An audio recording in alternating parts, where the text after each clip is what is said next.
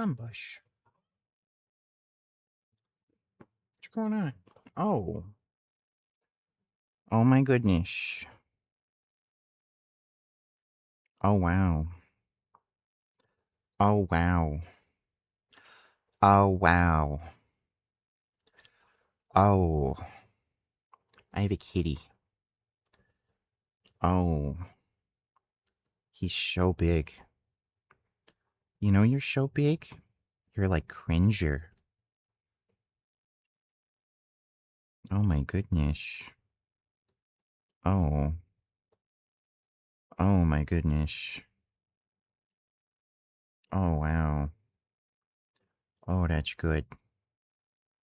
He's making biscuits. Yo, what up, everybody?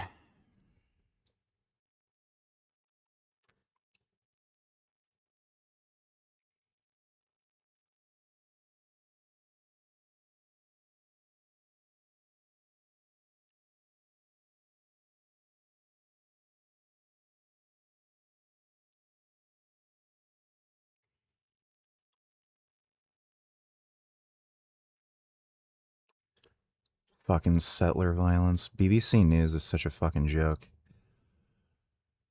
Whoa. I'm feeling the melanotan kicking. Jeez, yeah. Oh, that just hit me like a ton of bricks.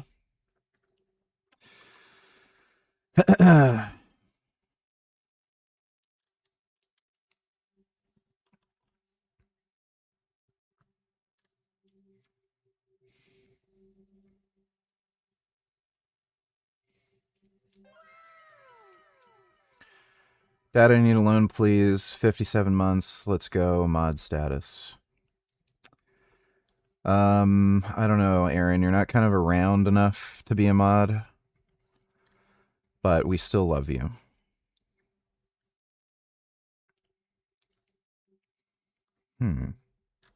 That looks interesting.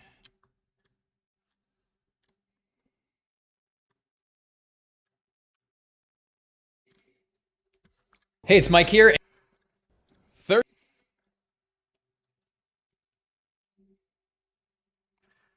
Would you ever debate Edward A. Goke? I don't know who the fuck that is. I've noticed a consistent pattern with these carnivore fucktards. They're all like skinny trailer park dumb fuck beta males. And they're genuinely, truly retarded. They cannot follow a basic conversation at all, and they don't actually know what the fuck they're saying. Do you think leg extensions are good for adding sized quads? Yes. I think they're underrated. They're a very good quad isolation exercise.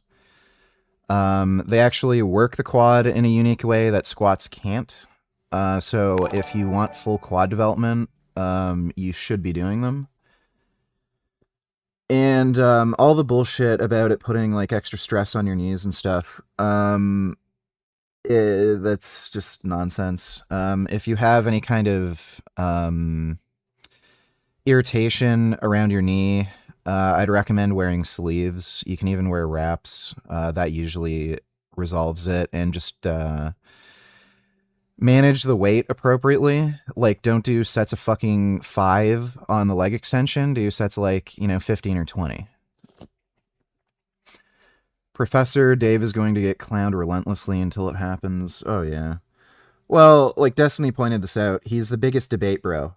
Oh, you're a coward, you won't debate me, everyone needs to debate me, like, and then when he uploads this, like, bullshit, retard, dumb fuck video, I'm not debating anybody, like, fuck Professor Dave, dude. Fucking dork. Who's this fucking jackass again?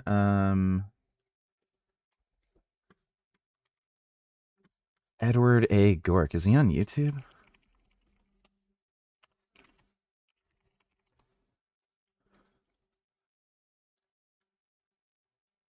Are you serious? The rest of it was an advertisement.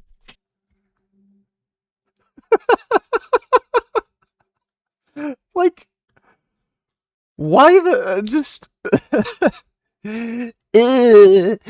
carnivore diet? Like, oh my god. And this faggot wears fucking glittery earrings. Like, what the fuck? I actually recognize him from somewhere. But I don't know where I saw him. I must have come across him at some point with these carnivore fuckwits, but... People are such pieces of shit for abandoning an animal like this. Let me take a look. Oh. I'm Rosh, and this is Leo's story for GeoBeats. I wasn't the first person who tried to adopt him. He was already adopted out to another family before, but then he was returned because he talked so much. And yeah, they said he talked so much and that they weren't really ready to commit to someone like him that needed a lot of attention. That's a special kitty. Then they returned him, and he ended up with me. Those are really good The moment meows. I brought him to the house, for some reason, I was fully expecting that he was... Doesn't sound like he was abandoned by the last family that just, couldn't handle him. This video right here... Yeah, I'd keep that cat. Thanks for the donation, Dodo. Grey Knight donated $2, so the fake natty community is getting all political now. Oh yeah. Great. Fucking Hassan.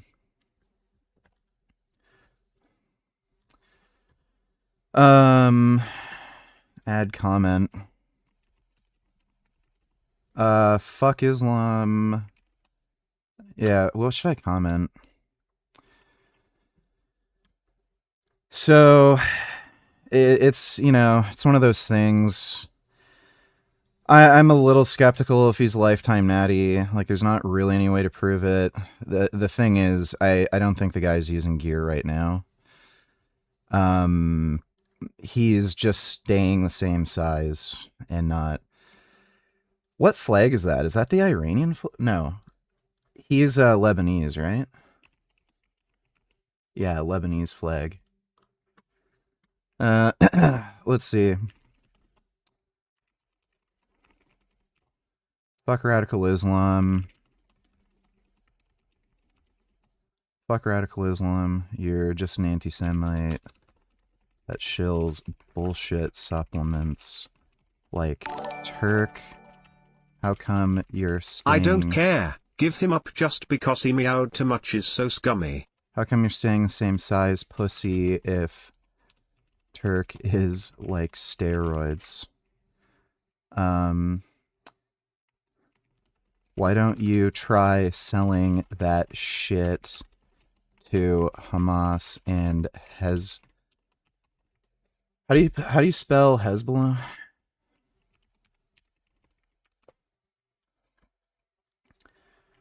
Hezbollah. I try selling that shit to Hamas and Hezbollah. Maybe it'll help protect them from Israeli bombs. What a fucking asshole. Fucking Hussein Farhat's such a piece of shit. Fucking asshole. Dude, I want to drop that fucker on his head. Thanks for the donation, Grey Knight. Yeah, I mean... like, especially since that cat is so adorable, those people just seem like dumb, whiny cunts, you know?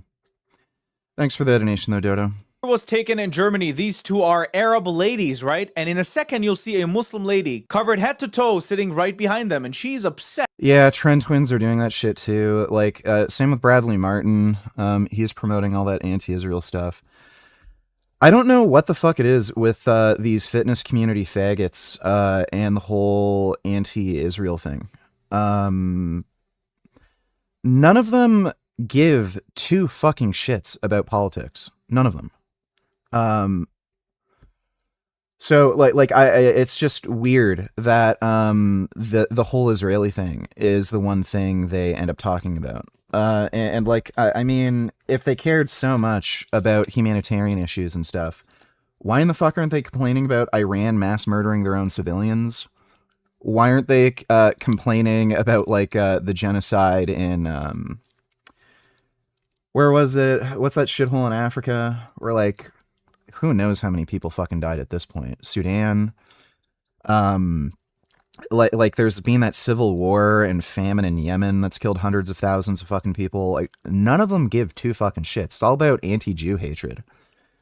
Like when Muslims are killing other Muslims, like, oh, well, whatever. It's just what Muslims do, you know, Sunni, Shia, you know, But then, oh, Hamas attacks Israel. Israel fucking claps back.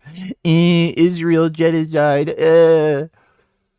Fucking, it's up to 700K now? Holy fucking shit. Last I checked, it was like in the 300,000s. That's fucking crazy. That they're not wearing the traditional clothing of Muslims. Dude, I took like a 2-day break from Melanotan. Just because I ran out a little bit. I ordered some more. I only took 0.5 milligram. Holy crap. I'm really feeling the facial flushing bad. Have a look. العراقية والله احنا شو بعدنا نهار بوس ايس الناين بوس شتوتغارت لا بس ما يصير بالبوس تصورين بس احنا ما مصورين هاي شو تسوي لايف؟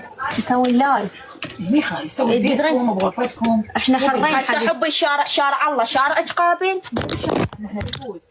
The Muslim lady is complaining about them not wearing a hijab and shit. بالبوس شو اماكن الله يقدها قوم اقعد هناك يا ما دادا يعجبني اقعد هنا او احنا ما يعجبنا عيني اللي هنا عندك مشكلة ثاني شهطول احترمي نفسك احسن لك اي يلا اوكي اوكي You know what annoyed me too?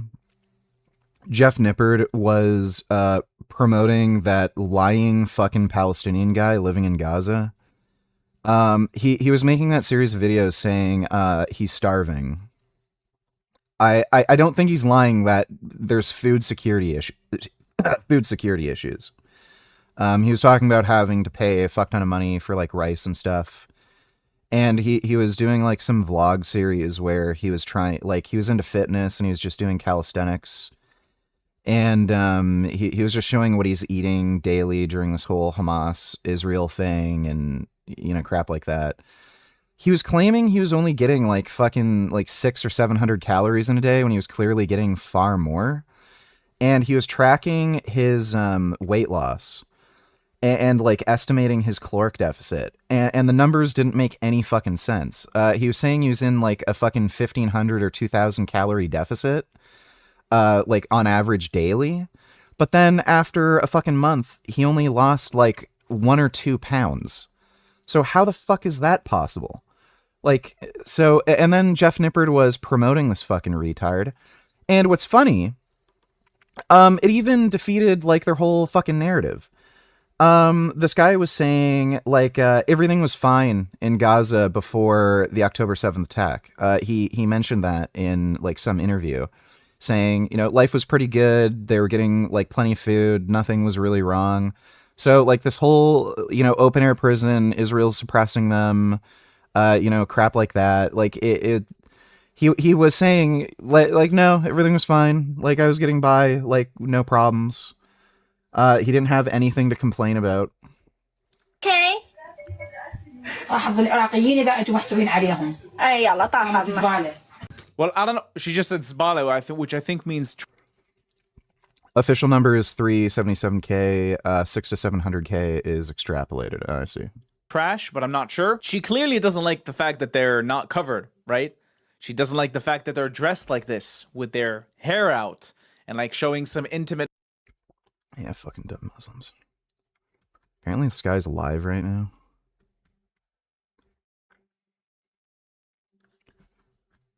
Is what this is, and guess what? A little bit of Inception going on. Now I'm going to do that to you.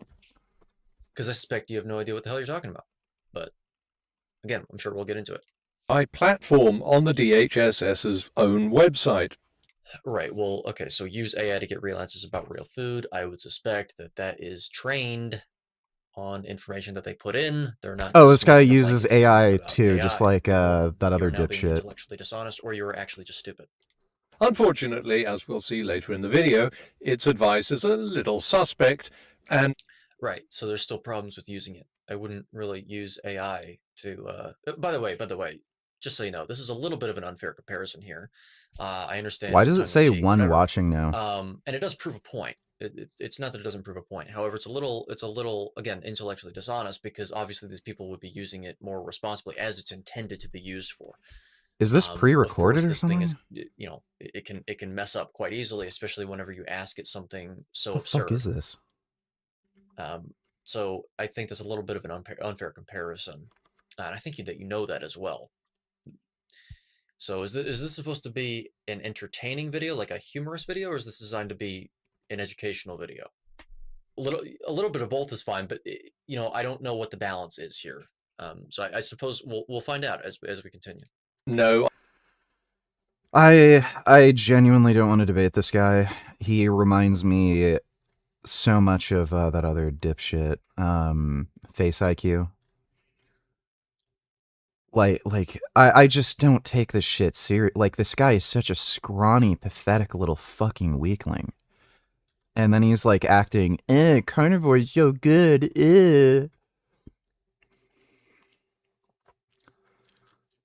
Oh, jeez. He has Bart K on. Mr. There's no evidence cigarettes cause smoking or heart disease. Yeah.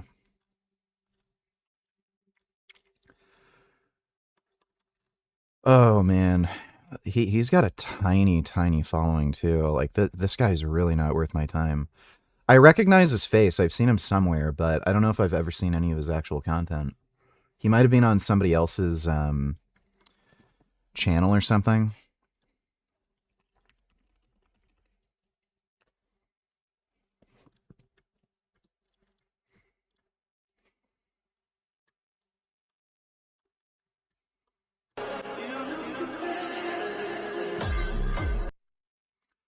Based Bodyworks likes abusing young men. How I be claiming model while simultaneously having extreme hate for the industry for trying to make good-looking 18-year-olds S-U-H, for glory. Unironically, I'll forever be big industry's enemy. Is that like, is he saying people pressured him to like perform sex acts? I don't know what he means. I was about to make a joke video that Base Bodyworks was sponsoring him, and the reason that he fell off was because he didn't want to go to the CEO's party and play with all the looks maxing boys. But I mean, he kind of admitted that that's actually what happened. And as silly as it is to joke about, it says something about the character of these people that own these businesses. They feel like they're entitled to everything, and they use their wealth and power to take advantage of people sexually. And that's really what the modeling industry is in general. And I wish That's true. He's not wrong. people didn't glorify modeling so much, because, you know, all the people that own the modeling agencies, They're gay, degenerate weirdos. That's who runs the modeling industry. are like distasteful billionaire weirdos. And modeling is just being taken advantage of for your looks for very little amounts of money. They don't make. I had a friend who theorized the reason why the modeling industry really likes very, very thin, skinny girls, you know, that are flat, they don't have like big boobs or anything, is because it's run by gay men. And they find women who look more like young boys, very skinny, flat, not really any curves, more attractive. So it has nothing to do with them looking better in clothes or anything like that. It's just the industry is run by gay dudes, and they're making like some kind of aesthetic judgment that would make sense for like a gay guy who would prefer a girl to look more like a young skinny boy.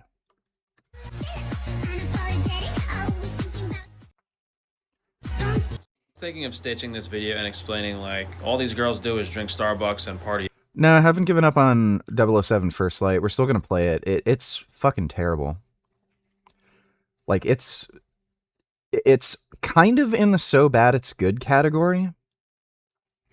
Like, it's so shockingly awful and hard to imagine anybody making a game like that, and it keeps getting worse. Like, the last mission we were on, it was literally just walking through a series of fucking hallways. Like, it's bad. If you're playing it on your own, you wouldn't really want to do it, but it's kind of, like, hilarious experiencing it when, you know, you're streaming it.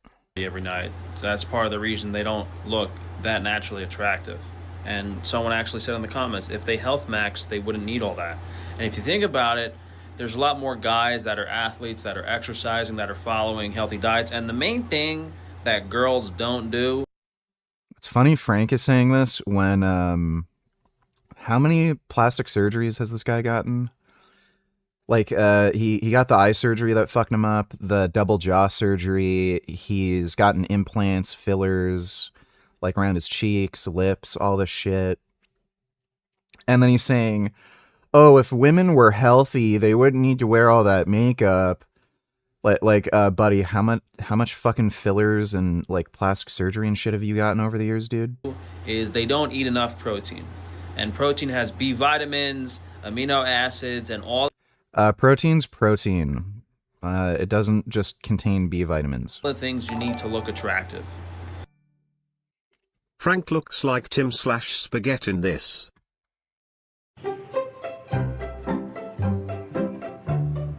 Sorry. Hey, how's it going? How are you? Sorry. Good to see you. Yeah. What happened to your face, man? What? It's like all bloody up there. Oh, this is a surgical implant. Steven didn't want to do the green screen for the sequels, Right, knock on wood, cross fingers. And so I had this thing done You know, he kind of does. The hair is very similar. a couple days ago. So it's permanent. Permanent, yeah. You just wear marinara? Spaghetti, thank you. Come on, for the camera. Yeah, thanks for that donation, VG. A lot of these girls, they like being vegetarian, they like being vegan, they only have Starbucks every morning, and the problem with these high sugar coffee drinks is they deplete your body's B vitamin stores.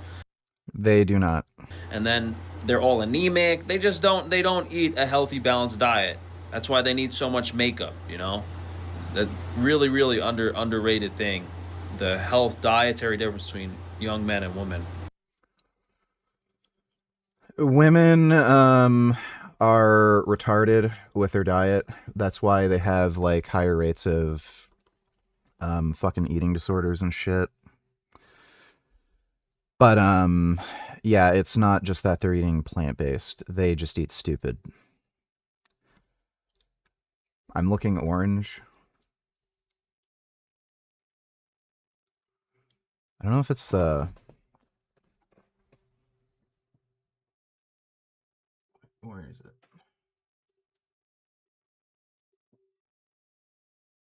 Is that more orange?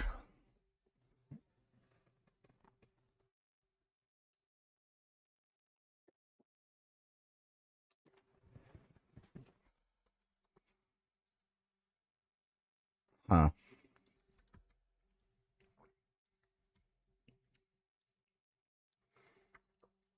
Yeah, why am I looking orange? I just took melanotan, and I'm getting the facial flushing. I think there's like a lot of blood flow. I'm really feeling it. My face kind of feels like it's burning, sort of. So it might be that. 13 minutes straight of Sneeko realizing that what he signed up for by being an Islamist is maybe not. No, I'm not really eating any carrots. Yeah. I think it's just the melanotan I just took. I didn't look this orange yesterday. Not what he thought he signed up for. Here's an amazing clip with David Wood, apostate prophet, friends of the show. We love them very much. Don't co-sign everything they say, all right? But we do love them, and I respect the shit out of them for doing the work that they do. Let's take a look at these two and see how they expose Sneeko for being the idiot that he is. What's the chapter and verse of that? Matt, verse 39. What's the chapter? I don't know. He doesn't even know what the book of Matthew is, right? He says Matt. He doesn't know that's an abbreviation. Matt is an abbreviation for Matthew, and he's saying Matt verse 39. So he doesn't know that there are chapters. He just says Matt verse 39. And he doesn't. It's Matthew chapter 5 verse 39. He doesn't know any of that. He's claiming, I was this Catholic. He doesn't even know the Gospel of Matthew. He doesn't know what that is. He doesn't know that. He doesn't even know the name of it, let alone the contents. But he doesn't know the name of the book. And he's talking about how he saw these problems with Catholicism. He doesn't know the basics of the basics. There's so many different versions of the Bible, bro. What other versions of the Bible are there, Sneaker? There's so many, bro. Okay, tell me some. Okay, let's look up what versions of the Bible are there. Yeah. We have the King James Version, the English Standard Version, the New American Standard. He doesn't even really understand that they're not really different versions technically. I think the King James Version, that is these books are translated from a different language. So the King James Version is like a very weird literal direct translation. And it makes it so a lot of the verses don't actually make any fucking sense in English. But they're saying, like, they're basically all saying the same thing though. There's nothing where there's completely different, like, fucking stories or anything like that. It's not like if you interview two people at a crime scene and they give you a completely different breakdown, like, oh, this person shot first, oh, that person shot first. They're the same. It's just they're translated a little differently.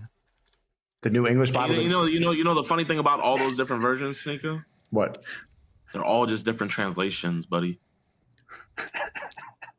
But it gets worse. Dude, he literally blacked out and just like had a dum-dum. That's hilarious.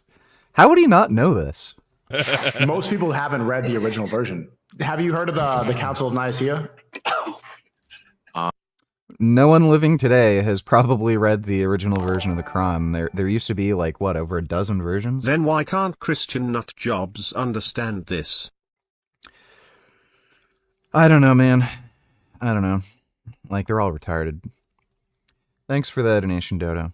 There's been a lot of chapters that have been removed, and the Bible's been tampered and manipulated with a lot over the years. Well, they did remove the... Yeah, just like the Quran. It wasn't... there were, like, 4 or 5 common versions of the Quran floating around, and I think it was Egypt that ended up trying to destroy all the... all the versions and keep one. Like, that's why there's this idea going around that there's only one version of the Quran. Like, there used to be like over a dozen or something, and up until fairly recently, like talking about the 1900s, there were 4 or 5 common versions being used. The Council of Nicaea from the original Bible. A lot of people haven't read those parts of the Bible. I watched Hassan's lifting video with Abdul El Sayed. Hassan is not strong for his size. Abdul is actually pretty strong compared to Hassan. I didn't see what Abdul was lifting. It looked like they were doing a bunch of dumb exercises. But yeah, Hassan's extremely weak for his size. Like, shockingly, surprisingly weak. The guy also, just plain and simple, doesn't train hard. He's like a pussy. He trains like a fucking chick who's just afraid of weights. Everybody knows that about the Bible. The Council of Nicaea was removed from the Bible. There are over 30 different versions of the Quran today, literally now. They lie that it's all uniform. That's interesting. That was my favorite book, man. Council of Nicaea. Now, when I'm getting down, I just like to read the Council of Nicaea in my Bible. But then someone took out the Council of Nicaea from my Bible. Why did they remove it? Hey, Pete, you're familiar with this, right? Like, if someone says I was a former Muslim, they want to give you like a test of how much of the Quran you've memorized. They want to give all of these tests on how faithful and devout you are. They want pictures. If you're a woman, they want pictures of you in full burqa and say, show us the evidence, blah, blah, blah. And here you can have someone who... I think there are real truth into the Quran onto human life these people are destroying. Okay, well, since you can't put a proper sentence together, I think you might just be retarded. does not know the most fundamental base. It's just, oh, you know, I saw a picture of Jesus in a painting once, so that's why I reject Christianity. But someone who thinks that the Council of Nicaea was a book in the Bible, and they'll parade him. You say, hey, look, the devout Catholic left Christianity. Yeah, he knew Christianity was bunk, right? Council of Nicaea. What are you saying? There's a book called the Council of Nicaea? Yeah. There's not no book called the Council of Nicaea. No, it's not a book, but there was a council that removed parts of the book. Not a whole book, but it's. Look, now we got dueling Sneekos, right? You got dueling Sneekos because that was the new Sneeko. That was the update Sneeko who knows, correcting the dumb Sneeko from a couple days earlier or whatever. It's not a book, but there was a council that removed parts of the book. Not a whole book, but it's. Yeah, look at he's saying it as he's googling it. Yeah, yeah. One of the original. It's funny how these Muslims act like Christians are so dumb and yet defend the Quran.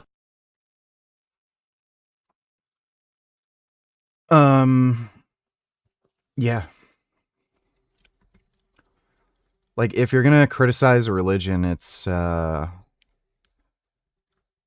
the only sane position to take is to be an atheist. Or at the very least, a follower of Crom. That's the only religion that makes any fucking sense, even remotely. Thanks for the donation, though, Dodo. Do you still do bulking cutting cycles? Not exactly. What do you think about people saying you can gain in a deficit and bulking doesn't matter? Well, you can gain in a deficit. Guess what? Tren is a very fucking powerful drug. So's testosterone, so's Anavar, so's Masteron, like, so's growth hormone. So I've been getting leaner week to week while in a pretty sharp deficit, but my body weight hasn't changed. So that is a dead giveaway, and like people are saying I'm looking bigger too. So that's a dead giveaway. I'm building muscle at the same rate that I'm losing fat. So yeah, if you're on drugs, you absolutely can gain in a deficit, even a pretty steep deficit. You can even build muscle naturally in a deficit, but like if you're an advanced lifter, it's probably not going to happen.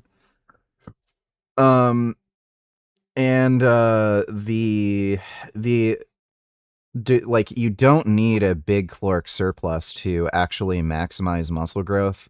They've calculated this.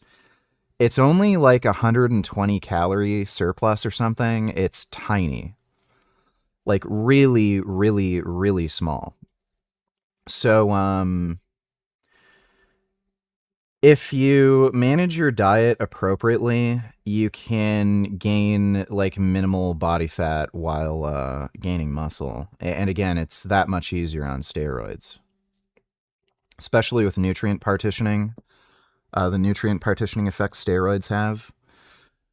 So, like I'll say this, there's plenty of naturals that try to stay lean and gain muscle, and they just completely stagnate. Like if you're in that situation, then like clearly, and everything else is not a factor. So like you're getting enough sleep, you're training hard enough, you know, all that. Then clearly you need to eat more. I think there's probably some factor where some people may need to eat more and like bulk harder in order to gain muscle mass. But yeah, you do not need a substantive caloric surplus to actually, you know, maximize muscle growth.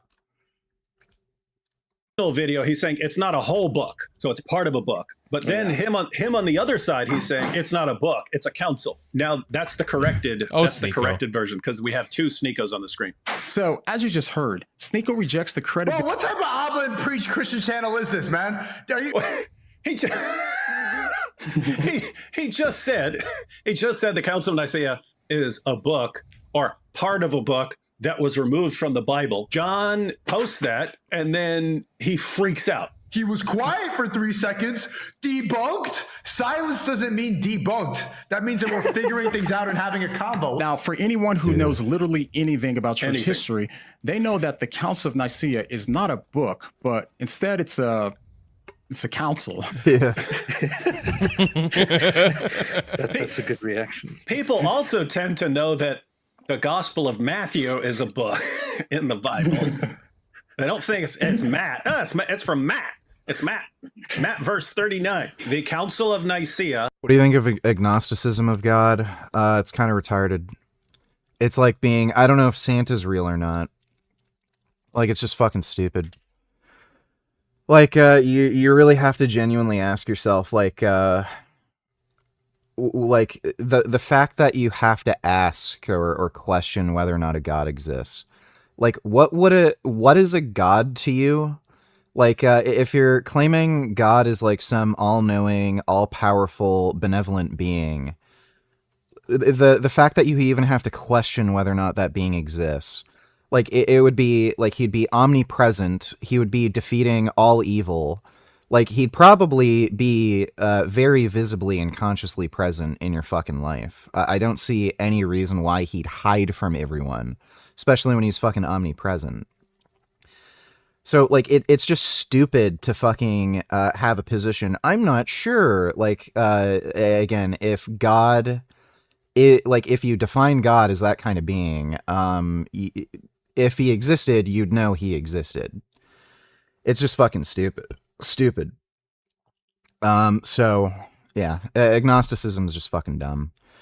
If you take God to be just like, I don't know, some weird fucking magical fairy tale creature that doesn't give a fuck about you and is just somewhere in the universe, like, okay, great. I'm sure there's like some magical dragon somewhere on fucking Pluto. What the fuck? Like, at that point, it's like, why are we using this word God? Had nothing to do with the canon of Scripture. They had nothing to do with establishing the canon, which means they had. By the way, I'm just noticing the meta of this reaction video. Can you notice how many people are in? We got 1, 2, 3, 4, 5. I'm number 6. Hi. 6. I think it was just dumbass. Okay. Absolute legend. Hello, you absolute legends. Just over 2 years ago, in June of 2024, the YouTuber CoffeeZilla was sued by Logan Paul for defamation. The lawsuit arose from claims from CoffeeZilla that Logan Paul had scammed. What's your thoughts about Morocco invasion of Spain? They should be shooting all these people. They're coming there illegally, absolutely flooding in to Spain. They should do what Poland does and just shoot these people.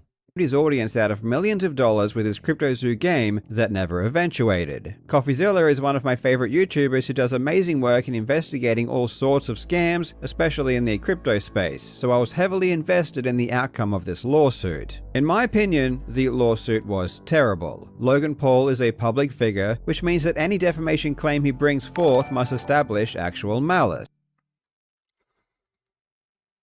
Well, Mage $20 low. Since we're talking about Sneeko, he replies to a tweet and then deletes it, but he doesn't realize that the internet watches everything regarding to the mass of migration in Spain. You seen it? No.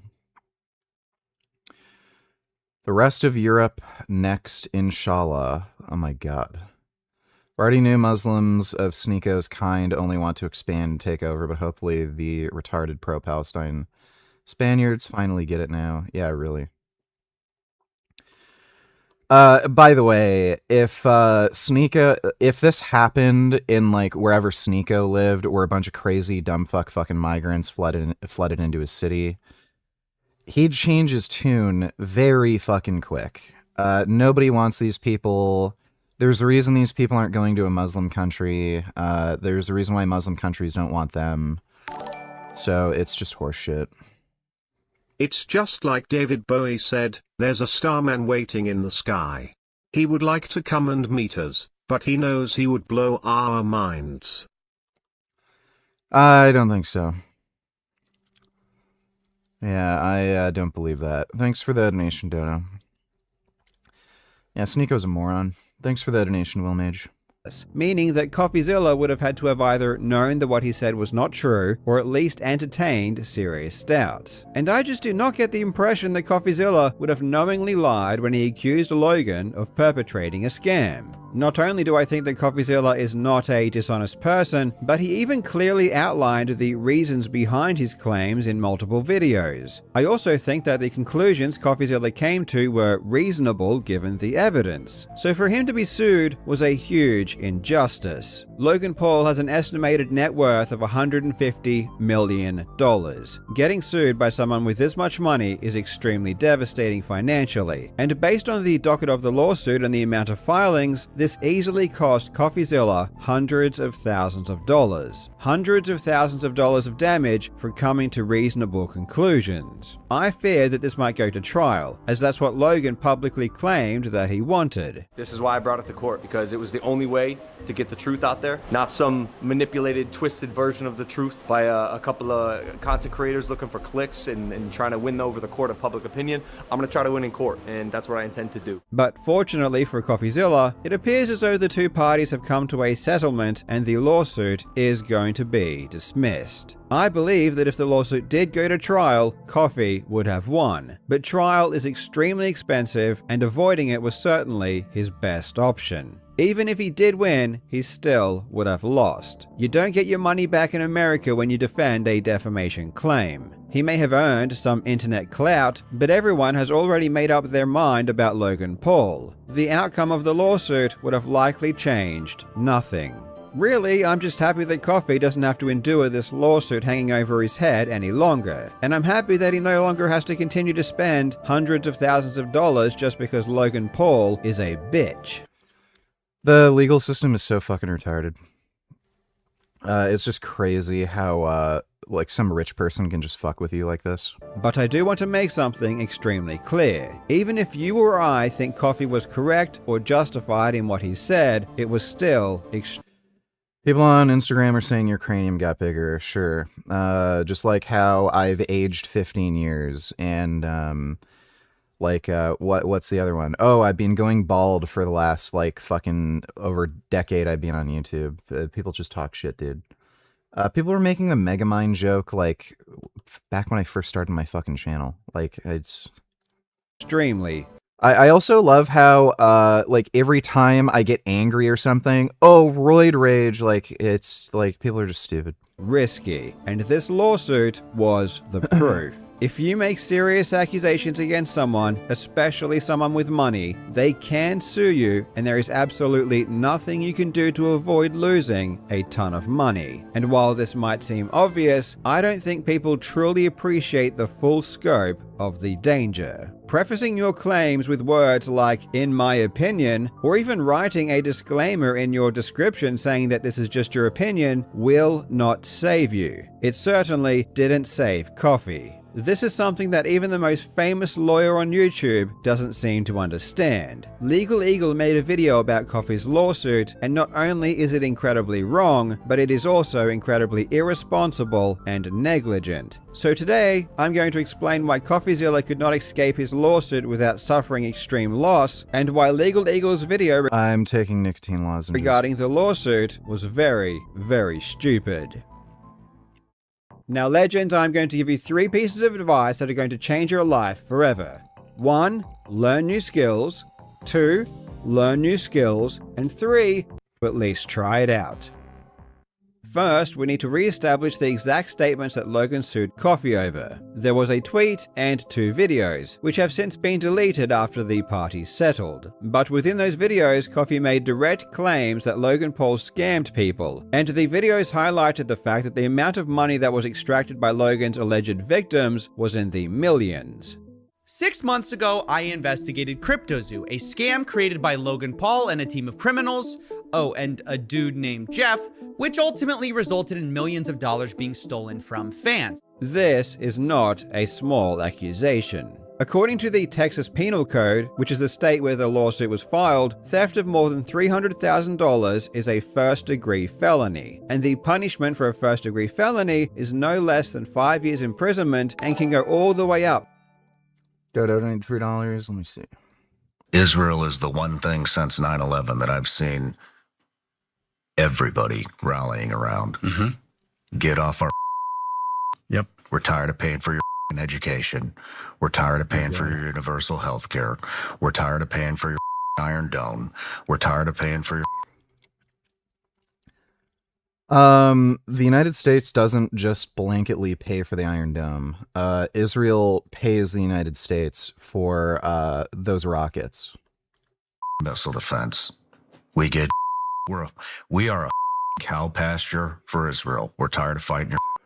So I was arguing with somebody on Instagram over this, like some fucking pro-Palestine fucktard who's going on about how I'm college educated. We give too much money to Israel. Since 1948, when Israel was founded, the U.S. has only given Israel something like $320 billion in aid. That's mostly military aid. In comparison, since 2022, the U.S. has given Ukraine about $195 billion. So within 4 years, the U.S. has given Ukraine 2/3 of what Israel has gotten in the last 75 years. So it's so disproportionate. We give Israel literal fucking peanuts, and the U.S. Gets back a lot more money and just useful shit in return. So again, Israel is extremely important for a lot of technological resources the U.S. uses, a lot of the spying technology that the CIA and everything uses. A lot of that's come from Israel. And again, that's invaluable for U.S. intelligence and espionage. Israel buys American arms and equipment. Israel tests American arms and equipment for us. So that's an expense that the U.S. doesn't have to fucking pay. So this whole narrative that, oh my God, we give Israel so much fucking money, we don't. The U.S. gets way back in return for what it gives to Israel. So what if that guy on Instagram is in college? If he thinks that makes him smart, then he is sadly mistaken. Yeah, if anything, it's a red flag. It just means he's being brainwashed in some commie bullshit. Thanks for the donation, Dodo. Wars. We're tired of dying for your causes. What does he mean? Americans are dying for your causes. What are you, a fucking retard? And everybody sees that the United States of America is nothing but a cow pasture full of cattle to send tax money and fight the wars. This is just the most genuinely stupid fucking take imaginable. Trito, your reaction to that? Look, I gotta tell you, amongst a lot of former... Oh, look, pathetic weak beta male. Yeah, his opinion matters. Officials, amongst a lot of former military servicemen, I've come across perhaps not as colorful of a language as we saw here, but the sentiment by no means is at this point unusual. This is not a fringe opinion at this point. This is an opinion that is widely shared. And I think this is one of the things that folks on the left also did not pay. Okay, well, that's great. I don't know why any of these people's opinions matters. This guy agrees with us. Great, that's nice. That has nothing to do with anything. To 99 years. If it were true that Logan intentionally scammed his viewers out of millions of dollars, he would be facing years in prison. So when Coffee repeatedly says things like this, Logan Paul is refunding people he scammed if they promise to stop suing him for the vastly larger amount he may owe them. And honestly, I'm conflicted because on the one hand, victims getting money is always great. And I'm proud that our investigation led to some real world consequences. But I can't pretend that things are fixed or fine for people who entrusted me with their story when that's just not true. So here's the real, more complicated story in 3 parts: the refund offer, the zoo tokens, the lawsuit, starting with the most important part. And if you get one thing from this story, this should be it. These are the estimated damages in CryptoZoo, $18.5 million, which comes from a combination of ZooCoin and NFT sales. This is extremely risky. Coffee directly says that Logan scammed people and that those people were victims. And then he immediately follows this by saying that the damages of the scam was $18 million. Now, I need to stress that Coffee may be correct in what he is saying, and I think he really believes that what he is saying is true. But the problem is that these accusations are so serious that if Logan wanted to sue Coffee, the cost of these statements would be extreme, and there was absolutely. Let's face it, they only agree with him because he's a Nazi. Like they are. Yeah. Well, obviously. They're even platforming people like Nick Fuentes and Candace Owens, who they previously called Nazis. Like, it's just a complete joke. Thanks for the donation, Dodo.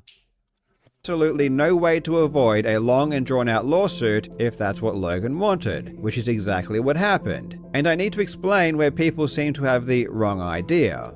Buddy, nobody cares about your dumb schizophrenic bullshit and your dreams where you meet Jesus or something. Like, shut the fuck up. You're just a fag. Listen to how Legal Eagle explains Coffee's statements.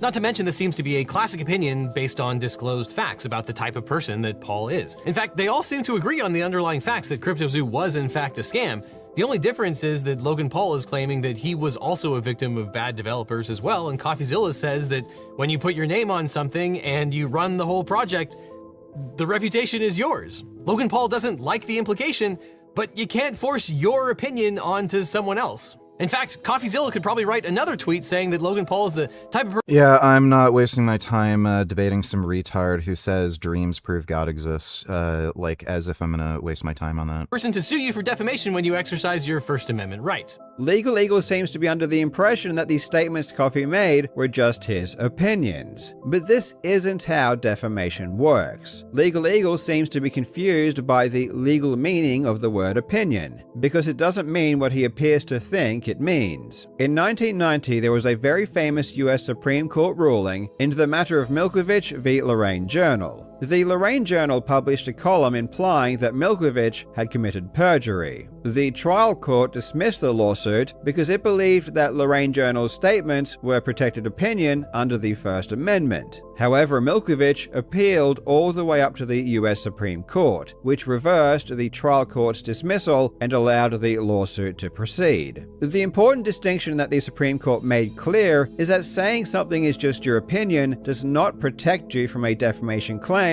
if what your opinion is a statement of fact that can be verified. The Supreme Court stated in their opinion, if a speaker says, "In my opinion, John Jones is a liar," he implies a knowledge of facts which lead to the conclusion that Jones told an untruth. Even if the speaker states the facts upon which he bases his opinion, if those facts are either incorrect or incomplete, or if his assessment of them is erroneous, the statement may still imply a false assertion of fact. Simply couching such statements in terms of opinion does not dispel these implications, and the statement, "In my opinion, Jones is a liar," can cause just as much damage to reputation as the statement, "Jones is a liar." The Supreme Court held that it doesn't matter if the Lorraine Journal actually held the opinion that Milkovich committed perjury. The accusation of perjury itself is a crime that is susceptible to being proven true or false. And therefore, it is no longer just an opinion. It is a statement of fact. Therefore, the First Amendment protection that applies to opinions is not applicable. In the description of Coffee's videos, he placed a disclaimer saying, "This video is an opinion and in no way should be construed as statements of fact." And Coffee's legal team tried to use this disclaimer to argue that the video was just opinion and therefore should be protected speech. But the judge rejected this argument, stating, even if the disclaimers were more prominently on display, however, they would not materially change the factual nature of Coffee's assertions. Merely calling a factual assertion subjective cannot make it so. If it did, then no assertion, no matter how defamatory, would be actionable so long as the defamer labeled it subjective. Similarly, simply couching statements in terms of opinion cannot render an otherwise verifiable statement of fact into one that is not actionable. And the judge cited Milkovich. This entire notion that if you just say, "in my opinion," before accusing someone of a crime that you're going to be protected is completely false. It doesn't matter if it is your opinion. If your opinion is that someone committed a crime and you make that claim publicly, it is not protected speech. And Legal Eagle's claim that accusations of criminal scams are protected under the First Amendment as long as they are your opinion is not only false, but it's dangerous. Because if people believe that, they will be a lot more loose with their words and may get into trouble. The reason it's so important to understand that serious accusations aren't opinions is because of how they play out in a lawsuit. If your claim really is an opinion in a legal sense and the court agrees, you can get a lawsuit dismissed very early. Normally, at the very start of a lawsuit, you can file a motion to dismiss. In that motion, you argue that your statement is protected opinion under the First Amendment, and if the judge concurs, the lawsuit could end right there. But if the judge finds that your statement is not just an opinion, that it can be verified, and that it is a statement of fact, the court will not dismiss the lawsuit. And now you're trapped in a legal battle that could take years and hundreds of thousands of dollars to defend. Legal Eagle claims that Coffee is allowed to have the opinion that Logan is perpetrating a scam, which is obvious. You can have whatever opinion you want. It's the public statement that's the issue. And he also says that it's not dispositive that Merriam-Webster defines scam as a fraudulent or deceptive act of operation. Moreover, the whole complaint basically admits that CryptoZoo was broken beyond belief, which most people would qualify as a scam, but Logan Paul just claims to be a victim of his own developers. Now, it's not dispositive, but Merriam-Webster defines a scam as a fraudulent or deceptive act or operation. Dispositive means deciding. So Legal Eagle is arguing that just because Merriam-Webster says the word scam means a fraudulent act, that doesn't mean that when Coffee uses that. Honestly, it is disgraceful that the Young Turks would sell their morals just so they can get China's money. I don't know if they're getting any money from China, but again, like you're seeing the shift towards this crazy anti-Israel opinion, because I think a lot of these online content creators just see that's where like the money is. There's a lot of people who want that kind of content. So it's a way to grow their audience and get more ad revenue and shit like that. It's that simple. I haven't seen any evidence that they're actually getting directly paid from China. Sort of like how Tim Pool was getting directly paid by Russia, but, you know. Thanks for the donation though, Dodo. That word, he actually means that definition. Ironically, however, the judge in the case literally pointed to the Merriam-Webster definition as justification for why Coffee's statements were defamatory, saying, "The word scam meets the legal definition of defamatory, as it is reasonably capable of defamatory meaning in both its noun and verb forms. As a noun, scam means a fraudulent or deceptive act of operation, as per Merriam-Webster's dictionary." The judge also clarified all three of Coffee's statements were verifiable, i.e., sufficiently factual to be susceptible of being proven true or false, again citing Milkovich. Coffee accuses plaintiff of having orchestrated a scam through his CryptoZoo project. In other words, that plaintiff committed fraud. Seriously, on what planet is accusing someone of scamming their audience out of millions of dollars not defamatory? Of course it is. Arguing otherwise is ridiculous and delusional. Truth is a defense to a defamatory claim, but it doesn't make a statement not defamatory. So Coffee's statements can be defamatory in the sense that they damaged Logan's reputation, but they can also be true, which would be an affirmative defense and he would not be liable. But to argue that his statements would not damage Logan's reputation at all, however, is demented. Legal Eagle goes on to state that courts have held that using the word scam is not verifiable, but doesn't cite a single example of case law. And while things that are labeled as opinion can sometimes give rise to defamation, they still need to be a verifiable fact. And there's actually case law applying the word scam in the context of a cryptocurrency scheme. And courts have decided that using the word scam in the context of a cryptocurrency scheme is generally not a verifiable fact that can be proved true or false. But even if you could, it would still qualify as an opinion. This is purely a trust me bro statement. He also says that people use scam for different reasons, implying that it's not a criminal accusation. And that makes sense. We call things scams all the time when there's an outcome that we don't necessarily like. Logan Paul asserts that you can only use the word scam to describe something where they intentionally intended something to steal money from someone, but that just doesn't jive with the regular definition of scam that we use all the time. Though it might actually apply in this case too. We don't know. but obviously the context matters. If I say the current price of a McDonald's cheeseburger is a scam, which it totally is, the use of the word scam in that sentence is so vague that it is obviously opinion or hyperbole. The exact mechanism of the scam isn't explained, so it doesn't come across as a statement of fact. Likewise, if I simply called Logan Paul a scammer, that could also arguably fall into the realm of opinion, because I haven't specified what the scam was, who he scammed, how much money he scammed, and what the exact transaction was. But if I say Logan Paul scammed his audience out of this exact amount of money through this specific scheme, now that is a completely different story, because now each of those elements can be tested in court and proven true or false, and that is exactly what CoffeeZilla did. Legal Eagle also bizarrely contradicts himself. Logan sued Coffee for defamation per se. The per se element is a more serious defamation qualifier where the statement is so defamatory that damages are presumed. This means that you don't even need to specifically plead special damages in your complaint, which Legal Eagle does correctly point out. Now, Logan Paul alleges that CoffeeZilla's tweet is libel per se. A defamation or libel per se describes statements which are considered to be so harmful on their face. Yeah, honestly, the CryptoZoo thing was so fucking stupid. Like, if you lost your money, you're kind of asking for it. The plaintiff doesn't need to prove special damages. They can get by with basically no damages and still file suit. But then, 2 minutes later, he goes out of his way to say that Logan Paul will find it difficult to prove damages. And Logan Paul cites the mean tweets as proof that his reputation was ruined by CoffeeZilla's scam comment. But number one, he would have a very hard time proving damages.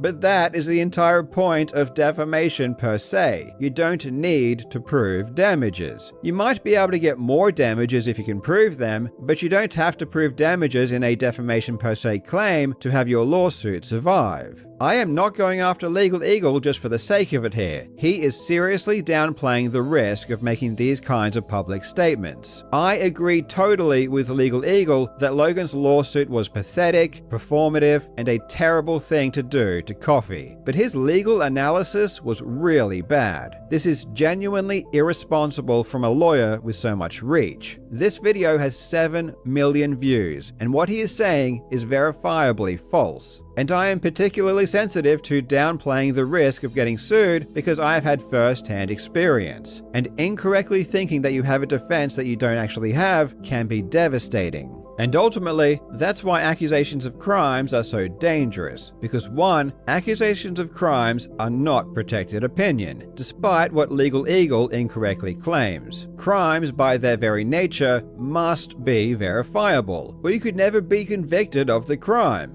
And 2, because accusations of criminal activity are defamatory per se, the plaintiff doesn't even need to demonstrate damages. And that is why Coffee only ever had 2 exit paths. One was to win at trial, which he probably would have, but that probably would have cost north of $8 million. Or he could have simply settled. And this is why I think Logan and Coffee finally settled now. As I said at the beginning of the video, I think if this went to trial, CoffeeZilla would win. And I also believe that he would have deserved to have won. I think he would have had a very good chance of employing a successful truth defense, and at the very least, he would be able to show that he genuinely believed his statements were true. So this would have made establishing actual malice very difficult. And I have a hunch that Logan Paul believes this also. Despite what Logan publicly said, I don't think Logan really wanted a trial ever. There is literally a class action lawsuit still pending against Logan for CryptoZoo. It would be extremely difficult for Logan to convince a jury that CoffeeZilla knew for That also might be why he ended up agreeing to a settlement, because if he's already getting sued and this goes to fucking trial, then anything that's brought up in the trial could be used against him in the other suit. Sure that what he said was false when there is a class action lawsuit with 140 plaintiffs suing Logan over the exact same thing that CoffeeZilla accused him of. Logan never stood a chance to win, but I don't think that was his motive. I believe that Logan knew that regardless of the merits of CoffeeZilla's claims, he could still force him to incur hundreds of thousands of dollars in legal fees, and then right before trial, he could simply settle quietly. And if I were to guess, I would suggest that Logan may have been making an example out of Coffee and using this lawsuit to send a warning to every other content creator out there that he is willing to pull the trigger. And in his video announcing that he was being sued, that's essentially what CoffeeZilla said. So this defamation lawsuit feels frivolous even on the surface. But if you dig deeper, there's an even more compelling story, which I personally believe, where the goal is to crush new investigations while taking revenge on old ones. In this version, Logan might not even care about winning. Legal battles are expensive, and in the world of money, he's got me beat. So he can try to silence me by weaponizing the law. He can sue me. Dude, Logan Paul is one of the most immoral pieces of shit I've ever fucking come across. Like, just what a complete jackass. Just fixing a section of my airless tire. You can't buy airless mountain bike tires. The ones we do see look like science fiction, and none have ever made it to market. Yet, I was able to make these at home on my 3D printer, and here's the kicker.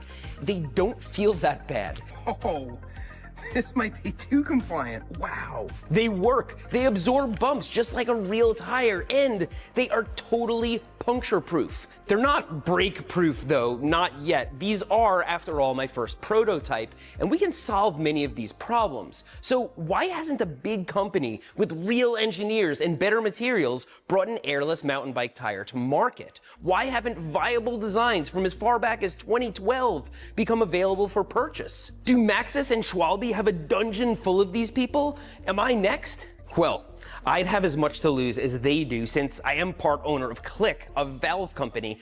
I even put them on my airless tires to stop them from rotating.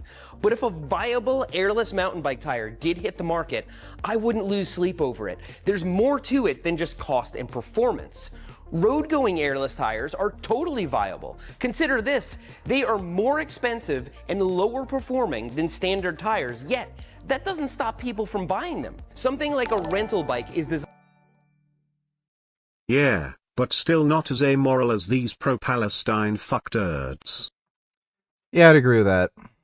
Yeah, at least he's not trying to advocate for, like, just killing Jews. Thanks for the donation, Dodo. Designed for long maintenance intervals. Downtime is lost money, so more expensive airless tires are worth it even for a performance penalty. Might the same thing be true for mountain bike tires? Well, that's why I decided to build my own to settle this once and for all.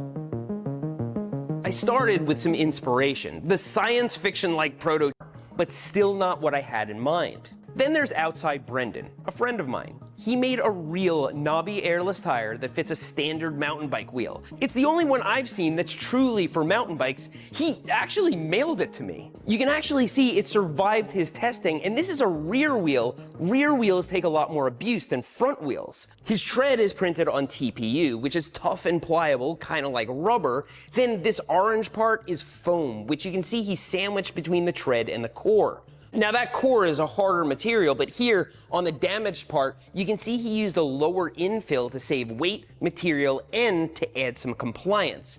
That's a word we'll be using a lot today to describe things that bend, mush, and compress. Overall, the science fiction tires they tease us with, the ones we never get to try. But I noticed something else. At the junctions between the links, there was a glaring oversight. The thick vertical pillars joining the segments together were actually worse than the X's. I had created something that would comply in some areas and be totally rigid in others. Not good for a mountain bike tire. I'd not only need to abandon these X's, but also try to make the segments join differently. You might have experienced TPU on a flexible phone case or something like that. This is more similar to a skateboard wheel, so it's not tacky and cushy. But on future iterations, I could opt to use a different TPU for the knobs. And you can also see that these sections are fastened together with basic screws. No metal nuts or anything. They're easy to take back apart and effective enough for a prototype. A working prototype.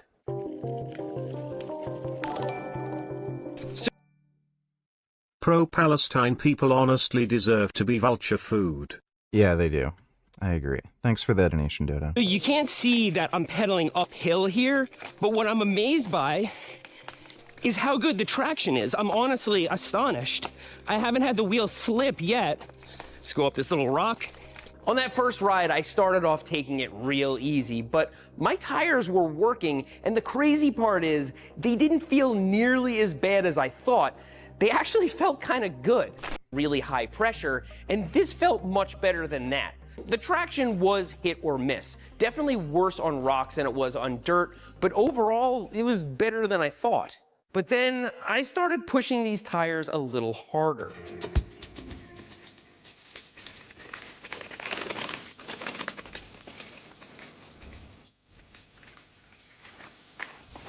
Like this one breaks, then the next one starts to break, and it's just gonna bleed over into the other tires if I don't replace this section, and I brought a spare. One thing I'm being super cognizant about is collecting pieces if it breaks. This is the one piece that broke off so far, and we replaced it. Do not want to leave this on the trail. It's just plastic, and that's not good. My S-spoke design had some issues, but they were exacerbated by the top screws pulling out. Something I kind of worried about before I even went for the ride, but I prepared for that possibility. I would change in the next iteration. But as my rear wheel kept taking damage in different spots, I noticed the same was not happening up front. Not one thing happened to the front. The front's perfect. Sure, riding something faster and more technical would likely break the front as well, but it did confirm what most mountain bikers already know. The rear wheel of a mountain bike takes a lot more abuse. Slightly lower performance, but completely immune to punctures. This is the same commercially viable formula for road-going airless tires sold. Filled with sealant is still slightly lighter than my airless tire. But it is true that even the burliest mountain bike tire with added protection can still go flat. But now, we're not talking about punctures. Punctures are the least of what the hardest riders are worried about. They are smashing their rims on square-edged rocks and tearing their tires to shreds. Sometimes they're blowing the rim to pieces. There's no reason to expect that an airless tire would fare better in the actual circumstances that cause mountain bike tires to go flat. So it's not that a viable airless mountain bike tire is impossible to make, it's that the problem it solves, punctures, isn't that big of a problem for mountain bikes, which would totally explain the timing on the energy return wheel. In 2012, when these video clips of the energy return wheel were taken, tubeless mountain bike tires with sealant were increasing in popularity and have gained more traction every year since. Today, mountain bikes sold at Walmart are tubeless ready, so it's not that big mountain bike tires we're out there testing. Still a cool idea. Your delts aren't bigger than your chest, and you struggle to build wide and round delts like I do. Shoulders and traps are the topic today on this episode of Between Two Dumbbells. Development. You will not see a pro, even a physique pro, men's physique pro, without incredible rear delts. And it's odd because when you think about it, I always put so much focus on side delts. Wow, I gotta get wider, because my clavicles are so narrow. There's truth to that. But then I had these meaty side delts with these tiny little rear delts and little anterior front delts that wouldn't even cap over the top of my side delts from a back double bi. Right. So then I started looking at it, I'm like, well, if I was to put oil in any of these muscle groups, it wouldn't be my side delts, it'd be my rear delts and my front delts to be able to round them out. So that side delt is still a priority, but it's the last workout of the week. And no one puts their priority muscle groups in the last workout of the week, or shouldn't. Anyway, there's one rule that I think there's always exceptions, make no mistake. But I think we can accept that that's kind of like, I need bigger legs, I'm going to train them last day of the week. Nah, that's not how we're doing it. So what's funny, back in 2010, it was the second or third week I ever worked with John. He made a comment in an email that said, you know who a good bodybuilder is by the rear delts and their hamstring hanging from the side. Oh, he did. He just said the same thing? No kidding. And I wrote that down in my notes, and I'm like, motherfucker, I'm going to get that. You just wait. I didn't say it out loud, but in my brain, I buried that little nugget. And I remember going to Ohio with him one day, and like we were going through posing and things, and he's like, man, your hamstring drop and rear delts have come up so much. And I told him, I was like, you told me it's a sign of a good bodybuilder. In the back. No, it's from the side. Thickness. You're not showing necessarily detail in a side chest or side tricep. You're showing bigness, smallness, bigness. Correct. It's an X. It's just from the side. Come on, people, get with this. And it's funny. Go ahead, sorry. There's no issue. Everything is warm and ready to go. Rear delts, I've always said that there's What's up, VG? Following you for a minute. You changed your stance on many things, which is normal. Can you admit you were a little retarded on the COVID bullshit? Nothing's wrong about admitting you made a mistake. You're acting like a wacko back then. What specifically? Thanks for the donation, dude.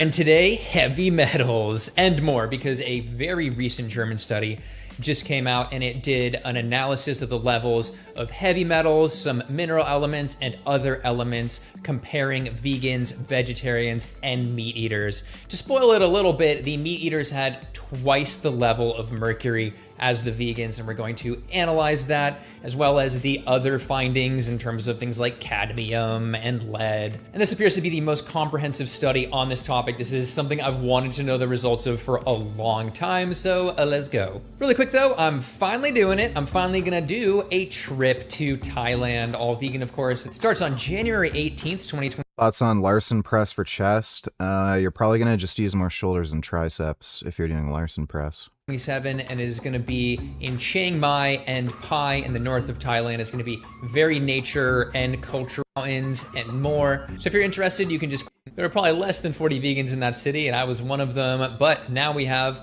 3 groups of either 40 or nearly omnivores, and they looked at 12 different elements. You can pause to read here if you want to nerd out. And yes, we are looking at urinary levels here, or pee. So if that's your thing, you're in for a treat. If it's not, bear with us here. We've got to stay in it for the science. And looking at this table, we can see that the age is pretty low. We're talking about people in their late 20s or 30s. The vegans had an average dietary adherence time of 4 years. But then I will say the vegans are a bit less physically active than the other groups, which is unacceptable. But now let's get right to that mercury result, because I think it's pretty important. This is something. And speaking of vultures, VG, everything that we've been told about communism has been a lie. How can anyone still believe lies when everything that we've been told about what happened under communism regimes is happening right now under a capitalist regime? Haven't seen 40 million starvation deaths in the US, so thanks for the donation, Dodo. Something that I've been concerned about for a while, but I never really had an actual number to point out. I was just like, hey, fish, especially certain fish, are a source of mercury that you don't have on a vegan diet, obviously. Well, as they say here, quote, compared to omnivores, vegans, but not lacto-ovo-vegetarians, had lower mercury at minus 48%, which is half the level, essentially. Now, in terms of the actual levels that those meat eaters had in the study, they weren't insanely high, but it's still true that lower mercury is better. It's safer. There's no like safe amount of mercury that you want to intake besides 0. But there's a point I have to make here about measuring urine levels of mercury, which is really fascinating because you might think, was it the case that vegans looked better because it was urine? The opposite is true, because when it comes to fish mercury, 90% of it goes through bile acids and is pooped out, and only 10% of it goes through urine. So this could be the tip of the iceberg for way more mercury exposure from fish in these meat eaters. And this is where people go, oh, well, I always eat the low mercury fish. And yeah, there are some that are certainly low, but it is worth mentioning that at least in the US, from some reports, we can see as high as 70% mislabeling in fish when you actually do a DNA analysis. So it's like, what are you really getting? You don't know. Like, you think it's some fancy high-end fish, but then you never know. It's probably some bottom-feeding rockfish grouper radioactive hybrid. All right, now we're gonna whip onto those arsenic levels. Not to be confused with the arson ick, is when you go on a date with a guy and he's really into arson and you get the ick. That was a lame joke, but somehow I've never heard anybody else make it. They claim that they are the second study in existence to look at arsenic levels in a group of vegans. There was another study from Norway, they say. Are vegans getting high levels of arsenic from all that brown rice, as I've been warned about? And they found, quote, overall lacto-ovo-vegetarians and vegans exhibited a lower arsenic burden than omnivores or meat eaters. So at least in this population, they aren't getting so much brown rice that's from toxic areas in particular to give them high levels of arsenic, which was definitely a scare maybe like 5 or 6 years back. Arsenic itself is, of course, a carcinogen. You want it to be low. One cutoff I see around is 20 micrograms per liter in urine. And we can see that there's 5 or so people in the meat eating group that are over that 20 mark. Ouch. But what dietary or lifestyle exposure might a German have here? And this is where maybe this isn't as big of a concern as you might think at first glance, and that's because arsenic also can come from seafood in a form that is only peed out. That's arsenobutane. It's an organic form of arsenic, and it again is peed out without harm. However, that tends to be about 90% of the arsenic in fish. So hey, there could be other arsenic in the fish that is more harmful. But this is maybe why, going back to that original Norway study that they referenced, vegans only had 1/7 of the levels of urinary arsenic as pescatarians, who of course are getting fish. So that's a huge difference. And even then, if it's 7 times higher and 10% of it is the wrong type of arsenic, still the fish is probably doing some damage. We also have dairy as a potential source of arsenic as well, so they could be getting it from that. But those lacto-ovo vegetarians were also lower. They ate more dairy, so likely not that. However, historically, chicken has been a high source of arsenic, but not anymore, especially in the EU, so yeah, probably fish.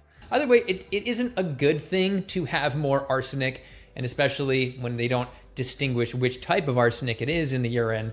We don't have all the information. It's just better to be lower. And who knows, maybe these arsenic levels have a minute contribution to how vegans from that recent meta-analysis had a 22% lower risk of all.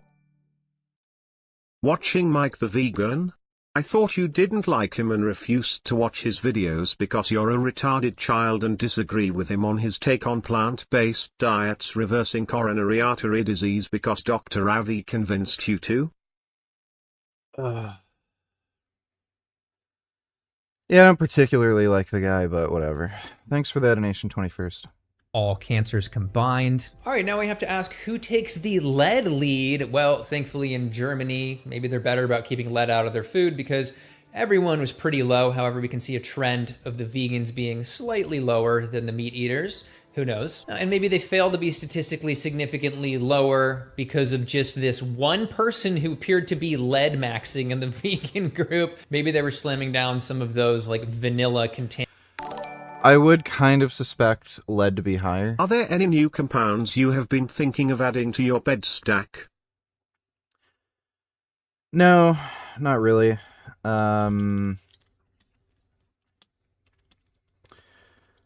I might just swap out like Tren for Anavar or something, but not really. Thanks for the donation, Andrew.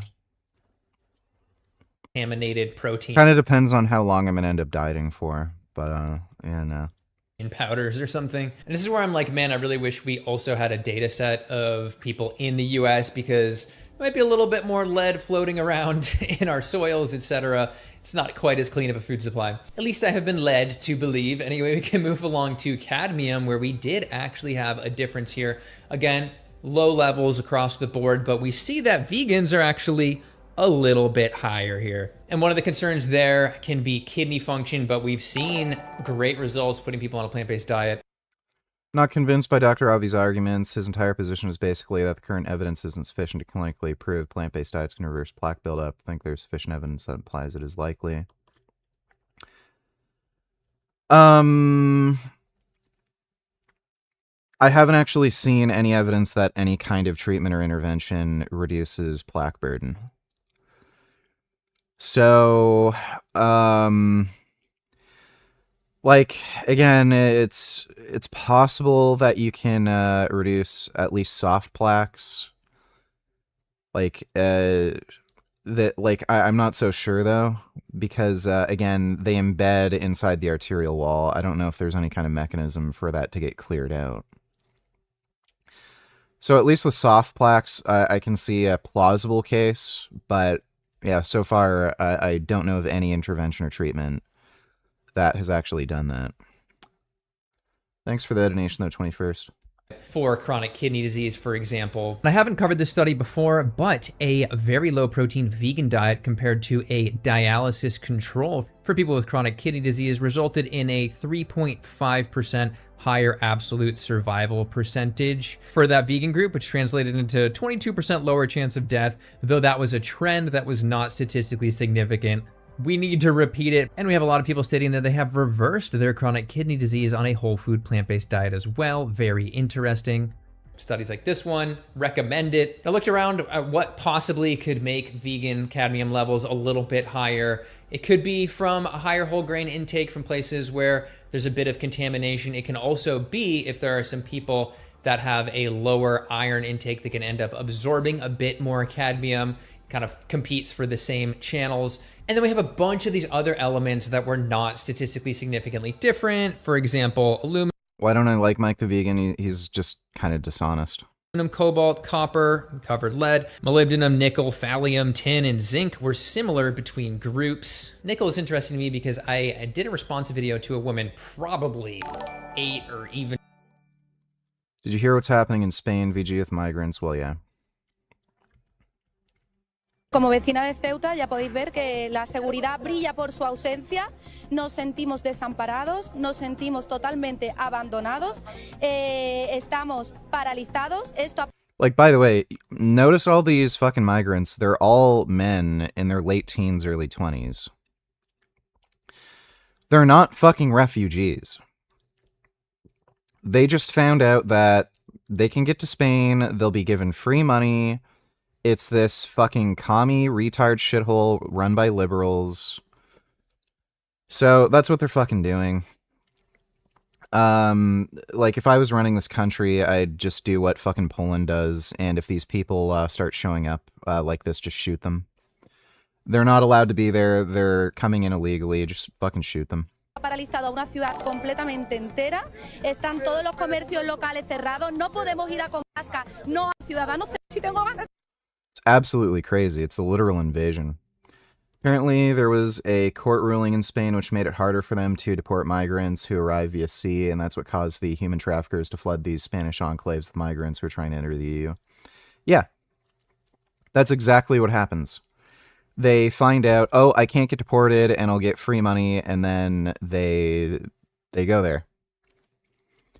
That's liberal policies for you. So, yeah. Thanks, Dodo. Analysts at Israel-funded think tanks argued back in April that Israel should help Morocco take over Ceuta in order to punish Spain.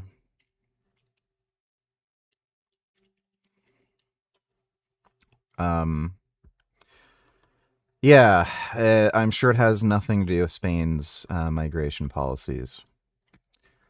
Israel bad. It's funny how they always find a way to blame Israel for everything. So much misinformation being spread about what's actually in Spain. Migrants are not swimming or taking boats to Spain's mainland. Ceuta is a Spanish enclave on Morocco's northern coast. There's a coordinated effort by Morocco's government, seen in the video below, transporting migrants in trucks to Ceuta. Morocco's government aligns with Israel and the U.S., so these efforts most likely aim to punish Spain for supporting Palestine and oppose the U.S. and Israel's war against Iran. Yeah, I kind of fucking doubt it. Yeah, I love the anti-Israel fucking stupid horseshit. I don't even fucking understand how this would benefit Israel in any way. Like, are they actually that petty? Here's, like, oh, you support Palestine? Here's a bunch of dumb immigrants for you. Like, I don't know. Thanks, though, Dodo. On the bright side... Why not Trenor in Jake 11 instead of Tren?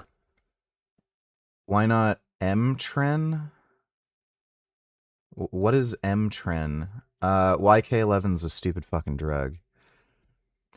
There's no evidence that YK11 is a fucking, what is it?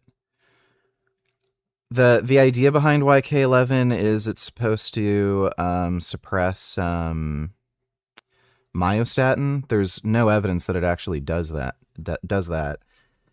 And it's the only SARM that's actually technically a steroid. SARMs are supposed to be non-steroidal, and I think they have like an HCG backbone or something, but YK11 is basically just a fucking steroid. So if you're using YK11, it's really just a fucking steroid. It's probably just doing what a steroid does, bonds to the androgen receptor, causes gene transcription, shit like that. And again, it's not as good as Tren. There's less research on it. People report a bunch of fucking side effects anecdotally. No one's really getting jacked on it. I know Vigorous Steve likes it. but it doesn't have all the benefits of Tren. It doesn't build as much muscle. It doesn't have the fat burning effect. It doesn't have the anti-cortisol effect. It's just not as good. So why would I take just a worse steroid that doesn't have much research behind it? Thanks for the donation, Andrew. Dodo. Wait. On the bright side, at least it seems like even the socialist prime minister of Spain is taking action against this, and apparently a lot of migrants left. Okay, why are the subtitles in French? Government will guarantee the safety of the residents of Sueda, intensifying the presence of security forces and corps. I think he meant cops on the city streets. Additionally, we will deploy a physical containment barrier in the sea to facilitate repatriation at the border in compliance with the Supreme Court ruling. Well, so much for cultural enrichment. Thanks, Dodo. 21st, N-word, This is the same shit that happened under Biden, and you said it was overblown because they're just coming to pick your broccoli and take jobs Americans don't want. This is literally what happened with the US southern border, which you said was fine. I've changed my opinion on the border issue. I think like a small amount of, illegal immigration isn't a big deal, but it is actually way, way fucking more than I realized. So,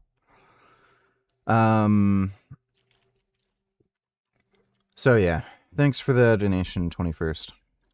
9 years ago, who said she had to quit a vegan diet because she has a nickel allergy and all of these vegan foods are high nickel. So there's no insane difference here. The vegans trended a little bit higher, but again, these are all low levels of nickel. So that's interesting to me. And then we have how the study did a sort of second analysis where they adjusted for creatinine, which is a byproduct of muscle breakdown.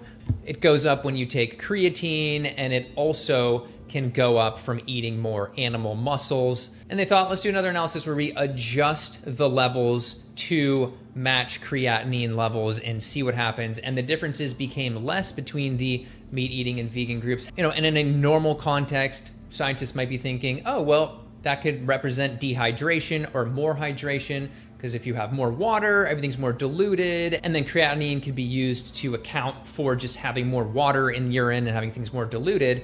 But this is a case where it is not an independent variable. It is dependent on the diet. Here you have one group that is gonna have higher creatinine from diet and the other that isn't. And yes, the meat eaters trended higher creatinine, although it wasn't insanely different. So I think the original main analysis they did of just like micrograms per liter is still very valid here. These are all apparently young, healthy people. Even the vegans were exercising less, so I don't think you can argue that the vegans were super hydrated or anything that was accounting for the difference in these levels. And then someone might be thinking, oh, this was probably funded by Vegans Against Fish Consumption or something like that. No, it was funded by what appear to be neutral sources, the Institute for Prevention and Cancer Epidemiology, as well as... None of that's particularly surprising.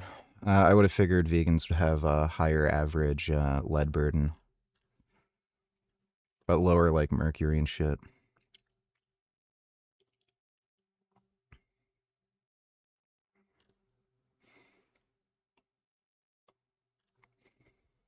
How does China manipulate reality? On Friday, June 26, 2026, a single-engine aircraft struck the CITIC Tower, also known as the China Sun, within Beijing's Shaoyang business district. And the news about it just kind of disappeared, almost like it went into a black hole. But, when you think about it, a black hole is actually a pretty good way of describing the information experience. Also, to be fair, U.S. immigrants are just Mexicans who are not religious ideologues or crazy Muslims. So yes, they kind of are just coming to pick broccoli or work in construction, but there are some problems, but it's nowhere as bad as Europe's immigration. Well, yeah, that's another thing too. They're not nearly as much trouble. Thanks, Dodo. In authoritarian countries like China, especially, we're trying to get that information from the outside. So I dug into this, and what I found was both fascinating and terrifying. And stick around for this one because I'm getting Veritasium on this. And before I get started, make sure you're subscribed. Only 5% of you are. And yes, you can get my SIGINT shirt at Bunker Branding. I want to take you back to the Eastern Front during World War I told you I was getting Veritasium on this. You have a German artillery officer, and he's just trying to stay warm and survive in the inhospitable, cold, and waterlogged trenches. He's older than what you might expect for a second lieutenant, a little over 40, but he's surprisingly well educated. His name happens to be Karl Schwarzschild, and on a fateful night, he's opening mail from home. And with his mail came a particularly bulky package containing the most pivotal work in physics since Isaac Newton. And it comes from his colleague, you might have heard of him, Albert Einstein. Because Second Lieutenant Karl Schwarzschild isn't just an Army artillery officer, he also worked as the director of the astrophysics laboratory in Potsdam, Germany. And this is probably the most prestigious post for an astronomer in Germany, at least that one could attain.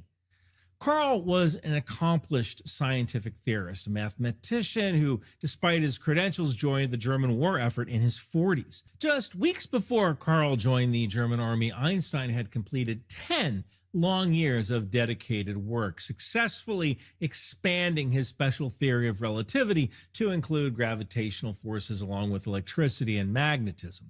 In 4 landmark papers published in the Proceedings of the Prussian Academy of Sciences, Einstein laid out the mathematical function of the general theory of relativity, which is still considered one of the most beautiful and elegant scientific theories of all time. Now, Schwarzschild is just still sitting in a bunker here. The artillery sounds all around him. He begins working on some calculations. It is the quick work of Karl Schwarzschild who gave us black holes, based on Einstein's own work, which were a tricky spot in general relativity due to the complicated mathematics. They were so tricky that many, including Einstein himself, thought they were nothing more than mathematical curiosities.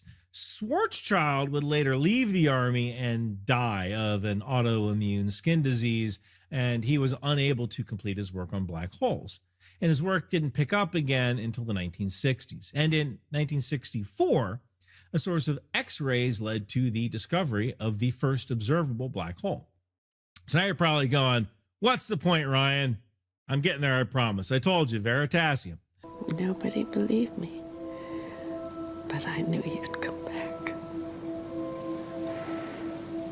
Bunker Branding. Black holes are one of the most puzzling cosmic objects in our universe, but they aren't really holes. Instead, they're huge concentrations of matter packed into very tiny spaces. Black holes are tremendously dense, so dense that below the surface of what is called the event horizon, it is strong enough to prevent most things from escaping, including matter and light. And that is an incredibly good analogy for an authoritarian state like China. A memory hole. Huh? See what I did there? I told you I was getting there. Nobody believed me. You know, there is some information I would be perfectly happy to drop into a memory hole if they can't find you. Now, imagine an authoritarian state like China, Iran, Russia, North Korea. These countries exist much like dense social and political black holes. Their inner workings are observable by whatever leaks out of the event horizon from their borders. This is what analysts call the memory hole, which kind of comes from Orwell's book 1984, in which the fragmentation of reality occurs due to the state's censorship and repression apparatuses. The memory hole is the systemic erasure of the evidentiary record in such a way that the only surviving material confirms the state's narrative and nothing else. Using a black hole as our foundation for understanding authoritarian states, you have a fragmentation of experiences and narratives created by the physics of this social and political object called a memory hole. For those falling into the event... Gentle.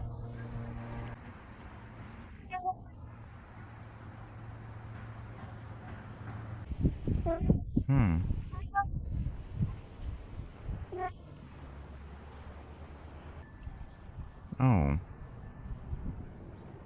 kitty friend. My goodness. Gentle. Mr. Kitters. Thousands of military-aged men were brought in trucks to the Morocco-Spanish border. Most of them freed criminals pardoned by a king yesterday. Notice the Moroccan officer assisting them. This is all coordinated by the Moroccan government.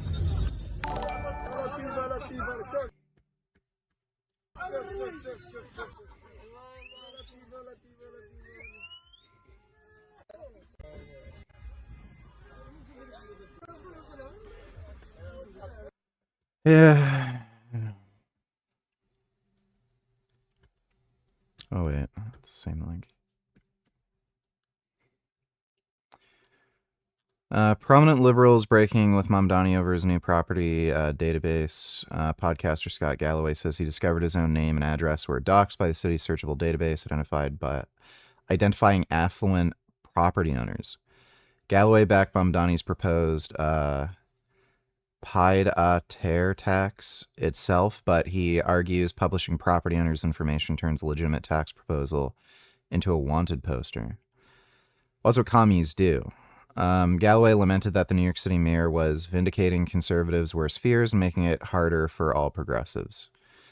This guy has to be a fucking retard. The guy's a commie. What do you expect? Like this is what they do. They try to basically target wealthy people and the most just productive people in society and kill them. I hope your viewers will hear this. So listen.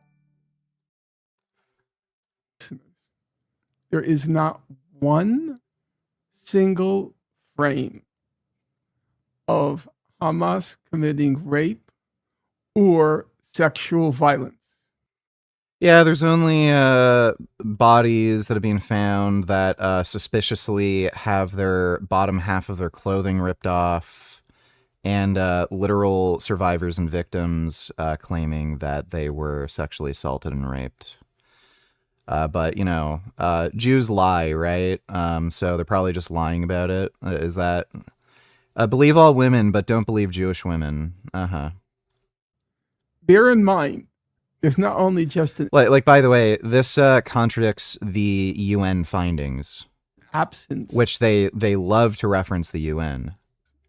Of any digital evidence, which would take 7 months to go through, of all the various technological paraphernalia, CCTV, traffic cameras, body cam, dash cam, GoPro, not one of rape, not one.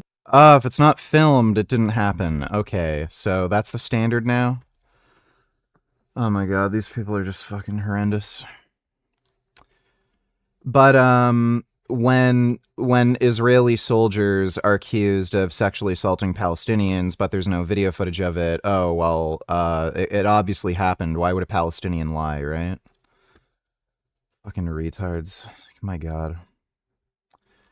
Thanks, Dodo. Can you call Dan out and challenge him to a veganism debate? DM him on Discord. Let's get us some debates set up. At least this guy will engage with you, unlike Destiny.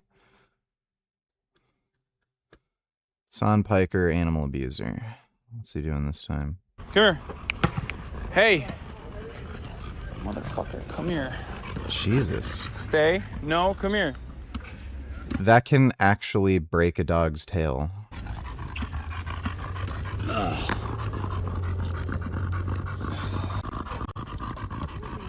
Son is such a fucking piece of shit, dude. I don't have his Discord. I don't know how to message him on Discord. But thanks, Dodo. Dodo donated $2. Turn auto dub off, VG. Didn't hear his meows. Gentle.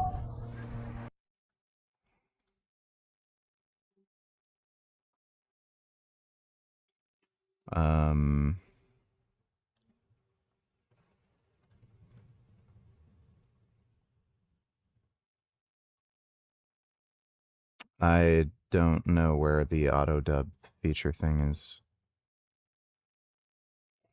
It doesn't seem like it's auto-dubbed. Oh, Vietnamese original. Why would this be in Vietnamese?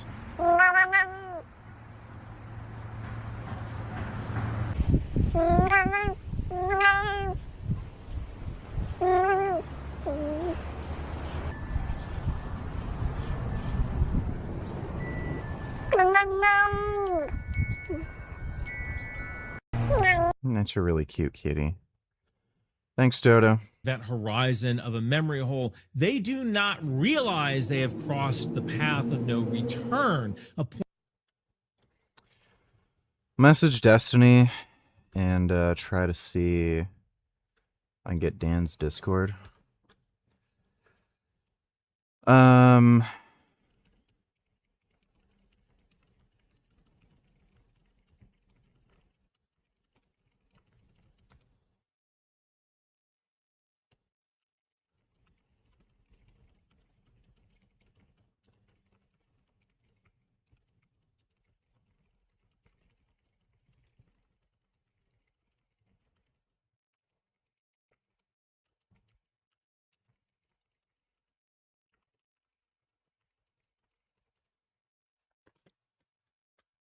All right, message Destiny about that. Point in which they cannot escape the pull of the state, the path that brings them to the state's one true narrative.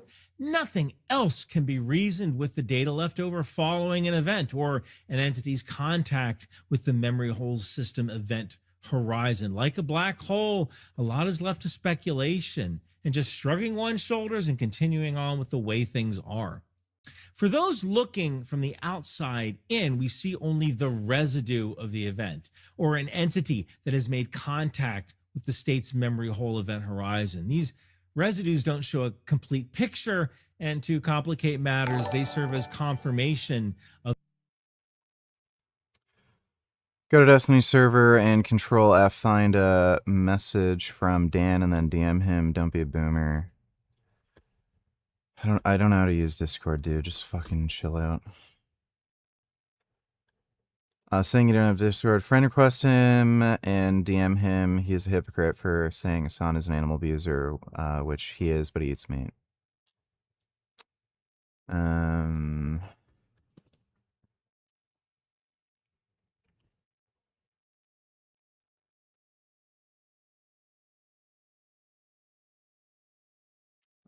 Control F doesn't do anything.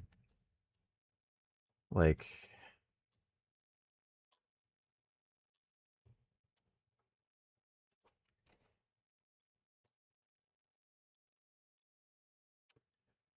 Control F isn't doing anything. So, like, am I... And what am I... What, like, I have to know his Discord handle anyway.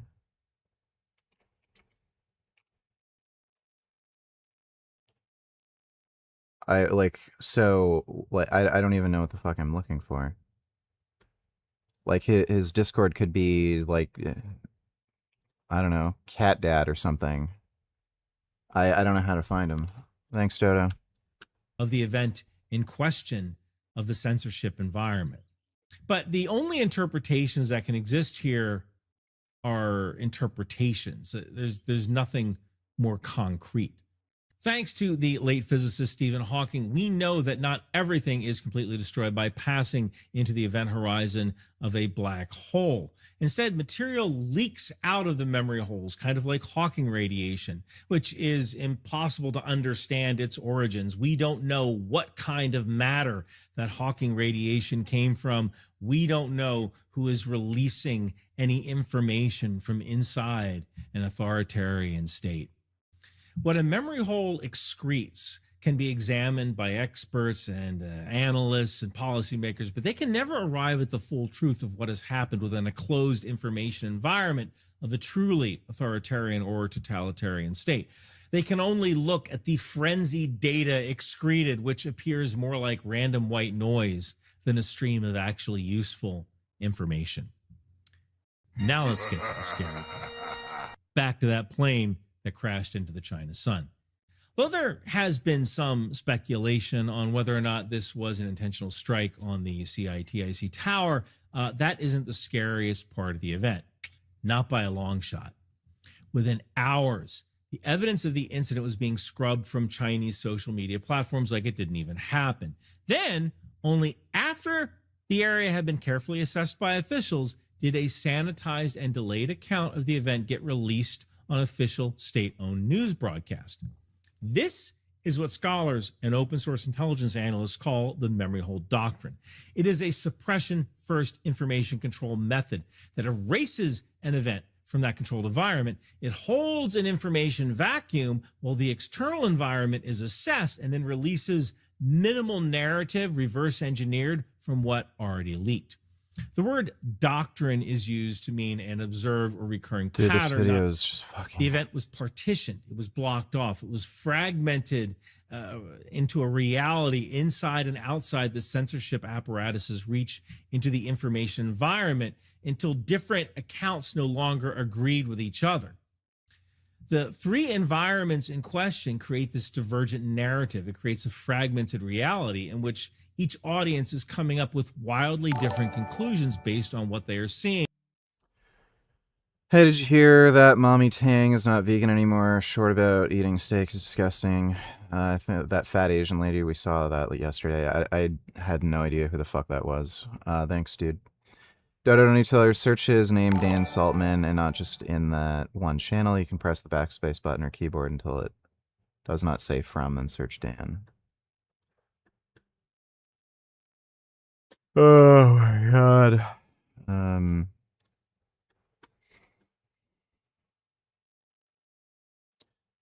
What other text things are there?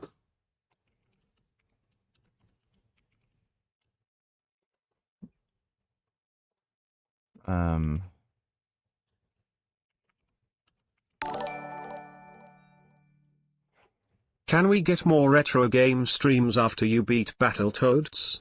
Need more ments. Holy fuck, dude. Like, I'm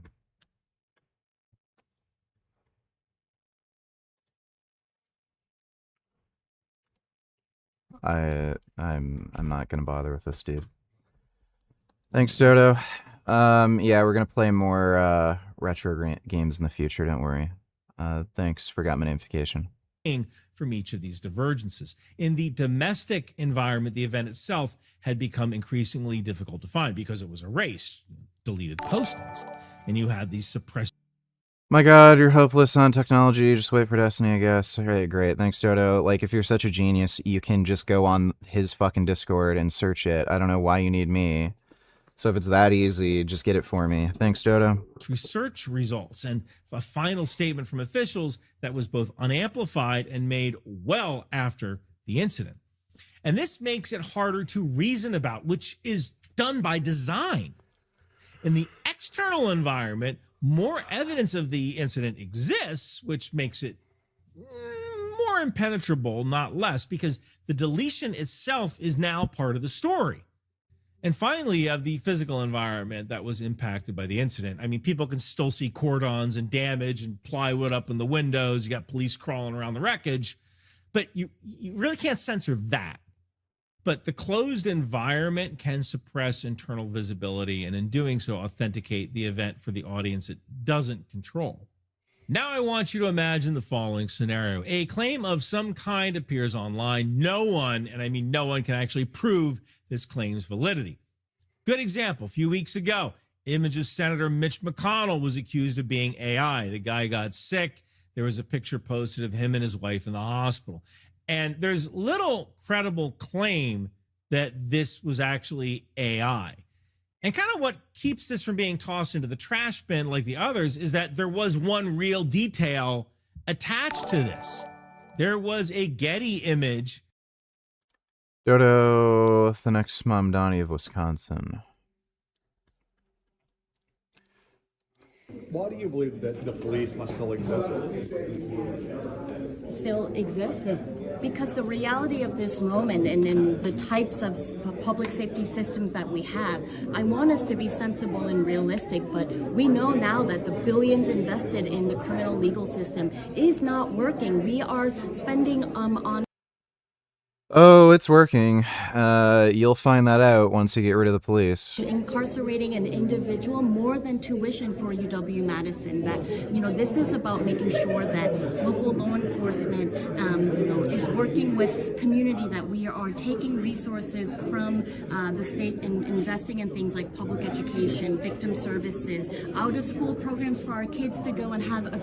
Well, none of that'll matter if they get shot by some fucking criminal.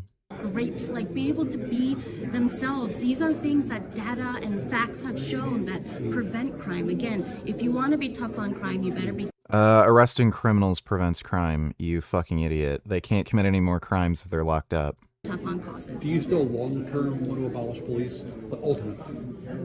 I believe that we have to be serious about public safety, and I'm going to be a governor that is more serious than anyone else in making sure that She wants to get rid of police. Why even bother asking that? we are building systems of care, that we are focusing on lowering crime, getting guns off of our street, and making sure that folks who are incarcerated, which 90% of those folks will be going back to community, that we're lowering recidivism rate. And it's, appalling to me that, for folks who are working within our prisons, they have some of the highest suicide rates of any job and occupation. So this system is not working. If we want to... Oh, what a dumb bitch. She's media trained. Listen to this. There are a lot of people who are excited about Dude, look at her dumb bitch smile. the change in Wisconsin. Some of those people are actually Republicans because they think that you're beatable, so much so that they spent around $3 million to boost your candidacy in this Democratic primary race. How will you convince swing voters who think you're too far to the left to support you? They also know that their candidate is one of the weakest candidates that they could put forth. Tom Tiffany is an election denier and traitor, and he supports a national abortion ban as well as That's better than banning the police. losing healthcare, and supports Americans losing healthcare, millions of folks across the state. I think with more moderate voters that we recognize that this moment is not just a movement moment, but our coalition continues to grow, and our coalition is bipartisan. Republicans with Hong signs in their yard, that our folks are in rural, urban, and suburban communities. It is incredibly exciting that Republicans are playing with fire by propping up these DSA people because they think they're easier to beat. They're definitely easier to beat in federal elections, but yeah, in these smaller municipalities, again, people can fuck around, find out. I think they'll learn pretty quickly not to do that again. Thanks, Dodo. an Organizing First campaign continues to help communities grow their organizing skills as well and come to support our campaign. You have been distancing yourself from the National Democratic Socialist Platform. I heard you in an interview this morning doing that most recently. In that interview on Fox, you said you don't support, for example, abolishing the Senate, abolishing the Defense Department, abolishing the Supreme Court, which are all part of the platform. But there are some bread and butter issues that I want to ask you about that are also in the DSA platform. And it's under a headline, "A Day Without Capitalism." And I'm going to read it. Speaking of bills, you don't really have them anymore. You have no debt. You don't have health insurance. You don't pay a mortgage or have a landlord. Food, education, energy, medicine, and transportation aren't for-profit businesses. They are common goods and utilities. Oh, Would these jeez. be your goals if you were governor of Wisconsin? I was a small business owner for over 7 years, and I believe in organizing worker power and unions as well. And I think it's important to recognize the practical and sensible solutions that we need right now, and that's permanent affordability. That's ensuring that we This person's a fucking commie, and then whenever she's asked direct questions, she just bullshits. I've seen this all before. Thanks, Dodo. Of Senator McConnell wearing the same shirt. Now, that accusation becomes, hey, this picture of Senator McConnell wearing this plaid shirt, was it checkered shirt, plaid shirt? It was a shirt with check squares. I don't know. It's a shirt with red on it. And now the accusation becomes that this was used to create the training data for an AI-generated image of Mitch McConnell, or perhaps the base for a Photoshop image. And this is enough to suspend disbelief and kind of prune the information, tossing it out with the rest of the trash. No one wants to be the one responsible for closing the file on this because something nags at them, keeping them from tossing it aside. The item in question, it's monitored, discussed, and more variants of the story appear, planting seeds of doubt and suspicion in the minds of those looking at the event. And this is what intelligence analysts refer to as a pruning attack. The objective of such an attack isn't about making targets believe a particular fiction or falsehood. It is way more nuanced than that. A pruning attack keeps all possible worlds alive past the point where disciplined analysis should have discarded them.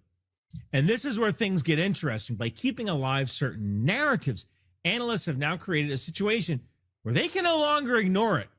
This fragment of reality, real or otherwise, now shapes our attention, our emotion, our eyeball spending, our security posture, our relationships, our decisions. What I've just described to you is a powerful tool within narrative warfare employed by countries like China, Russia, Iran, North Korea. Narrative warfare doesn't care about belief. Belief doesn't matter. The claim in question absorbs your attention more than it should. A false claim can shape behavior if the target cannot close the file.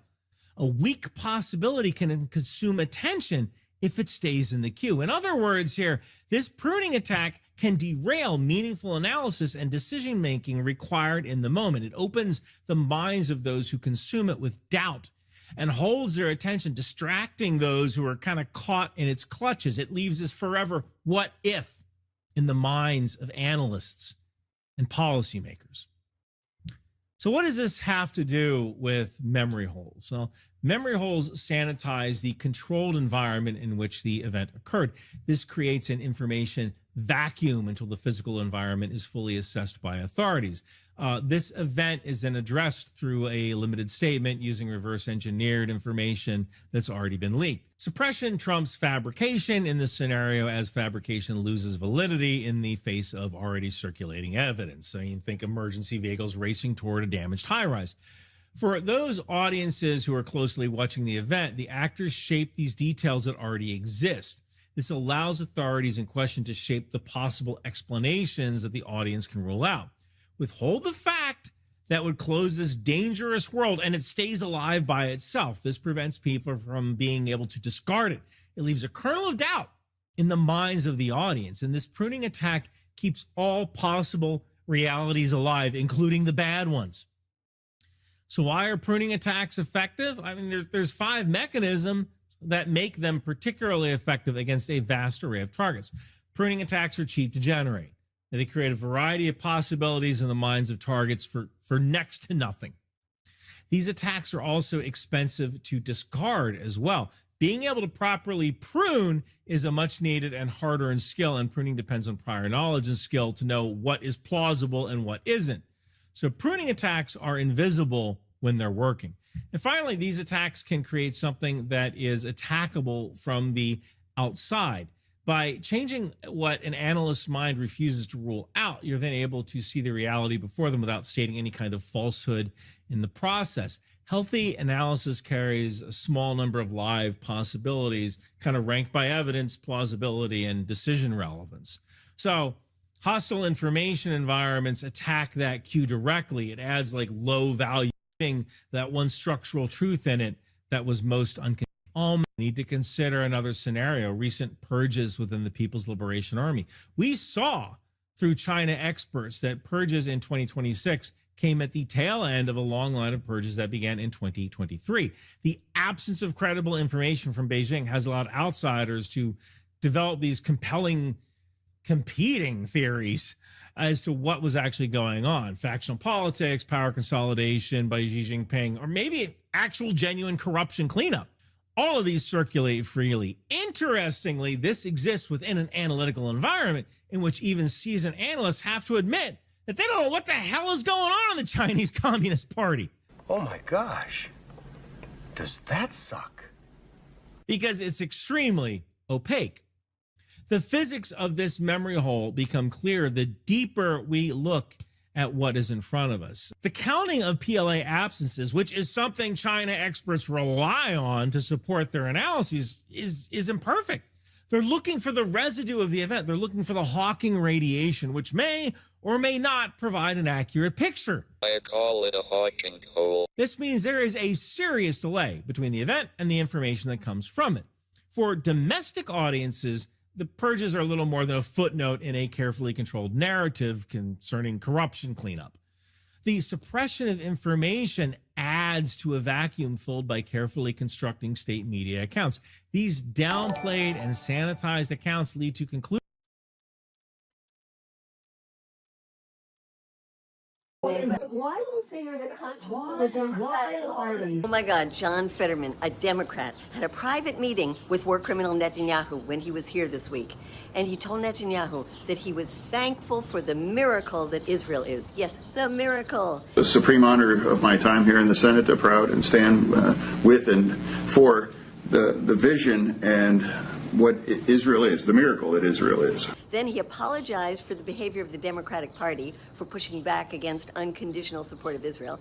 And he trashed the, quote, worthless mayor of New York and his ridiculous claims. I'm proud to stand with Israel through everything. Well, yes, through everything. Through killing, starving, maiming, torturing Palestinians, through West Bank settler violence, through the destruction of southern... Why do I even have to watch this, dude?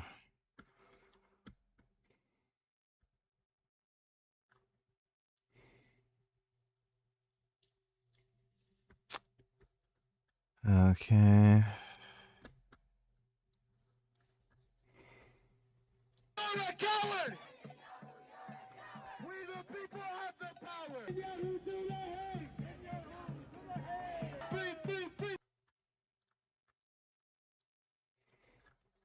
Single most profitable scam of his. Please sit down. Please sit down. What can be more corrupt than backing genocide? This is part of the same con with you and Trump playing off of each other. Oh, he's worse. Oh, he's worse.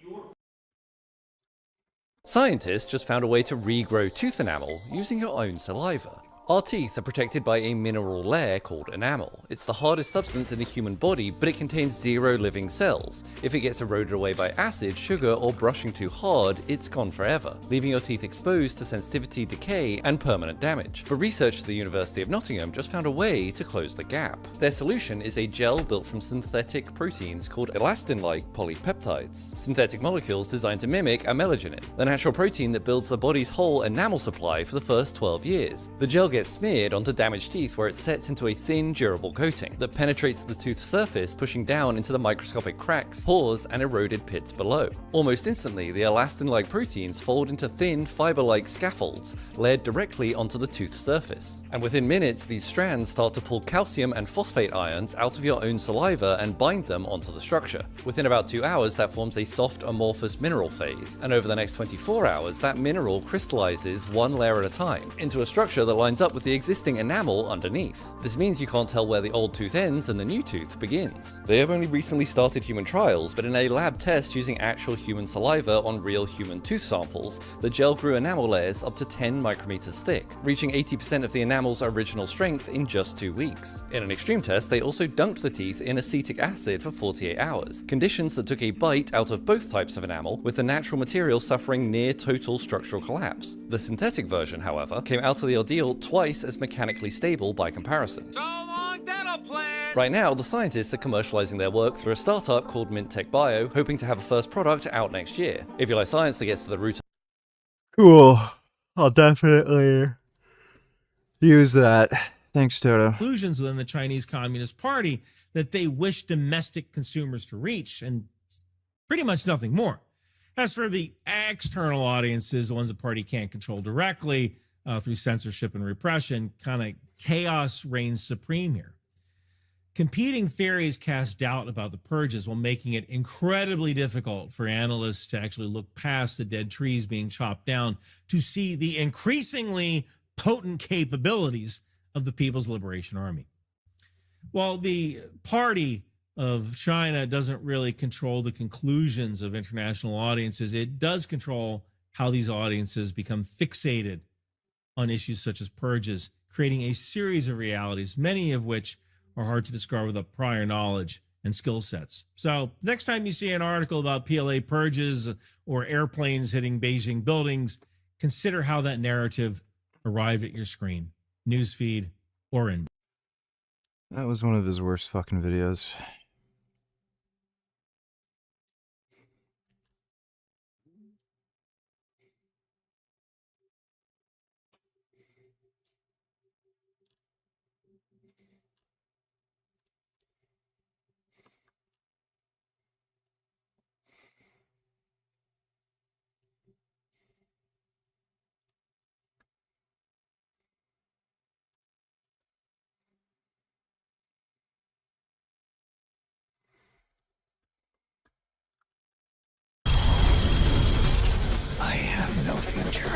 Konami just dropped a brand new trailer for Metal Gear Solid's upcoming Master Collection Volume 2, particularly naming the trailer The Snake Saga, as they take us through a journey covering the events of Delta Snake Eater, to Peace Walker, all the way to Guns of the Patriots.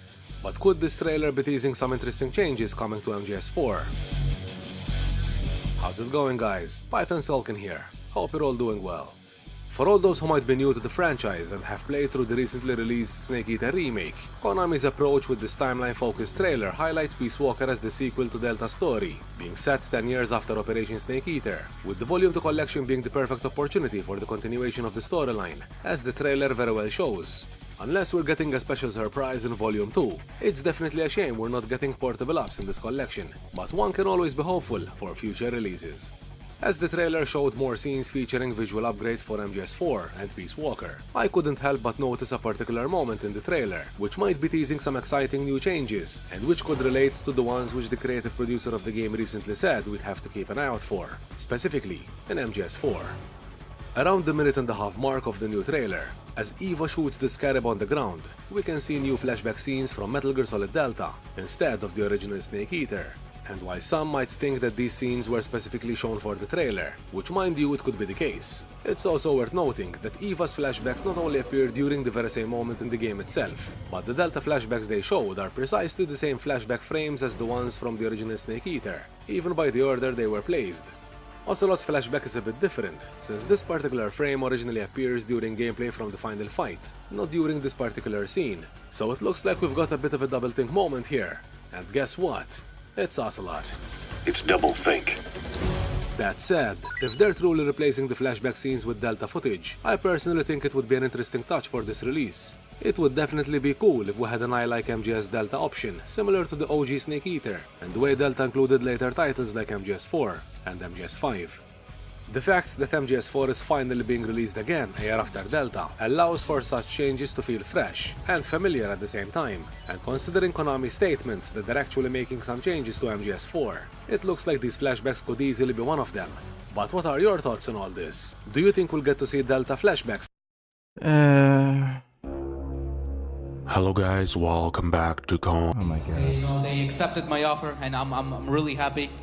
So as this belt goes to another champion, they can have it for a little bit, and I will for sure get it back.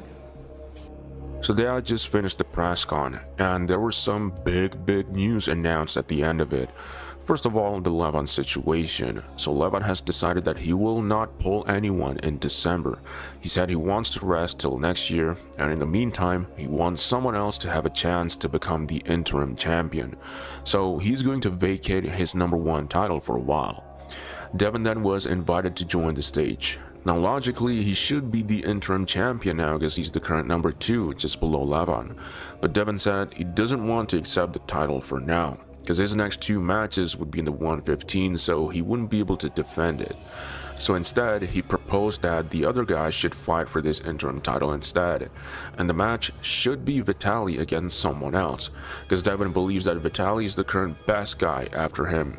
So Robert decided to take the initiative and announce that Vitaly will have a right-handed match against the winner of Kamil versus Georgi, which is going to happen tomorrow. So whoever wins will face Vitaly for the interim #1 title in Las Vegas in December.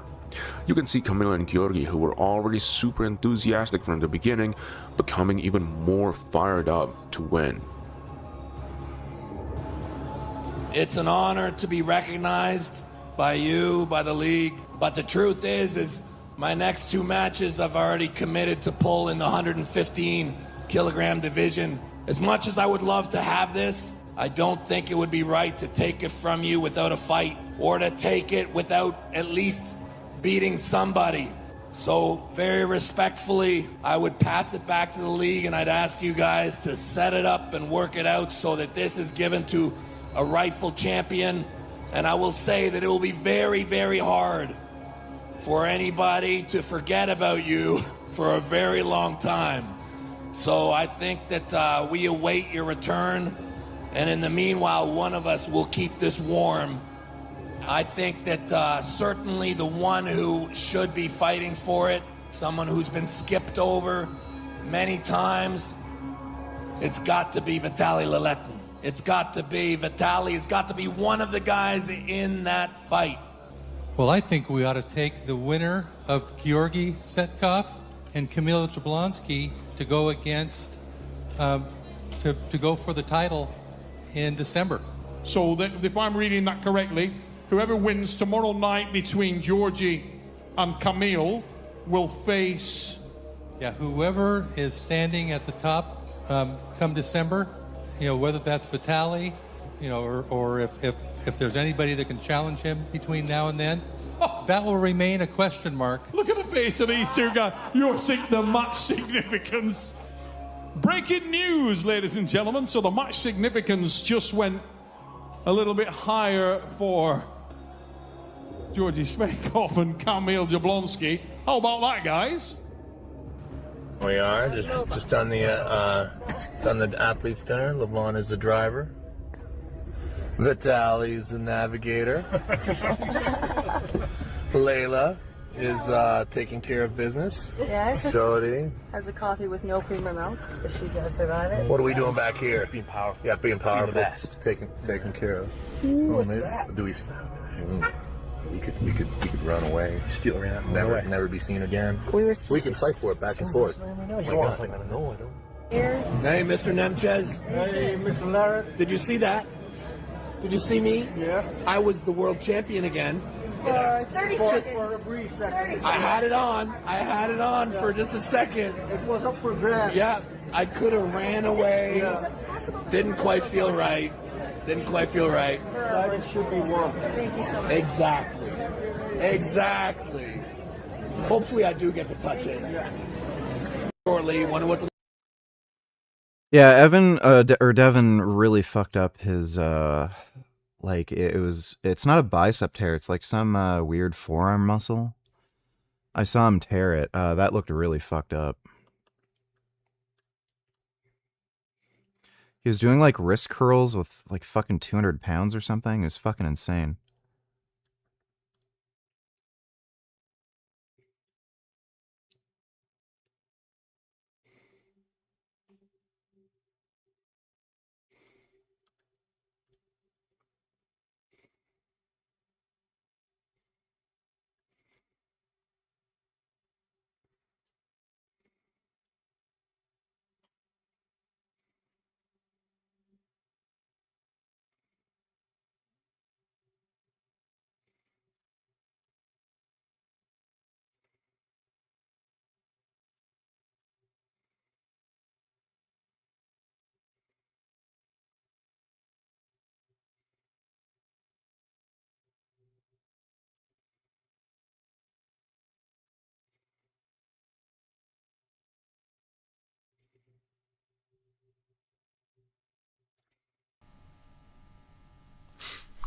I wasn't planning to make this video, and I especially wasn't planning for it to be the first time in the 10 years that I've been working on the Real Engineering YouTube channel that I talk directly to camera and you, the audience. But it just feels like a matter of do not use AI.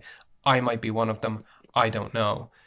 But they put up this community post talking about how their recent video got flagged by AI by tools that YouTube has implemented to try to combat AI slop. And I find this very... That's pretty suspicious, since they are a slop channel, and it would not surprise me if they use AI to create their slop. Very concerning, because Kurzgesagt is a big enough and influential channel enough that they can find out and correct this, but not everyone can. My channel's performance has been getting worse and worse and worse over the last few months, and we are really struggling.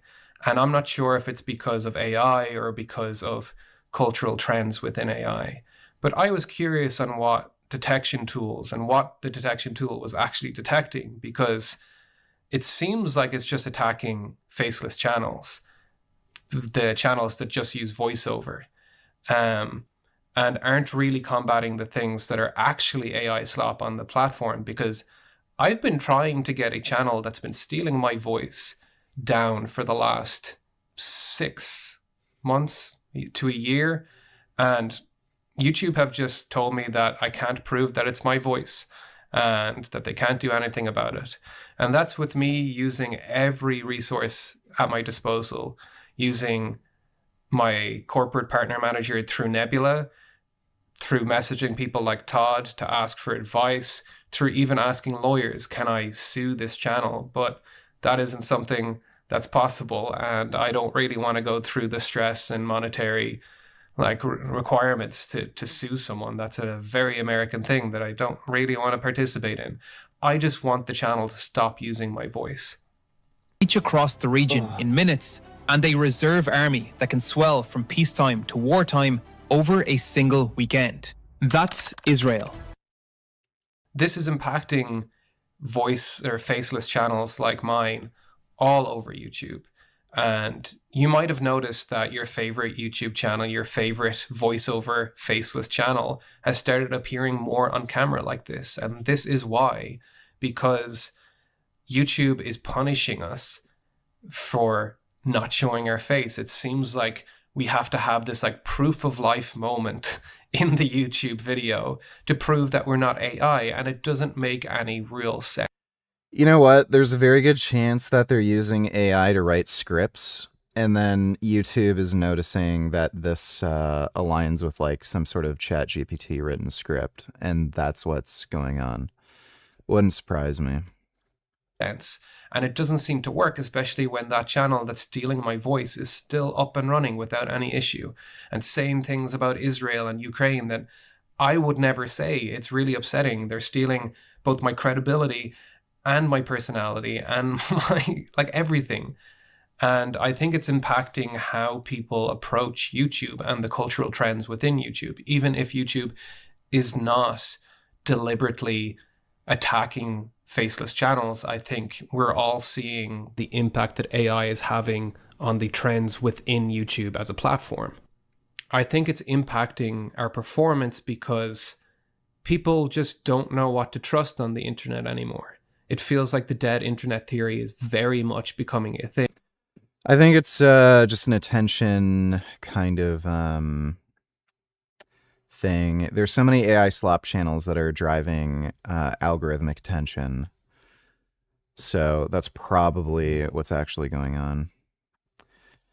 I've encountered channels where they forget to delete the prompt, write a 5,000 word essay for insert topic. Yeah. So that's probably... If YouTube is targeting channels using AI, that's probably what's going on with Kyrgyzstan. They're literally a slop channel.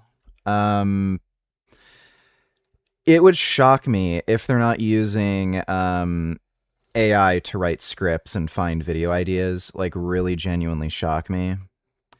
So that's probably why they're getting fucked over.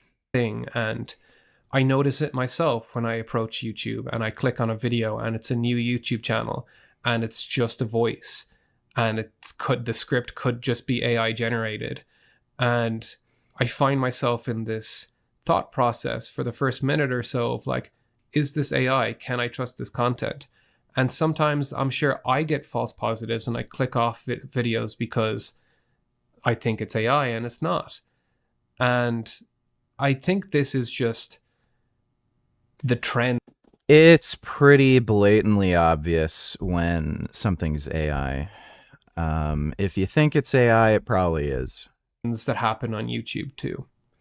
And I don't want to be the guy, I don't want to be the newspaper salesman that complains about losing my job because online media became a thing. I'll adapt to YouTube as much as I can. I'll start appearing on camera. It's upsetting to me that I have to do that because you know, I think people are kind of getting fed up with faceless channels too. Like, it is just kind of fucking boring and there's so many of them. Oh. Oh.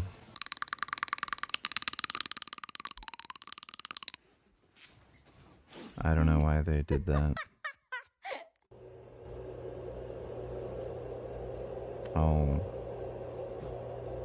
It's a nice snoot. I'll take that as a yes. I like those dogs.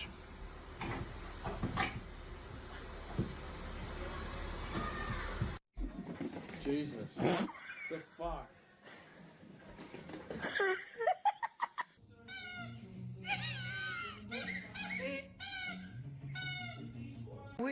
We're okay. Drugs? This is awkward. No, thank you. Drugs. Who invited? Oh.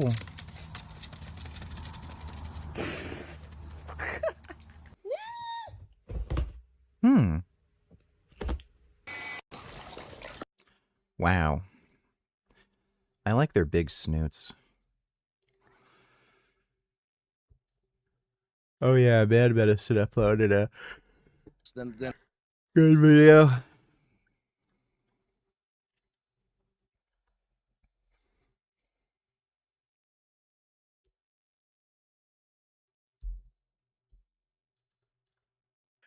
But yeah, I don't want to bash patients either, because I get it. Like, the medical system is completely broken. It is. You know, the it reason is. they hate the medical system is because they haven't been treated very well by the medical system. That's correct. Correct. You know, I was in the general family medicine primary care. I was seeing 27 to 30 patients. Yeah, no shit, I'm on fucking steroids. You think you're some kind of fucking genius because you figured that out? I've been on steroids for the last year. What are you, a fucking idiot? A day, 15-minute appointments to take care of a problem. Grandma's problem list was 10 deep. You can't do a good job. So, you know, people just get recycled through this revolving door. Their problems the Band-Aids get put on. And of course, you know, it's natural for them to be frustrated and to want to seek. It is. It you know, is. if there's somebody over here with a YouTube channel who's like, I've got the answer for you. Mm-hmm. You know, come over and see me. And it sounds pretty good because they're so frustrated and fed up with the medical Correct. system. So it's like, Correct. I understand they're feeding off of that, and they're making a living off of it. But it's but the ones that are doing the most videos, that are the most polished, that have the most marketing, are giving out most of the time the worst advice, and we see that. It's not the best. Yeah, they're spending a lot of money and time. If you're spending time all day long doing that, you're not busy actually seeing people and doing things. That's the problem. But look, we agree. As Andrew just said, I agree with how people feel out there. Look, I've worked in huge orthopedic and neurosurgery groups. I mean, that's what my specialty was, is the interventional spinal specialist. And look, there are doctors that I worked with that I wouldn't send my dog to. And then there are doctors that I would trust with my life in a heartbeat. Me too. But the general person doesn't know which one of those are. And what I did find in working in those practices, just like with social media influencers, the most charismatic, they're usually good looking, charismatic, could talk to talk. Yeah. They were the ones that were the worst. They were the ones that were This worst. is true. The ones, and the ones that maybe had the worst personality, the ones that, you know, blah, blah, blah. Man, if you talk to the people in the hospital, in the surgery centers and the ORs, they would say, that's the one. If something happens to me, I'm going to him. I don't care if he's a horse's ass. He is the best of the best. That's what really matters. But yet, unfortunately, that's the kind of the world that we live in. You're gonna, we're all attracted to the bright and shiny and pretty. And that's what the social media influencers are. They're the bright and shiny pretty, and that's what people are drawn to. Funny story. You just jogged a funny memory for me, just real quick. I interviewed a bunch of neurosurgeons before I had my L5S1 fusion many years ago. I wanted somebody who was really good, and I settled on one guy, and I chose him because that's a big question. Well, early on, I mean, you didn't have that many. I mean, it wasn't that popular. There wasn't that many social media influencers out there. There wasn't TikTok and Instagram and all this social media. But now you just see that it's taken over by the social media influencers. You got the Kim Kardashians of the testosterone world, if you will, and they are completely uninformed but totally confident they know what they're talking about and absolutely convinced they're doing what's correct. But they're not. And unfortunately, the average, male or female out there doesn't know how to separate fact from fiction. And those that are getting the most hits, sadly, you and I talked about this before. You got the Abraham Morgenthalers of the world out there. That's just the brilliant urologist that we can Joey is thank. down with a urinary condition and on opioids under the bed. Do you have any words for comfort I can give him from you? Just tell him that I love him and everything's gonna be okay. It's just a little not so good time, but everything's going to be okay. Poor Joey. I love Joey. Joey's a good boy. Hope he gets better soon. Thanks for the donation, Leland, though. For being able to use testosterone. If not for him, it would still be highly restricted. But thankfully, he came forth and went back and was able to evaluate the medical data. And, let me just point out that for 71 years, probably gonna go to 71 Australia years, again soon. 100% of medicine was completely wrong about testosterone and prostate cancer. Completely wrong. 100% of medicine would tell you that it caused prostate cancer, increased a man's risk of getting prostate cancer, would cause it to grow uncontrollably if you were given testosterone. You had it, in other words, I learned the that. proverbial pouring gasoline on I a learned fire. that We in medical all school. learned that. We all believe that. But he was brave enough to go back and question where that belief came from. And as we know, it came from the overinterpretation of one man in one study in 1941. But he was smart enough to go do that. And we can once again thank him for being able to use testosterone today. So that was a big myth that prevailed for decades and decades. And so the other myth, and what I set out to do with that lecture was to go back and do the same thing with regard to the use of aromatase inhibitors in men on testosterone. Was there any medical evidence to support that? Was there any data that actually supported that use? And when you really go back and look, and you really look at the medical data from the very beginning, there is not. And I mean zero. There's none to support it. And, of course, it came from the bodybuilding world. And that's really what I set out to do with that lecture. And so all the social media influencers out there, though, are they're very charismatic. The ones that have the time to put out videos every day or every other day, they're very polished. They have great, I don't even know what the word for it is, except, it's just, great videos. Everything's very, very, it is enticing. It's like watching a movie almost, if you know what I mean. But unfortunately, it's just filled with misinformation. And that's what sucks people in hook, line, and sinker. Dr. Morgenthaler, as brilliant as he is, gets very few views. And he should be getting millions of views. And then you've got these influencers out there that are providing so much misinformation, but they're so convincing. And I think the more they scream and yell, or the more views they get, and they're getting hundreds of thousands of hits. And unfortunately, it's filled with misinformation, as you know. And I think that people are drawn to that, unfortunately. And I don't, they're like moths to a flame. And guys, I'm not their guy. There's a subset of those guys. I think, they're high on the neurosis scale. So they're hyper vigilant. They have likely underlying anxiety disorder and sort of neurotic personality tendencies. And so they're always tinkering. Like like TRT Correct. is a hobby. It's sort of a hobby to them. Right. And right. so they're always playing around with their protocol, and maybe I need this, and I need Correct. some oxandrolone, and That's right. like I had a little bit of ED the other night, after I had a couple cocktails. Right. I need to hire Cortex for $4,000 to fix my ED. Exactly.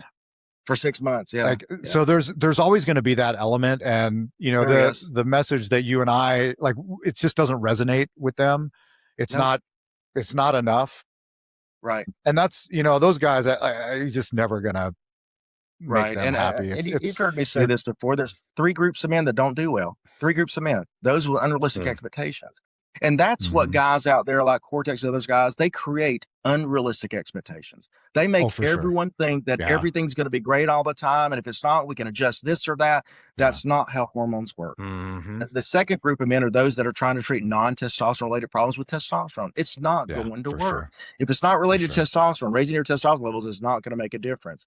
And then number 3 is what you just alluded to, those with mental health disorders. You can't use testosterone to treat a mental health disorder. And a lot of those guys on the You certainly can if it's related to depression, anxiety. forums have those issues. And it's not making light of that. Mental health is a very, unfortunately, it's an epidemic. There's a lot that's out there right now, and sadly, and those people need help, but they're looking to hormones to do it. And I do think that once they get on testosterone, anytime they have any type of issue whatsoever, since that's the low hanging fruit, as you say, they want to go tweak their protocol. Let's just fix my protocol. Let's just adjust my protocol. This ester doesn't work. Must be another ester would work better, or transdermal will go to. I mean, that's not how it all works. I don't think that people really believe it when we say this, but it is truth. Is that you and I, when we're dealing with men, and I deal with men, but dealing with men all day long, we don't deal with problems. It's very rarely I deal with any problems like what you read on the forums or internet. I don't deal with those problems. I come to work and I get to thankfully hear about success. I hear about how well they're doing. And I'm never more proud of my patients when they come in and you've done a good enough job of educating them on what hormones do and what they don't do. When I see a follow-up that have been with me for years and they come in and on their paperwork before I see them, they're like, well, doc, I'm having this symptom right here. I'm having this fatigue and I'm having this problem, that problem, but I know it's not my hormones because I've been working 2 jobs. I've only been getting 4 hours of sleep. I mean, they are intelligent enough to realize that, hey, I'm having these issues, not because my hormones are bad, because I can look on the paper and say they're great. It's that life has intervened and I can't overcome life by tweaking or adjusting my hormones or my protocol. And so I think that that's why I'm so proud of those men and women when I see them, that they get it. They understand that we can have the great use labs as an income generator. I'm not incentivized to order unnecessary labs. I don't use labs. I don't charge for labs. The contracted rate. So whenever my patients get a lab, I pay for those labs. They just reimburse me. That's how it works. It's just simple as that. But a lot of clinics use labs as an income generator. So they want guys to have labs every 3 months, every 4 months, because they make money off of those labs. But men fall into that trap once again. The more labs, the better, because that clinic convinces them, hey, we want to get your labs to make sure everything is still optimal and you're doing good. Right. They're completely unnecessary labs. They really are completely unnecessary labs. Patients ask me quite a bit about like, hey, why aren't you checking this? Why aren't you checking that? And I always, I have always sort of the same stock answer. Like, I'm happy to order that for you if you want to. Right. But here's why I don't order it, because it's not a decision node, meaning we're not going to make, I'm going to give you the same recommendations regardless of the result of this lab. If your homocysteine is high, I'm going to tell you to do the same things that I would tell you to do, even if your homocysteine isn't high. But if you want to check it, cool, we can check it. Everyone needs to listen to what you just said, because that is a tenet of medicine. That is a tenet of a well-trained, good physician, because we are trained from day one, and a lot of people don't follow it. But what he just said, I couldn't be more proud of, because we are taught from day one, do not order a test or a lab unless it's going to change decision making, unless it's going to change treatment. And if it's not going to change treatment, it is an unnecessary lab. An unnecessary lab. So I couldn't be more proud of you for making that statement, because most people didn't hear it as it truly is, because we can order a ton of labs, but if it's not going to change treatment or Think you're ever gonna have a distended abdomen? I don't know. Do you think you're ever gonna have a blown out asshole?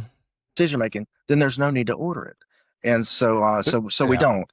We can. There's I a tell fun people the story. same thing. Look, I'll order all the labs you want, but you know, Right. you're feeling We're great. not gonna. Look, We're not. We're. You still have to eat. This is basically the scam that's going on with the whole like TRT clinic thing. They don't make money on selling you testosterone. You like you get it from the pharmacy, and again, it's generic medication. So it's dirt fucking cheap. So what they do is they sell you services, and those services include the fucking blood work, checkups, and also just the consultations where it's like, oh, we got to review your blood work. You could either do it on person or over the phone, and yeah, we'll schedule like a 30, 45-minute appointment to go over it. Well, again, when you're charging people, like $150 an hour to do some of this shit, like those costs add up. That's why when you go to a TRT clinic, they'll give you these fucking packages where it's like $2,000, $3,000, $4,000, $5,000 fucking dollars for the year. When all you fucking need is to just get the fucking medication and then maybe 1 or 2 blood tests a year, which is like, couple $100 like. So that's why like the Greg Algo RX thing, it's just a fucking scam. I've seen who's that fucking guy Gooby on Instagram?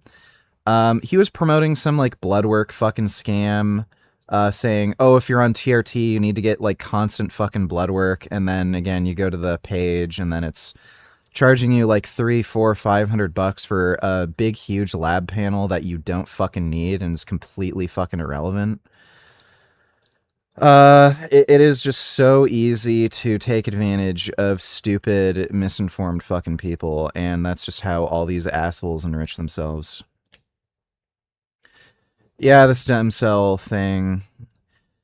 The fucked up thing with the stem cell crap is a lot of it's done in fucking Mexico, and I've seen so many people get fucking horrific infections from that. I don't know why, but that stem cell therapy is causing people to have a ton of different weird fucking infections. Like a lot of them end up getting staph and they need like pieces of themselves cut out because like there's so much necrotic tissue and shit. I don't know why that stem cell therapy stuff is resulting in so many fucked up infections.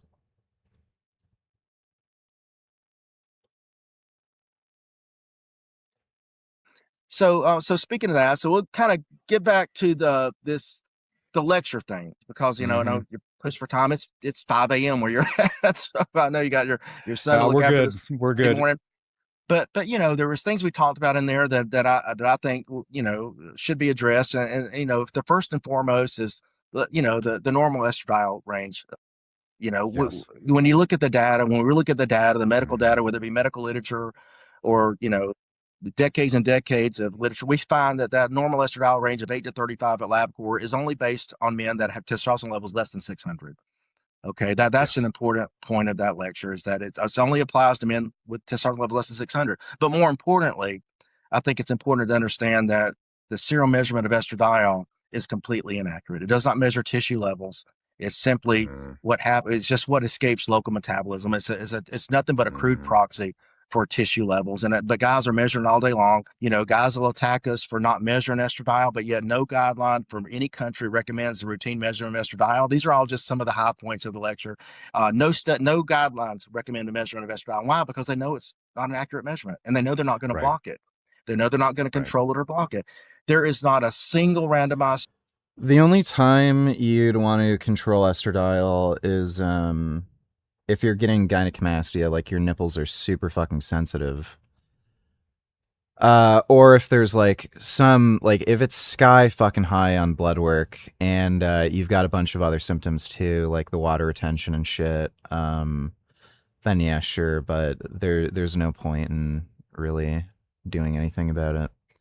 If you feel fine, you've got no problems, don't worry about it. Study out there in 91 years that supports the use of aromatase inhibitors in men. There's not one, not a single one. And I looked, it wasn't a cherry picked lecture. It was just designed to go back, just like Morgenthaler did, and find out if the use of aromatase inhibitors in men was based on actual medical data. And it's not even based on physiology. It came from the bodybuilding world. So I think it's important to understand that, and that, you have done videos on this, I've done videos on this, and that, estradiol, is governed by enzyme kinetics and receptor kinetics. Okay, so the measurement of serum estradiol it does not accurately reflect tissue levels. I think I'll get an example is if you and I open a restaurant next door to each other, and we don't, I'm going to tell how many. So in that restaurant, we have 100 seats. Both of our restaurants have 100 seats. And let's say that people are observing our restaurant, and outside of my restaurant, I have, 12 to 20 people from the time it opens to the time it closes waiting to get in. And let's say you have 50 to 100 people at any given time from the time it opens to get in. People would look at that because the people outside are serum estradiol. People in the restaurant are the estradiol and receptors. It's the receptors. The chairs are the receptors. So they would look at that. If they looked outside, they'd say, my God, Andrew's restaurant is hopping. It's busy as it can be. It's so busy. It's just out of control busy. And like Dr. Nichols, he's only got 12 or 15 people waiting outside. Andrew, are you any more busier than I am? Even though you got 50 people waiting outside and I have 12. Well, there's we no both way to have know 100 without seats in looking that inside. restaurant. Well, we both have 100 seats in the restaurant. That's all we can seat. So no matter if I have 12 waiting outside for 8 hours and you have 50 waiting outside for 8 hours, it makes it look like you're busier, but at the tissue level, the tissues are the chairs. It's the same amount. It's the same amount, whether we have 12 or 50. So when we're measuring serum estradiol, it's just simply not a reflection of tissue levels. And just like if we looked outside of a restaurant, we don't know, even though people, got people lined up around the block, one guy and just a few outside, it's still the same amount on the inside. It's just an inaccurate. It's not telling you what you think it's telling you. It is not. It is not at all. It is not at all. That's what patients get wrong, and that's what physicians still get wrong. Well, in this goes to field. the deeper understanding of endocrinology, and that testosterone we know is an endocrine hormone produced by the testes. It goes into the serum, goes to the tissue levels, and we can measure it, and it's fairly accurate. Of course, it's going to change, throughout the day. But what they can't understand is that estradiol and even DHT are not significantly endocrine hormones in men.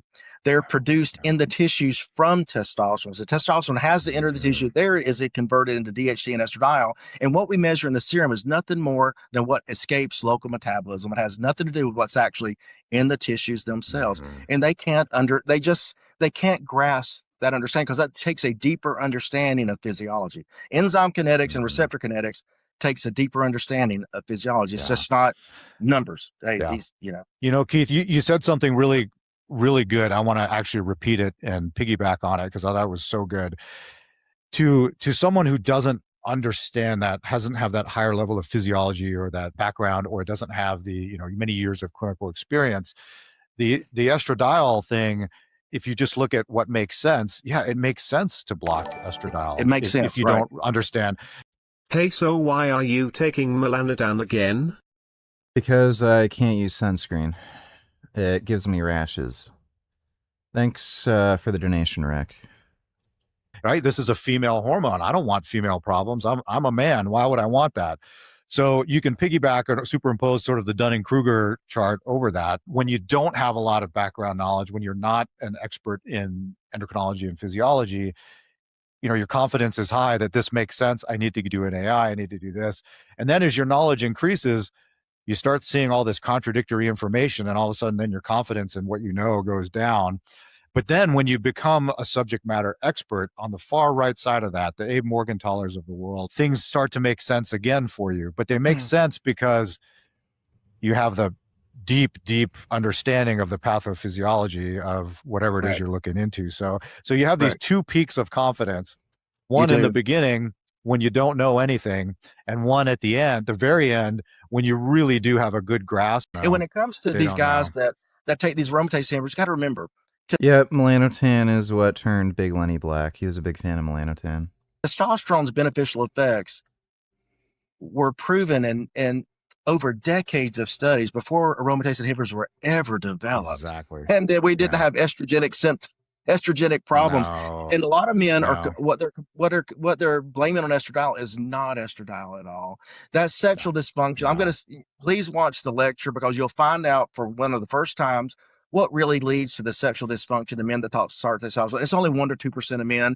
98 to 99% of men that get on testosterone that have elevated levels greater than 600 have higher estradiol than the normal range of 35, and they have zero problems. I mean, zero problems. But 1 or 2%, those are the ones that populate the forums, populate the internet. Those are the ones that having all the problems.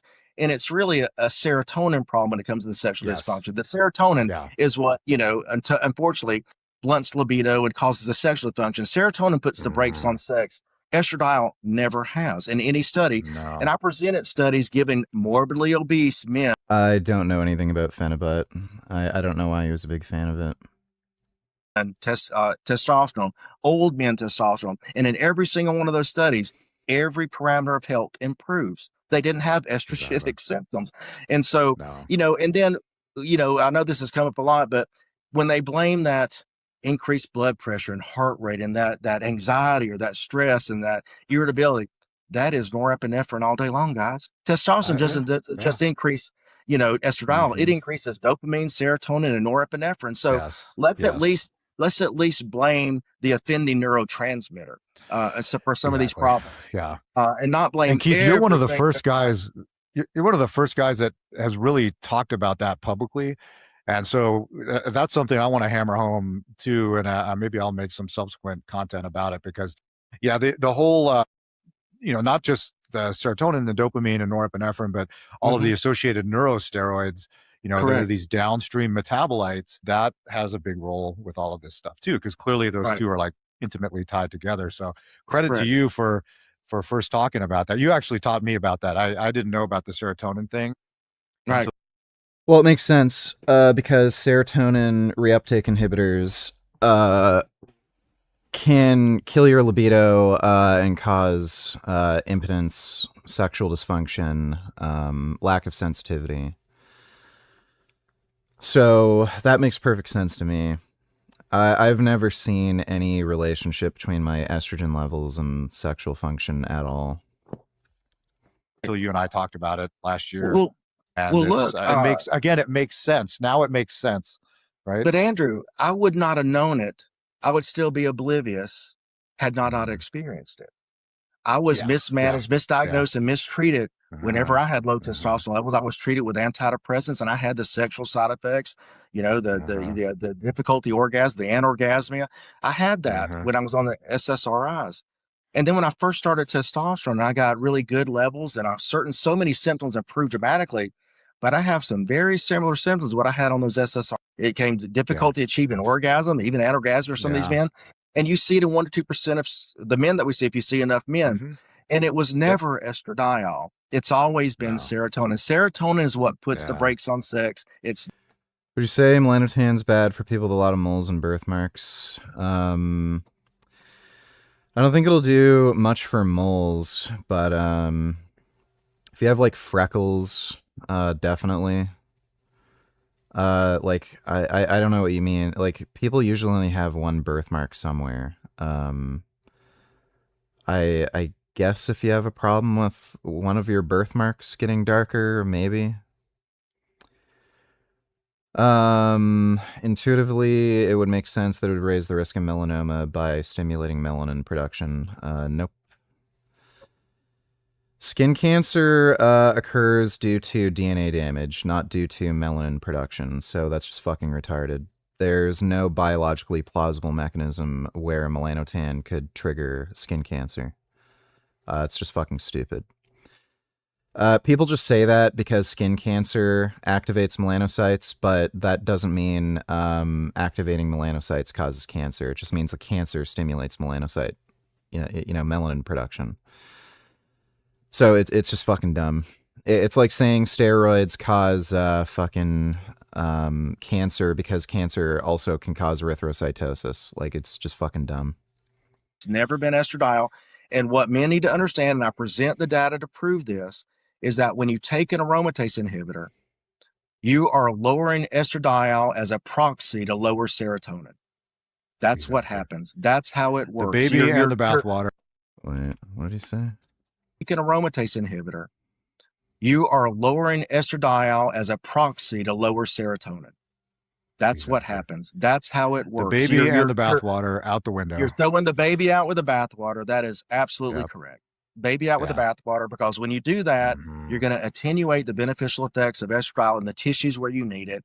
And so, yes, if they would just take more appropriate measures to treat those symptoms instead of going to an aromatase inhibitor, they would be better off in the long run, because none of us need I don't need an aromatase inhibitor at all now. None of my men need it. None of your men need it when it's appropriately managed. And look, men cannot make estradiol without testosterone. If you're having a estradiol problem, it's a testosterone problem. Okay. So you understand what I'm saying? I mean, so estradiol is made from testosterone in the tissue, as is DHT. So you just need, there's ways to combat it. You can wait and give it time like I did, and things will improve. Like the honeymoon period, a lot of men get it, but it's going to dissipate. It's going away. All right. And those side effects related to and those side effects related to serotonin, those other issues, most of them will go away if you give it time. But men don't have the patience, especially when it comes to erectile function. It's got to be fixed like that. I mean, it's like, hey, you better. And so when you reach for an aromatase, I think there's some antihistamines that lower serotonin. I'm not sure what they prescribe. If they have a dude with like a serotonin issue that's causing erectile dysfunction. Inhibitor to lower estradiol, which will lower serotonin, it's a quicker fix, but it's not a long-term management strategy for your health. It's just not a long-term management strategy. But unfortunately, though, it ends up being, a long-term thing. I've got a good buddy of mine for 10 years. He's been on an AI because he had a little hiccup in the very beginning of his protocol. And I think if he had just been patient and waited it out, or just made some minor tweaks to his protocol. But here we are 10 years later, he's still on an AI. Still on it. It becomes a habit. It becomes that. What are you doing, man? That cycle. Yeah, it becomes that cycle. Well, now he's nervous. Yeah. Banned in my country, Denmark, because it might cause new moles, birthmarks, and stimulate existing ones. Do they ban going outside in the sun? Like, it's just fucking retarded. The laws and regulations for things make no sense. Let's ban melanotan because it might cause moles to grow. Okay, let's ban going outside in the sun because it might cause moles to grow or some shit. Like, it's just fucking stupid. He's anxious. He doesn't... And again, there's no actual evidence that it causes moles to grow. It's just some dumbasses who are like, oh, well, maybe it could. So, like, okay. But go to the bar, drink alcohol, get blackout fucking drunk, start a fight, drive home drunk and kill a fucking family of 4. Like, it's fucking stupid. He doesn't want to come off of his AI because he remembers, he had one episode of ED, 10 years ago. And you're right. Like, that's, guys don't, when that happens, we don't forget it, right? Especially if it's at a really unopportune moment. You're like, damn, you're scarred by that. Exactly. They are. And I can tell you how hard it was to drop that bottle of anastrozole into the trash can, even for me. Even for me. Even I knew better that I didn't, that Me it too. was bad. Me too. Oh my God. It was so, I can remember the day I did it. It was hard. It was hard, but now that I look back, nothing's ever been better. And so the erectile, everything is better than it could be. Literally. I mean, I don't have any complaints. I don't have any issues whatsoever. And that would happen and that happens to all your patients that have issue too, Andrew. It doesn't make sense to these men. And I guess one of the next beliefs versus science I'll do is on DHT. I've done the video on DHT before, but look, the serum measurement of DHT for these men, they'll measure this DHT and they're afraid when they see it really high, especially when the transdermal creams, it's not doing anything, fellas. The tissues that are DHT sensitive, prostate, the hair follicles, listen, men, they have their own homeostatic mechanism that tightly controls intracellular levels. We can raise DHT 10 or 20 times normal in the serum, and it doesn't do anything in the tissues. It can't. Number one, receptors are finite. We have finite receptors. Okay, number one, the androgen receptors. But number two, those tissues like the prostate and the hair follicle, they tightly control those intracellular levels. So you can raise it really high, it's going to stay the same, and that's proven in the medical literature. And by the way, those DHT receptors, the androgen receptors, and the prostate, it's testosterone is a binding receptors, it's DHT. So testosterone enters the prostate, converted to DHT, then binds the androgen receptor. Same thing happens with the hair follicle. But the point is that those receptors are fully saturated at a fairly low level of testosterone, and the prostate is 250 nanograms per deciliter. So if you give a man testosterone that has a testosterone level of 400, Kid Boo, donate $2. Let me see.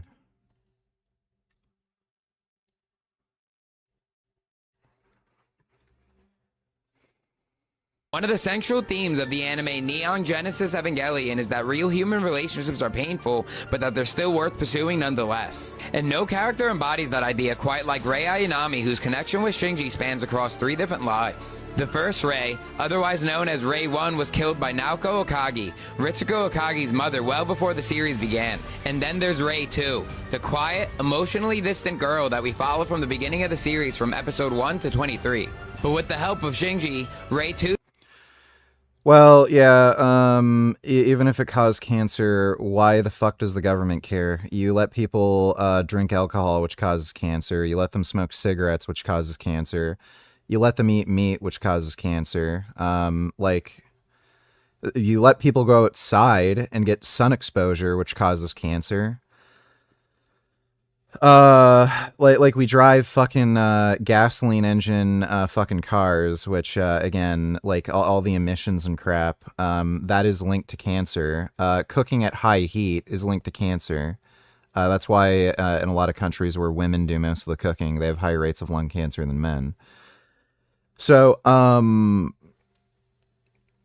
yeah, it's just liberal dumb fuck bullshit where just certain things are considered a cultural taboo and some things aren't. Drinking is not a cultural taboo. It's just fucking normal. You're actually considered weird if you don't drink.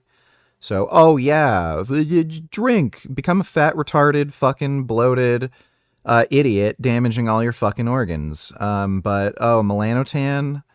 You want darker skin? That's like a peptide, and it's like a weird drug, and you have to inject it. Let's ban it. It's weird. It makes me feel uncomfortable. That's just how the government thinks. They're just fucking retards. I can't stand the fucking government. They're just absolute fucking morons, and we just have countries led by idiots. Who slowly begins to smile, starts questioning herself, and discovers what it truly means to be human and care for another person. And those feelings become undeniable when she sacrifices herself to save Shinji from the 16th Angel armor cell, choosing his life over her own. And whether or not Rei 2 loved Shinji romantically, or if she simply formed the deepest friendship she had ever known, was never answered outright, leaving the nature of their bond open to interpretation. And after Rei 2's death, Rei 3 awakens with no memory of Shinji or the time they spent together, making their bond seem lost forever. But fortunately, fragments of Rei 2's memories and emotions gradually return, finally allowing Rei 3 to understand the connection she shared with Shinji and ultimately reject Gendo's plan in the end. And in the conclusion movie End of Evangelion, when Rei 3 chooses Shinji over Gendo, I haven't seen the movies. I've got to see the movies. She merges with Lilith and then places humanity's fate in Shinji's hand, proving that even the most fragile of connections can change the course of the world. But what about you? How did you feel about Rei? I liked Evangelion. That was a good anime. Thanks, Kid Boo. it's not going to do anything to the prostate, nothing at all. And when you take injections, it also raises DHT. And the two of the biggest complaints of men on injections are going to be hair loss and acne, right? Well, that's DHT mechanism, right? Well, of course it is. But unless you just don't raise testosterone levels very much on injections, if you raise it a good amount, like you would on cream, for instance, if you get the same levels on injection or cream, you're going to have the same amount of hair loss because, once again, those receptors are fully saturated, even by those guys that do injections. The DHT is raised enough to where you fully saturate the receptor. So raising it 10 times more than that with a cream, for instance, I'm making up a number, doesn't have any do hair loss than the injection. So it's, and once if you again, don't have the gene, it's not going to then happen it's even anyway. more That's irrelevant, right? That's right. That's right. I'm And living so proof. absolutely. And so those guys need to understand that physiology is a little more complex, and we're governed by enzyme kinetics and receptor kinetics. And we just don't have infinite receptors. They're finite. They're finite. Once they're saturated, it just becomes excess. And that's once again, the influencers do not have enough deep knowledge of the true physiology that they can explain this to their patients. And because even for the patient, they have to hear this, and it's complicated for them to hear. It's complicated for them to hear. Exactly. That little nugget there, just understanding receptor kinetics and the whole idea of what you're describing is, Michaelis-Menten kinetics. Right. That fundamental principle, all of it, that's one of those big knowledge nuggets, that really helps this make sense. But you're right. If you don't have that, if you don't have that, I see it all the time. These influencers, they just think, well, as my T level goes. Why are you asking me about whether alcohol or edible cannabis is better? Like, what are you, fucking retard? You can't figure it out for yourself? Goes up, my DHT and my estradiol will just keep going up. Like, I can't take 1,000. If I take 1,000 milligrams of testosterone, my estradiol is going to be sky high, and the reality is that it's going to start to, long before that, will start to sort of taper off, and you reach a ceiling. Right. And that's right. When you understand that, like that for me, I remember learning that in biochemistry. I'm like, that's right. So if I give more substrate, it doesn't matter. Like, that's right. It only goes to a certain amount, and then it's not going to go up. And it's not only that. It's enzyme kinetics, which is the Michaelis-Menten kinetics, and receptor kinetics. So with that said, both aromatase activity and estrogen receptor signaling are saturable. They're saturable. Yeah. So rising testosterone has not generated unlimited linear increases in estradiol, and rising estradiol does not produce unlimited linear increase in estrogen signaling. No. Number one, the aromatase enzyme gets saturated, so you can't make any more estradiol, and the estrogen receptors get saturated, so rising estradiol cannot do anything. It can't bind to anything. No different than testosterone in the brain. Testosterone in tissues other than muscle has a saturation point. We haven't found a saturation point in muscle, so it's a linear dose response curve. Yes. That's why bodybuilders abuse it. But in all other tissues, there is a plateau to the feel-good effects of testosterone in the brain. By the way, there you fucking go. So testosterone is not going to really affect organ systems in the body, and it's just going to affect muscle tissue. So testosterone at high doses is very fucking safe. For instance. So you can keep raising testosterone up and up and up and up and gain more lean muscle mass and decrease body fat in a dose response manner, but you're not going to feel any better. You can't keep feeling better and better and better. There's an endpoint to feeling good, and that is a saturation point. So the testosterone, different than estradiol and DHT, has... So when he says this, in research, I think testosterone doses had been tested. I think the highest I've ever heard was 800 milligrams per week. The meta-analysis that I linked before on testosterone and mood, I think they tested up to 600. That's a very fucking high dose. That's more than I'm taking right now. They saw mood improvements with escalating doses. So you can get mood enhancing benefits with escalating doses to a very, very high degree. Like if you're taking 600 milligrams of testosterone per week, you're fucking juicing. For the majority of time I've been on steroids, like it's gotta be like, maybe I'd say half, like last 6 months.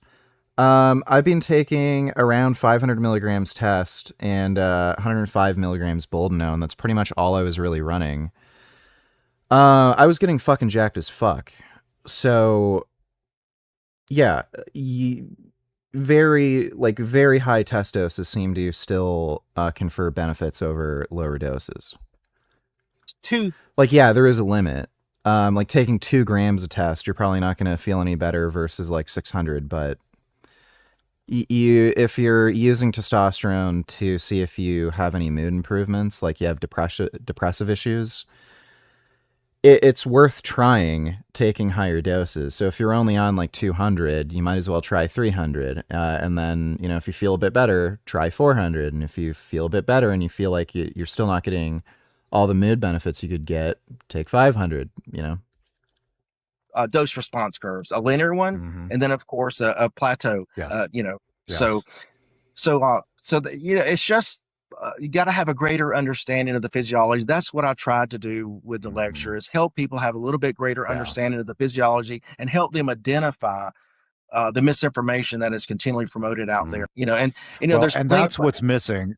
That's what's missing in the influencer world is, you know, I think many of them are, you know, they're not trying to be deliberately ignorant or malicious, but there's just a fundamental lack of just background knowledge in this area, which you kind of really like. If you're going to be, you know, the way I look at it is, if you're going to be giving medical advice, not to get too preachy, but you know, you're kind of, this is kind of a sacred thing. Like, someone is coming to you with a serious medical problem. It's, in my opinion, like, and you want to give them advice, like, you're ethically responsible for giving them, I think, the best possible advice that you can. And I just don't see that with some of these guys. They just, it's like they're not really interested in learning. They're not interested. Well, they think they already know what they don't know. They think questioning. they know what they don't know. Exactly. No. Exactly. You know, the practice of medicine, you know, you've done this a long time, just like I have, is it's like this cyclical pattern that just repeats and repeats of, I thought I know something, I learned something new, and now I do things differently. And then it just repeats. But what you hear from these guys, it just, like, it's very static. It never changes. Never changes. You know, I know you're the same way, but like, in all aspects of my practice, I go home at night and I wonder, God, did I give them the right advice? Is this, like, I'm constantly fact checking myself. Right. Absolutely. You know, so like, absolutely. Guys like us, you know, like, I'm full of doubts sometimes about the advice that I give, because I'm just like, I just want to, it's so important to me that I give correct advice. But I gotta get this impression, you know, and maybe I'm wrong, but I get this impression that some of these, you know, chiropractors and, you know, other health influencers, you know, non-physician health influencers, they're not interested in, or not that interested in, like, advancing their knowledge base. Right. You know, they stick to their story, and they could, you know, many of them, I think, could watch your 4-hour video.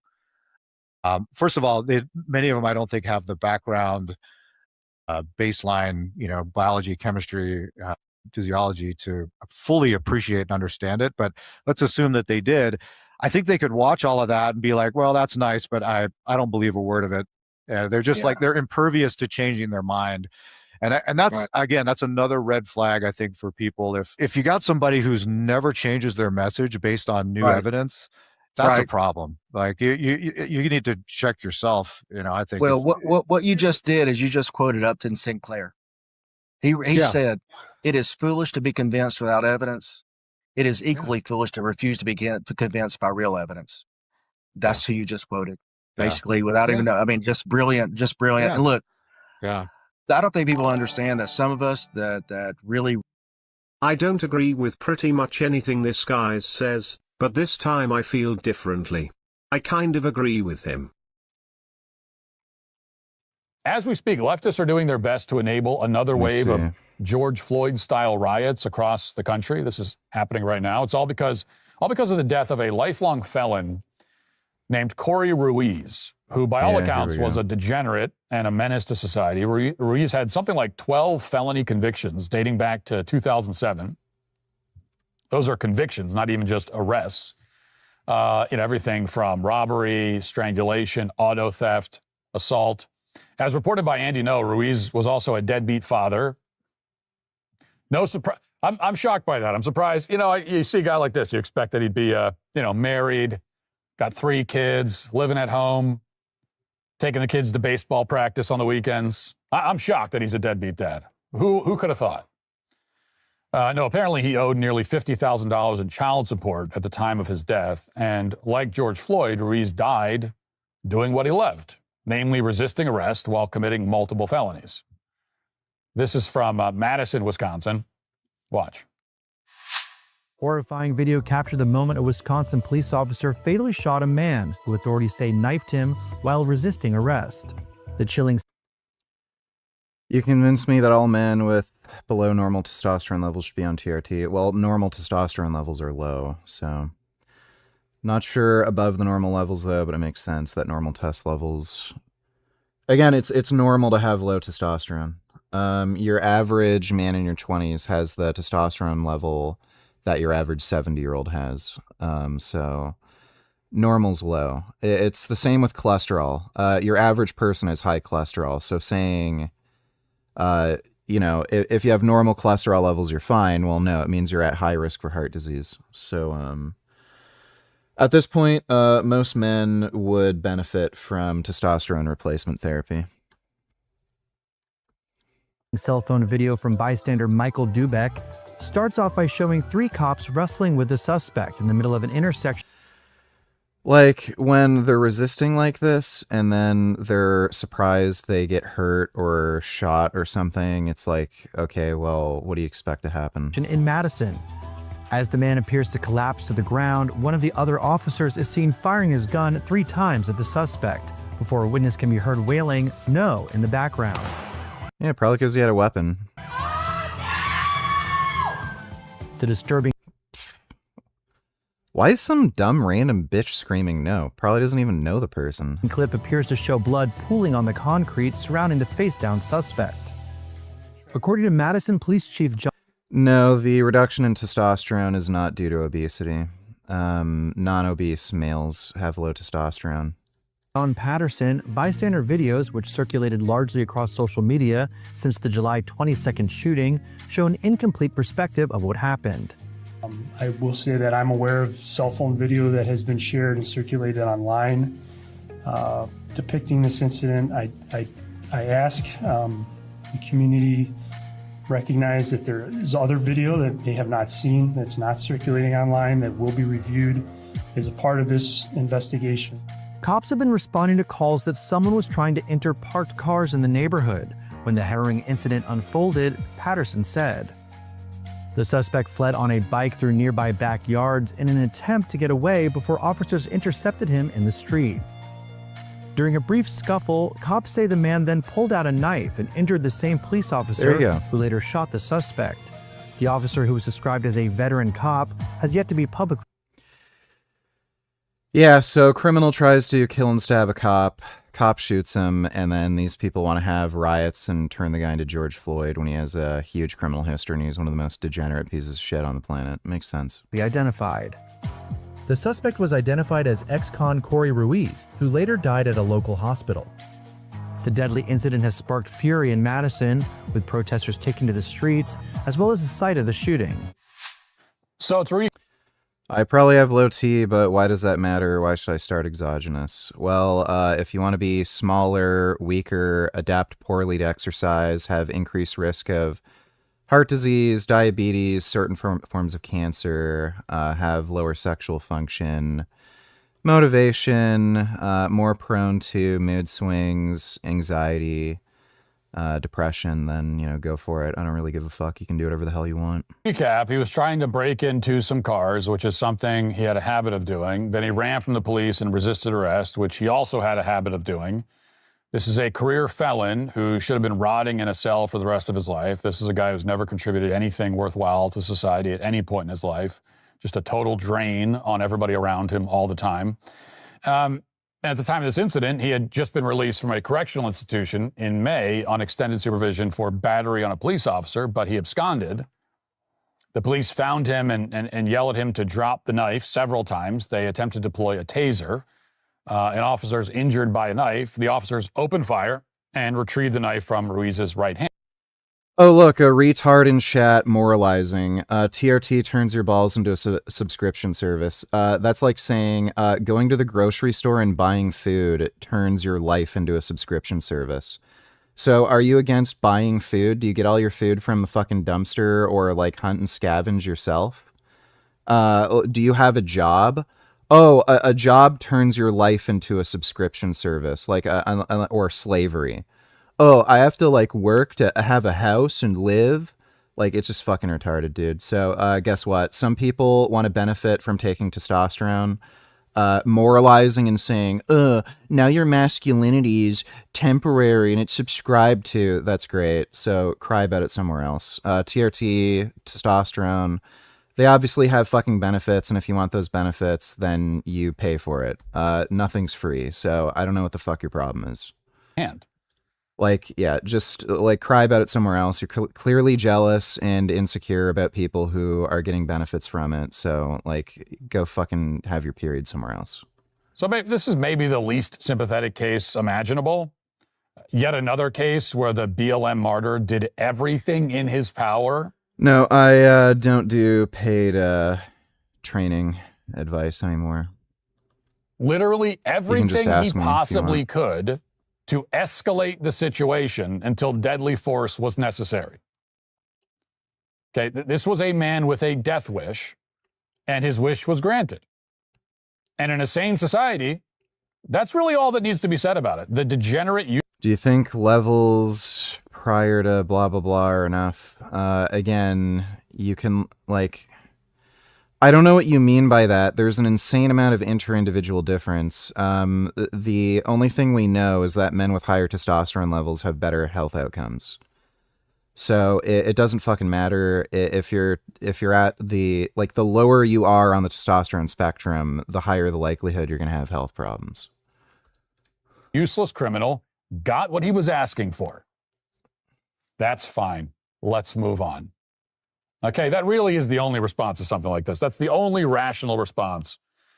You see a video like that, like, okay, well, total degenerate, useless criminal doing nothing but victimize. Peter Thiel is pushing this stuff to create quasi-eunuch slave soldiers. Okay, so you ignored absolutely everything I said. Keep commenting dumb shit, you're banned. I really don't want to have to deal with fucking retards. Deal with it enough already, so if you're just going to be a dishonest fucktard and keep moralizing about bullshit, and for some reason you're not able to mind your own fucking business, then you're banned. So, victimizing other people for his entire life, never contributed anything, constantly resisting arrest, assaulting police officers, and finally he takes it a step too far and gets shot. Okay. Oh well. Yeah. Moving on. That's exactly. But instead, my we're supposed take. to be shocked by this turn of events and pretend that some grave injustice. Well, by the way, this is all lefty commie brain rot. These are the people that want to abolish the police and everything that are pushing this crap. That's all this is. So, again, it's the same group of people that wants crime to be legalized, let all the criminals out of the prison system, abolish the police. Those are the people who are rallying around fucking degenerate shitheads like this. This was done. Pretend that we're sad. Pretend that this is something really sad. Why is it sad exactly? You know, then we have the wailing bystanders, the bystanders who immediately conclude that this was a cold-blooded murder, which they were going to literally no matter what happened. It doesn't matter. Now, I'll repeat the most important fact here. He was armed with a deadly weapon while resisting arrest and injured an officer with that deadly weapon before he was shot. That's it. That's the end of the analysis. But of course, none of the facts matter when there's a BLM martyr to christen. In fact, Ruiz's ex-girlfriend, Marjorie Ann Alomar, told NBC News, quote, "There were many other ways that he could have been subdued, whether he had a knife or not." Yeah, why don't these people do that? Go subdue somebody with a knife using non-lethal means. Go try it. Yeah, I don't think any of these cops want their guts slashed open. Now, you might expect, that kind of brain-dead legal analysis from the kind... Yeah, buddy, leaving the same comment over and over and over fucking again doesn't really do anything, all right? So if I'm not responding to it, means I either don't want to fucking answer it or I've already answered it before. Kind of woman who would date a man like Corey Ruiz. The kind of woman who spends her entire life bouncing from one abusive deadbeat to another, and yet we're supposed to see her as a victim rather than an active participant in and cause of her own dysfunctional life. The problem is that the inane position Miss Alomar just presented is actually the official position of Ruiz's defense team, which includes a race hustler and Ben Crump disciple named Beivry Lamar. And their defense, if you can call it that, is that the officer should have kept using the taser when Ruiz produced a knife. Never mind the fact that he was indeed hit He was already hit with a taser. The taser was ineffective, and he's saying you should have risked your own life and got your throat slashed open using an ineffective, non-lethal weapon that clearly wasn't helping to subdue him. With a taser before he was shot, and it didn't stop him from hurting the cops with the knife. The defense's position, in defiance of all available evidence, is that the taser alone would have been effective. And if the taser was not effective, then I guess the police officers just have to get stabbed. I guess they just have to offer themselves up to be butchered at that point. Yep, that's what the lefties want. That's according to the defense attorney. Watch. The facts are, did he make any type of aggressive movements? Did he threaten someone? Yeah, he had a knife. Like, what the fuck? Did he threaten the officers?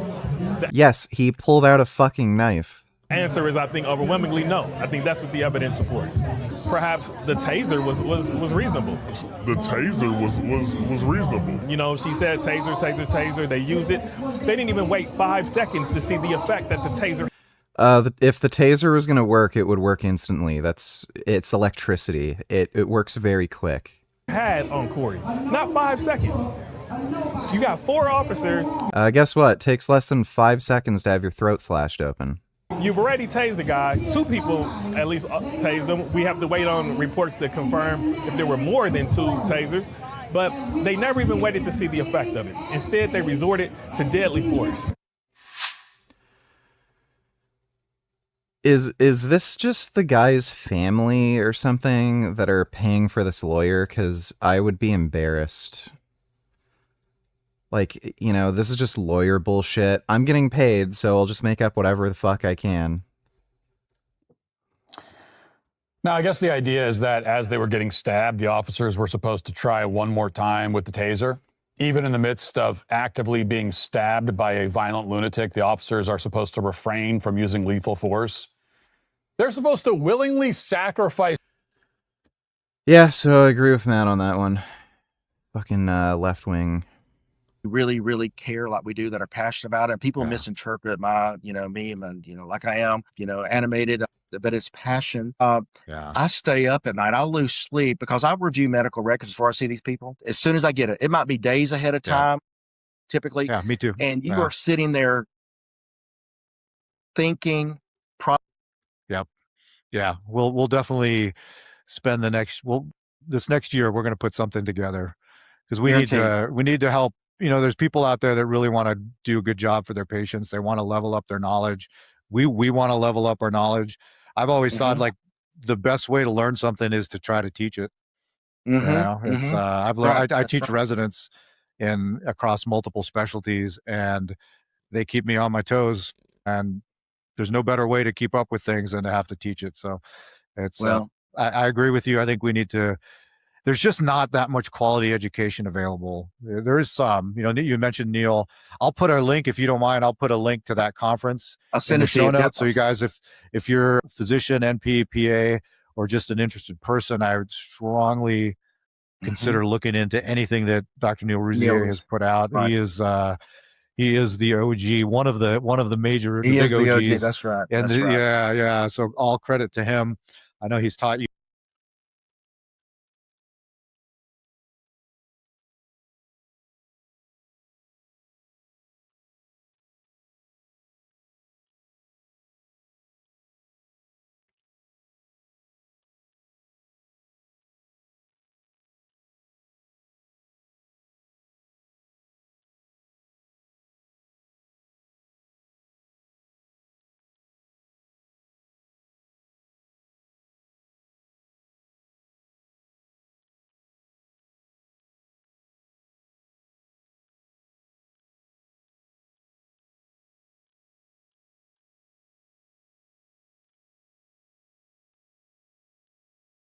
James Cameron was going to make a Spider-Man movie. Weird.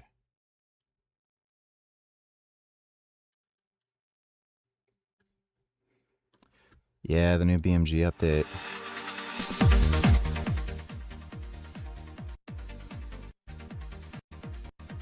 We got to play that in a minute. Huge breaking news. The United States has revoked the sanction waivers that allowed the IRGC to do oil sales, which was a huge mistake because it allowed them to get money even before the 60-day negotiations. And the United States is currently striking the IRGC because, and I know this is going to be a big shock, the jihadis yet again broke the ceasefire and they've been continuing to attack tankers near the Strait of Hormuz. This happens as President Donald Trump departs for the NATO summit in Turkey. And Iran fired on 3 commercial vessels Tuesday in Omani territorial waters, or today, near the Strait of Hormuz, which a U.S. official described as a gross violation of the MOU requiring safe passage. 8 nautical miles east of the Ma Oman, the Qatari flagged vessel was struck. The UK MTO reported the attack at 9:19 p.m. That might have been Monday. That's UTC time zone, which ignited a fire with no casualties reported. And condemning the attack as a grave and explicit violation, the Qatari Foreign Ministry blamed the IRGC and demanded Tehran halt actions threatening regional security, holding the nation fully legally responsible for damages. And amid the funeral for Ayatollah Khamenei, Tehran has paused negotiations with the United States. President Trump stated that the United States would either reach a final deal with Iran. Yeah, they should have just blown them all up to begin with. I don't know why they even fucked around. I don't know if Trump just felt like he had the better idea, but that was just so fucking stupid. I don't know why they tried to negotiate with Iran to begin with. Obviously, they're just bad actors. All right, I'm just gonna go take a piss, and then we'll play some BeamNG and shit. I'll be right back.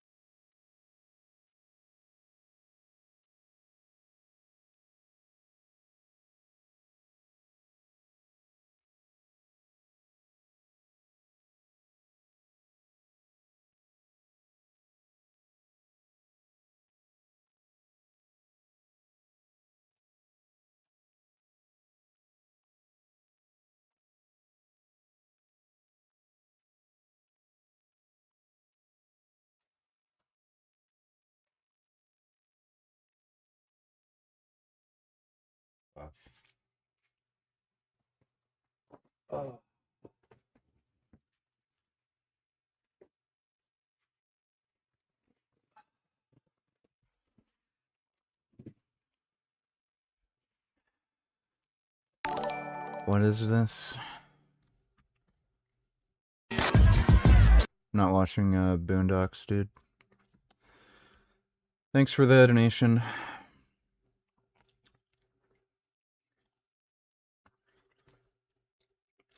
Yeah, sending me cartoon clips and shit is just stupid. Is this a good program for a natty? It is of taper shoulders, traps, necks, lats, spias, rate it 1 to 10.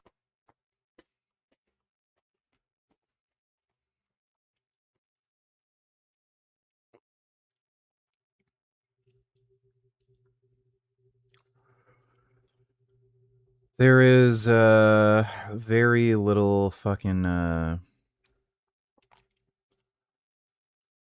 like, I'm assuming this is just for upper body. Like, I don't know what cable katana extensions are. What the fuck are croc rows?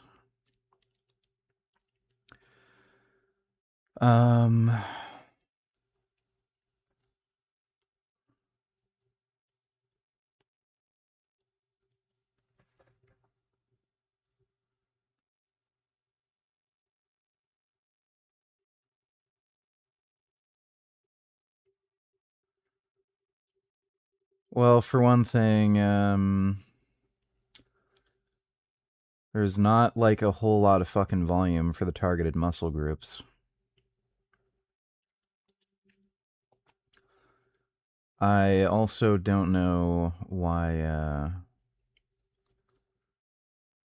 there's like, if this is just for upper body, there's like practically no back exercises. Like, what is this for exactly?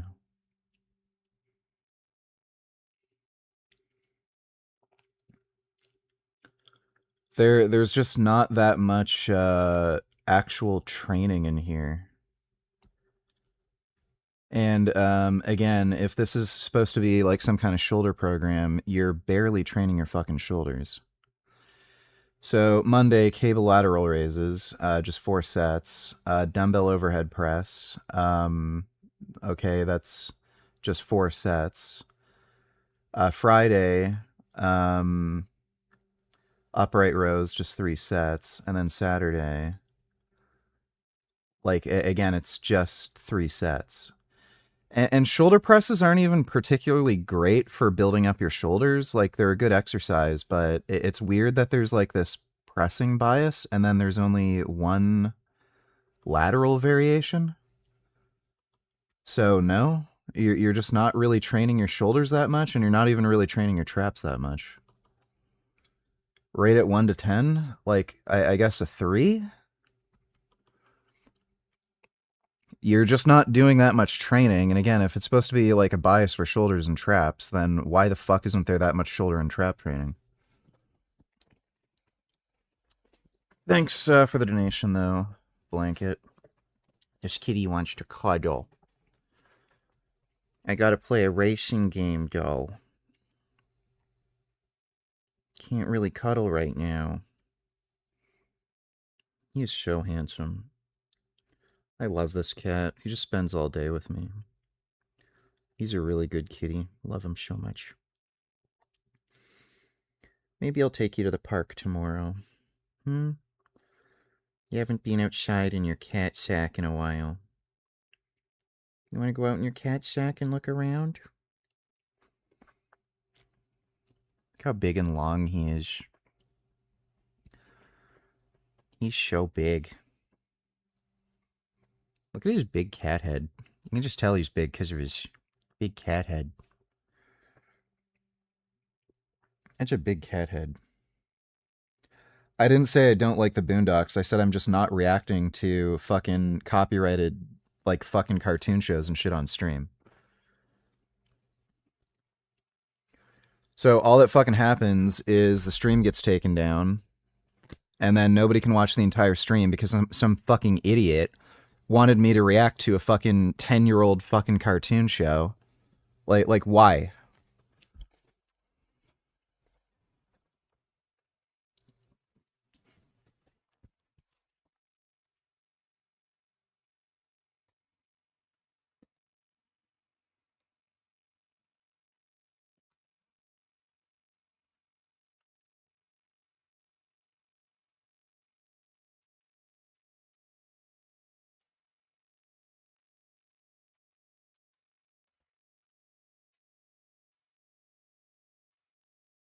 Move, Gum Gum. Move away.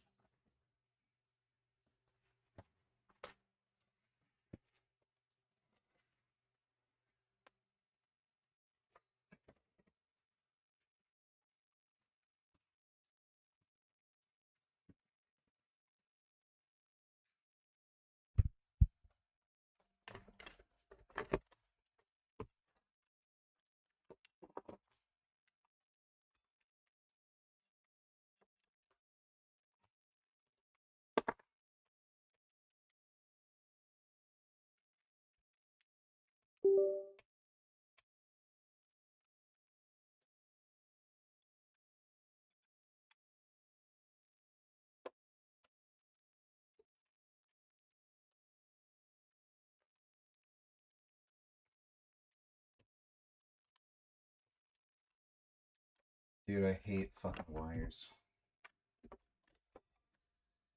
There's way too much wires for shit.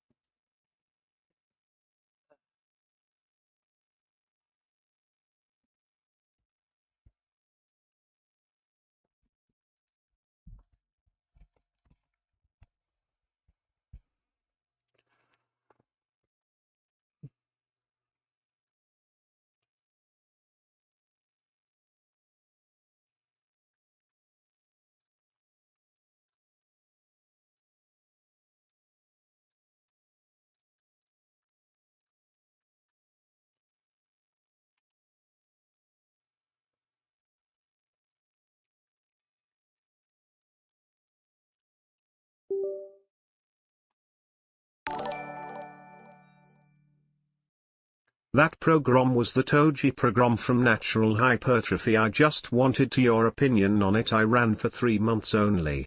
So I guess he is a retard and I should do something else. Thanks for the info.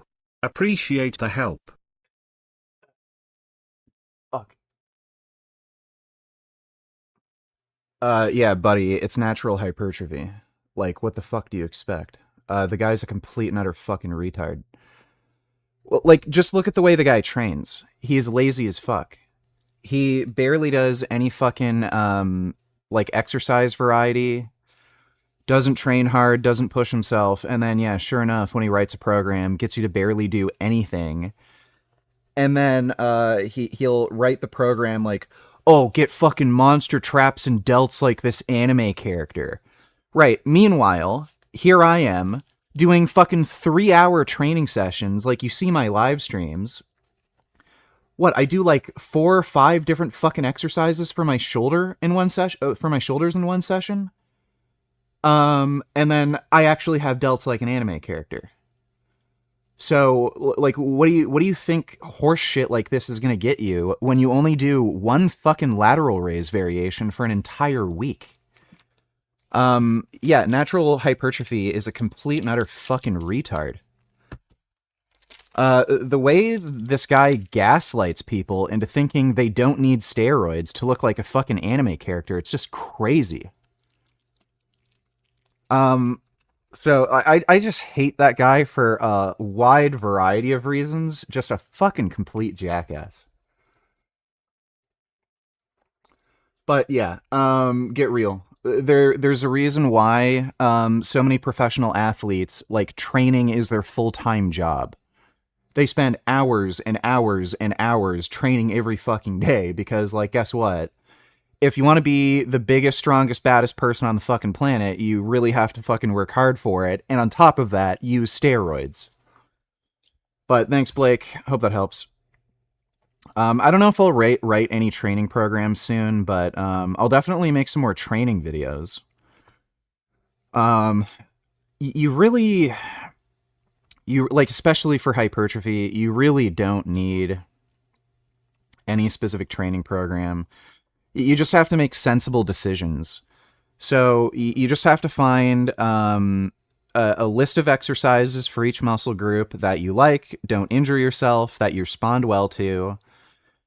Train hard, like within a very close proximity of failure, and do an adequate amount of total training volume per week. And as long as you can do that, you technically don't really need like any kind of specific program. You can even swap around exercise variations from session to session. It's not that big of a deal. Like, it's not ideal, but yeah, whatever you fucking do, don't get advice from natural hypertrophy. The guy's a fucking idiot.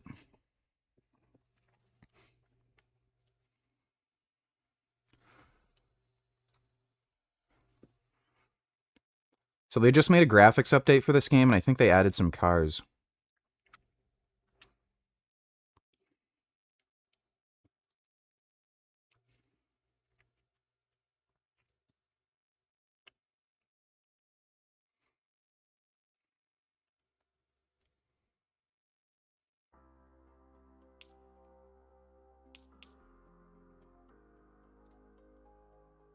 I don't know if they have any new ones.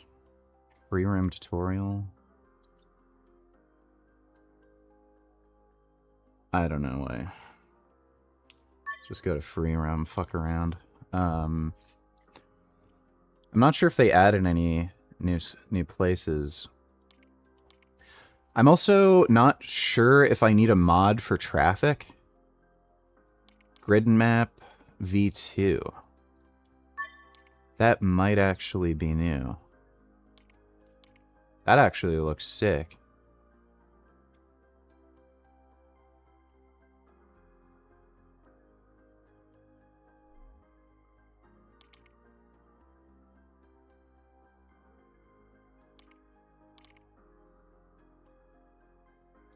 Autodrome?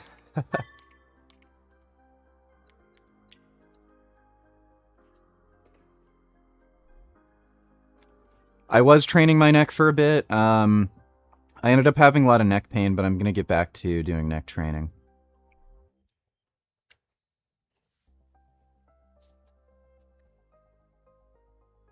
Yeah, rallying and BeamNG is fucking dope. It's the only game where you actually have a realistic rally experience where if you crash, like, you're absolutely fucked. Yeah, I'll try Hitman Blood Money eventually. I don't know if using the controller is easier for the menu. Yeah, I think it is. I think they changed the UI. That's for sure.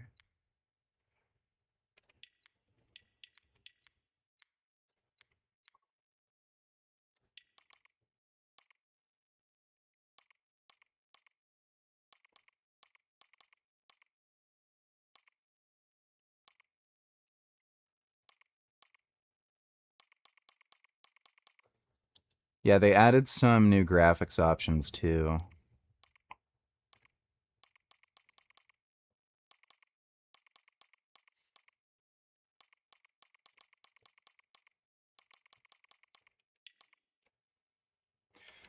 I know they added some other thing. It's like a dynamic light adjustment, and apparently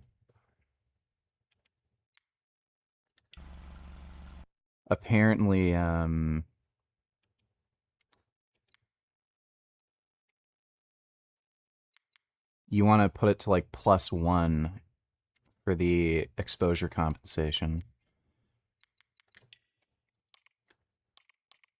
Okay, there are some new vehicles.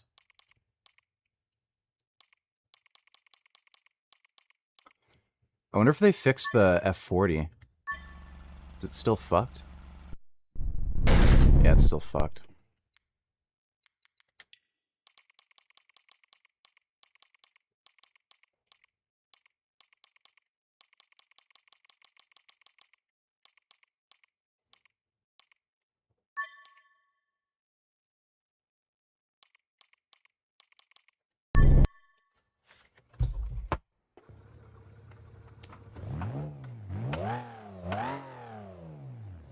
I totally forget how to change. No, that field of view is crazy. I don't know why the field of view is set that high.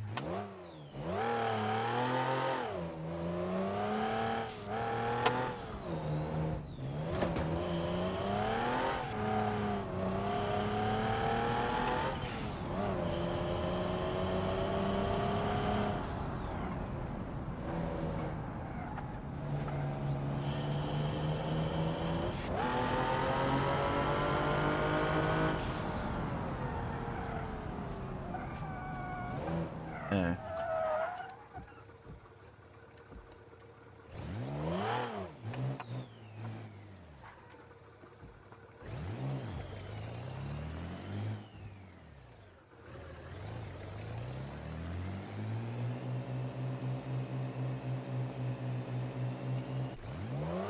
Crap. I fucked that up.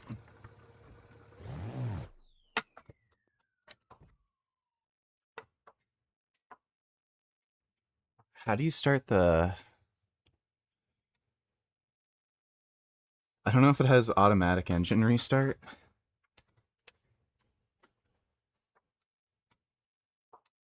What the fuck is the engine restart? Fuck. Okay, whatever.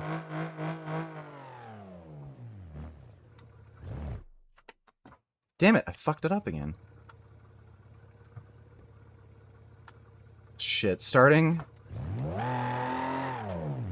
There we go.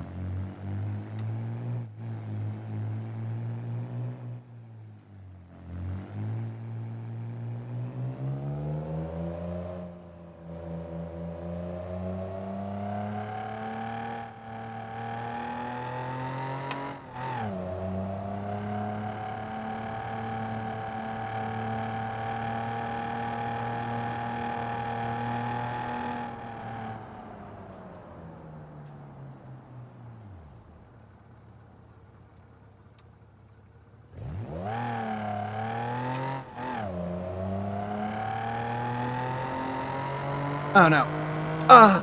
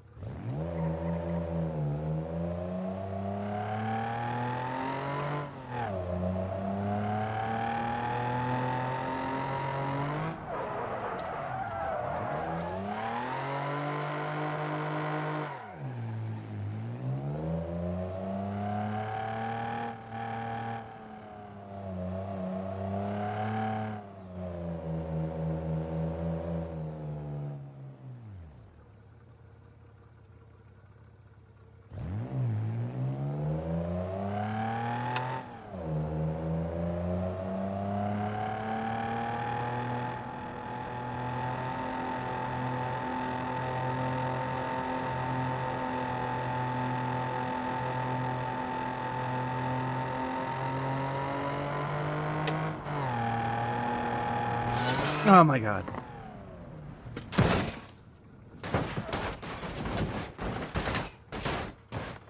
Dude, that's like fucking impossible. Is this still gonna drive?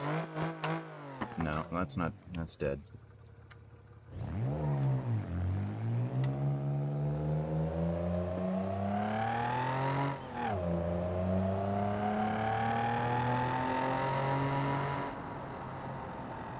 I don't know if there's a better car for this. Probably is. Let's see.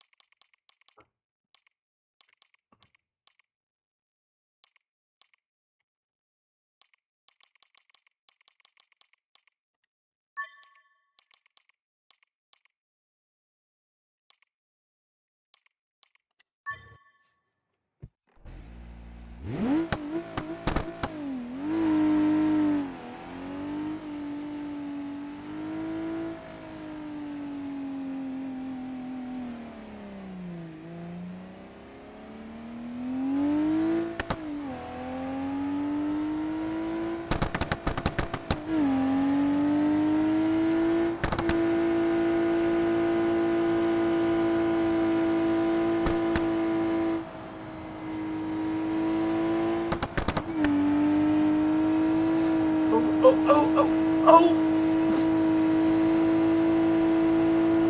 Oh!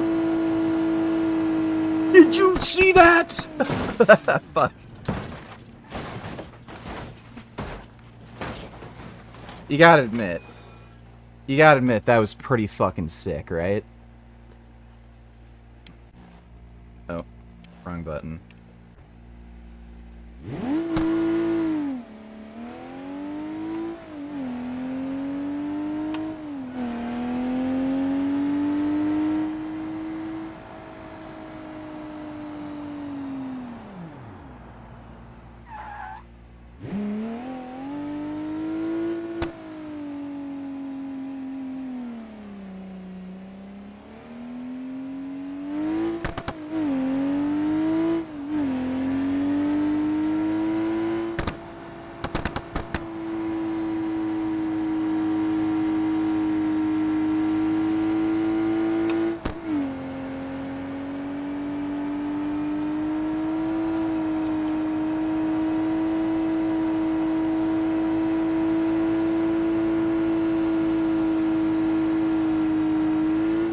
Oh shit.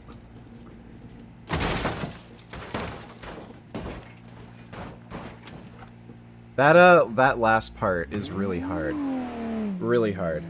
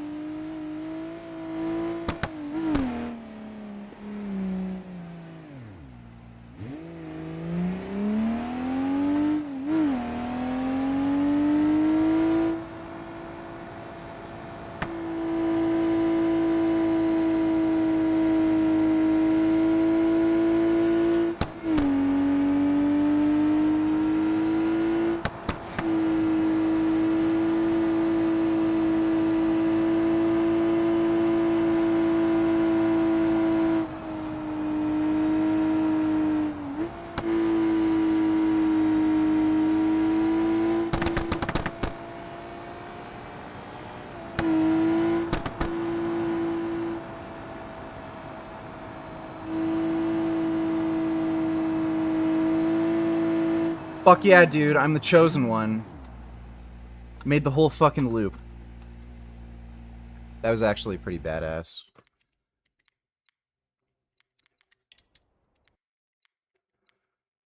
Oh, what the hell's going on there? What's your kitty up to?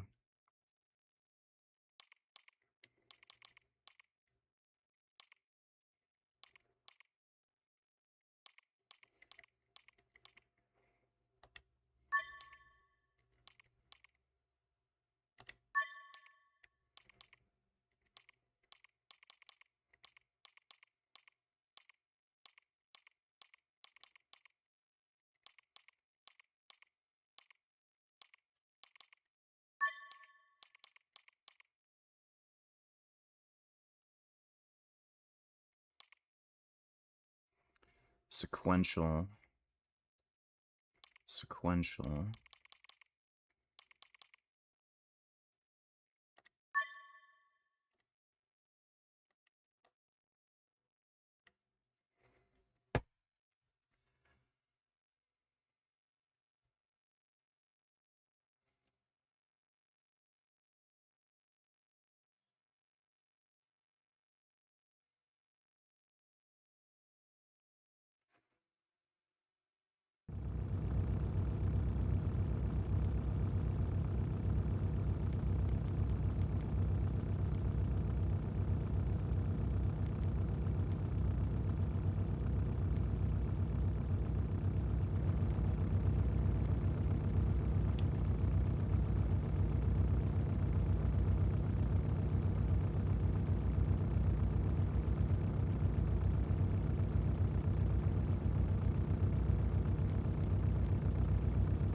Let's fuck up the game. Or does it take,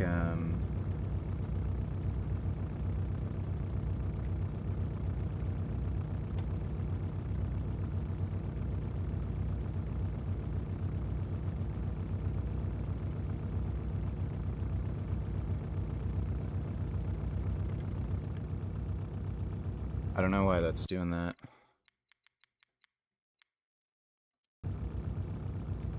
Yeah, why is it doing that? That's really weird. Let's just try reloading it.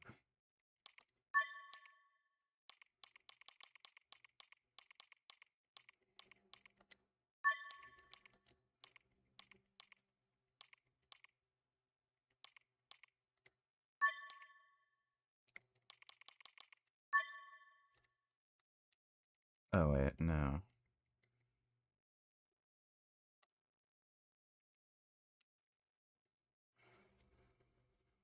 Would you choose anime hair or $1 million? Definitely $1 million.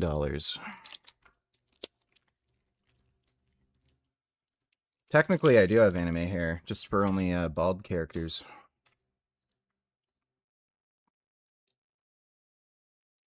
Oh, does this have a problem with loading traffic for some reason?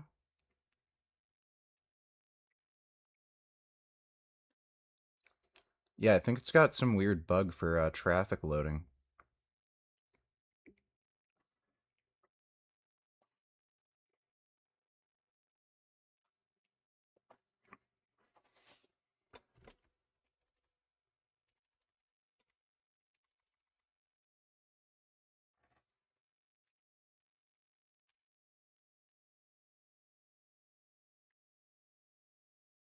What a fucking asshole. Oh my god.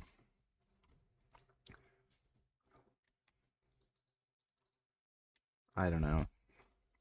I have no idea what the fuck its problem is. Fuck it. Let's, They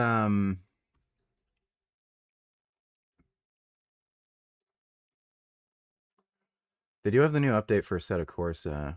Haven't played Forza Horizon in a while. Just load up Horizon, just fuck around in that. I want to play a free roam game.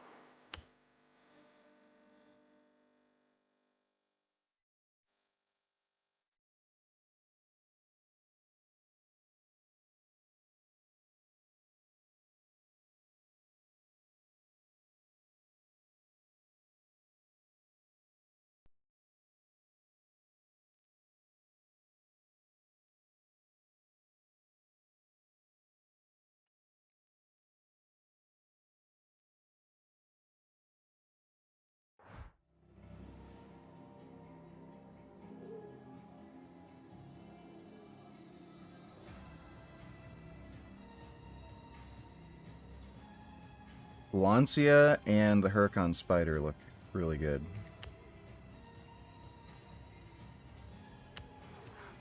Welcome back, rookie.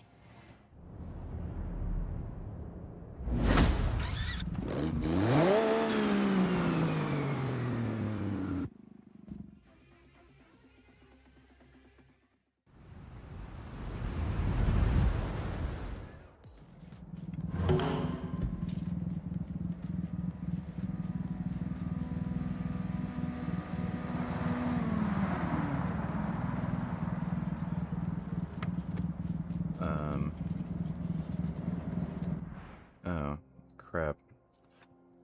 You changed the perspective again.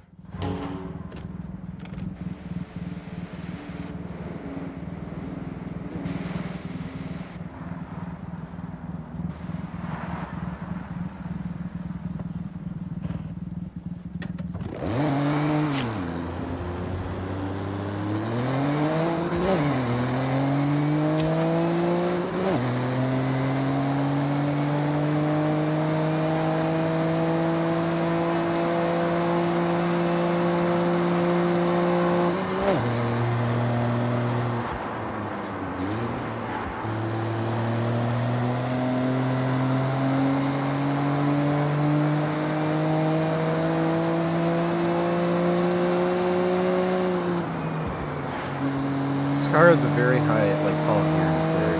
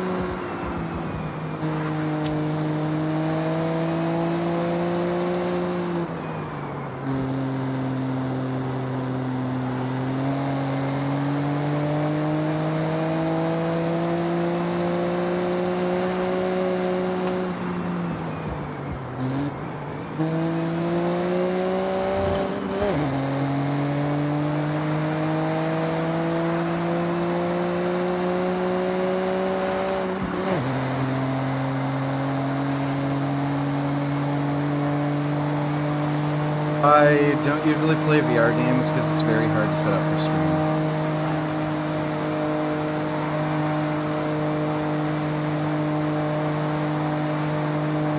If there's a really good big new VR game that comes out, then I'll play VR, but yeah, there also hasn't been that many new releases either, so...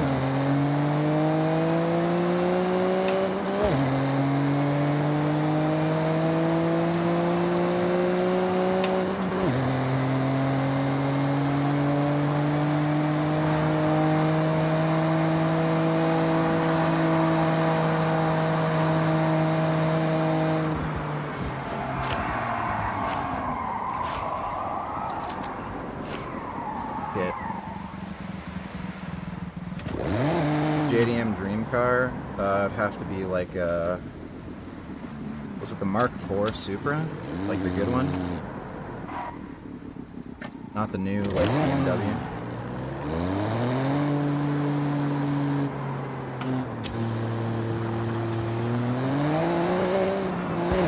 I didn't realize this was a dirt road.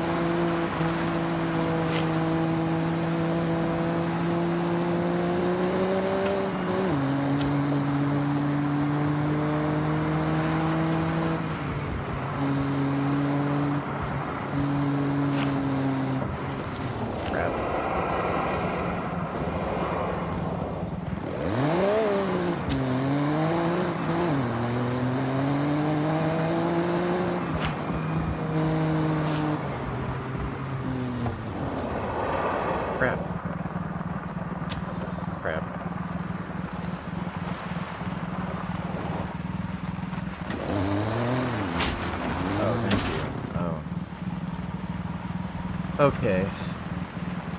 The AI traffic in this game is a little stupid, but what are you gonna do?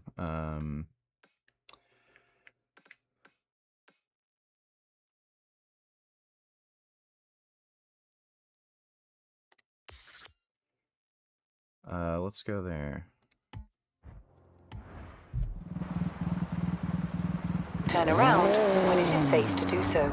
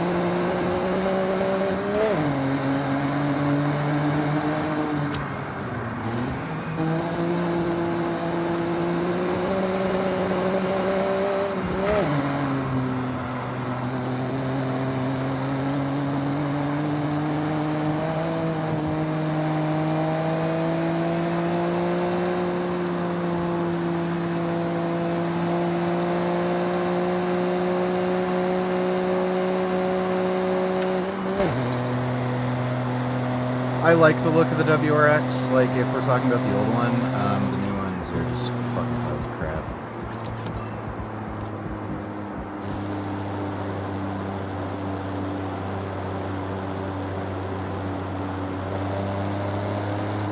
In 400 yards, turn right.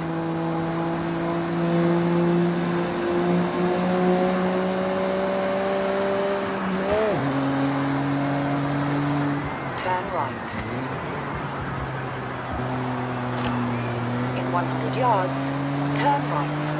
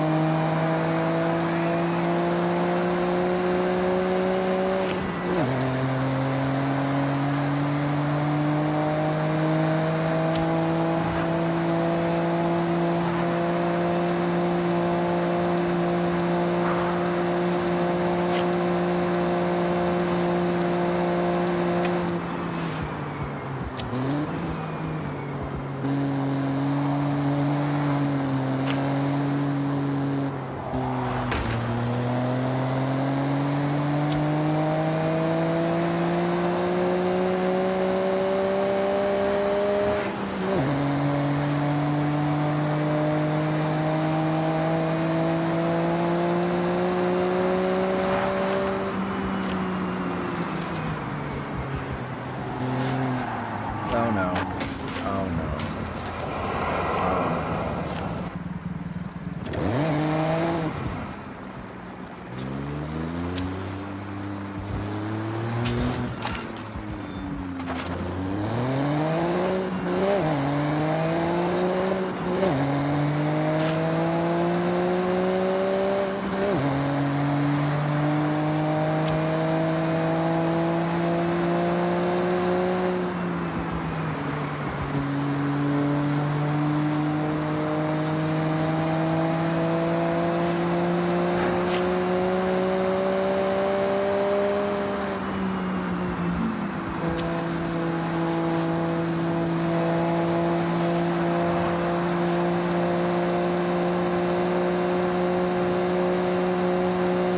In 400 yards, turn sharp left.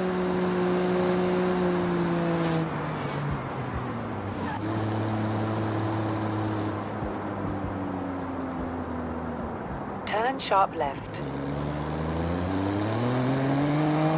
Ah, fuck. Damn it.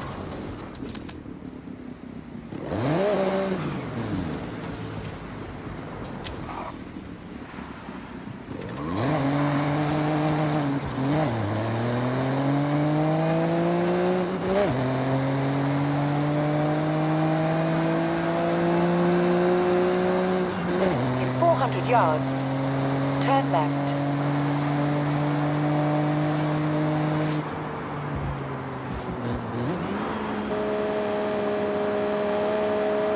Turn left.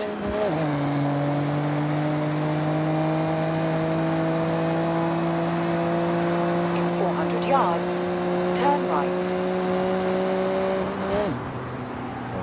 Here's the thing again. Shit.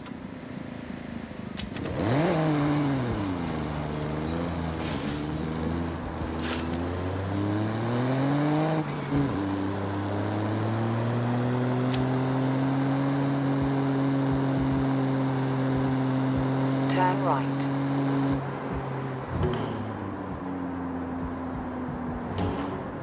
You have arrived at your destination.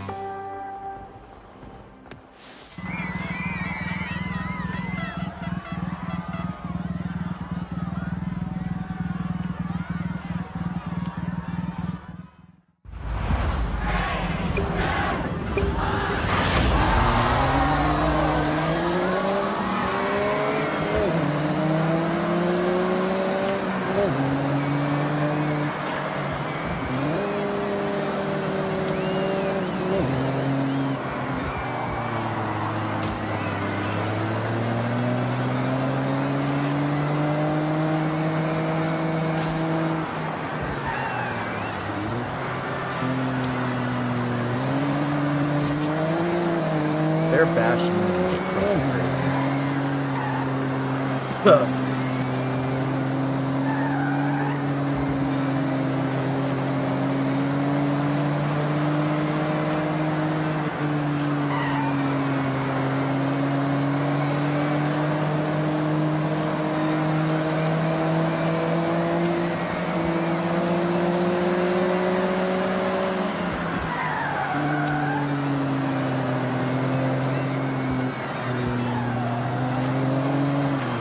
Oh my god, why?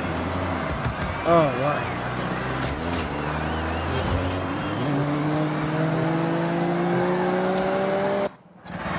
What does it mean checkpoint list? What the fuck happened? It's a fucking... It's a track.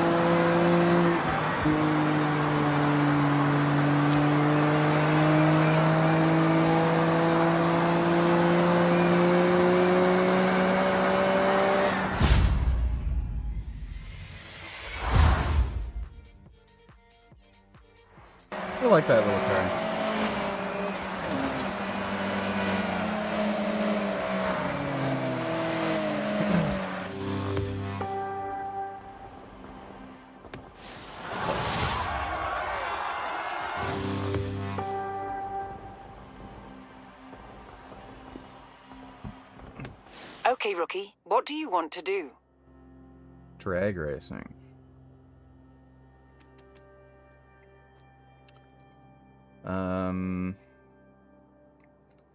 Stunt party.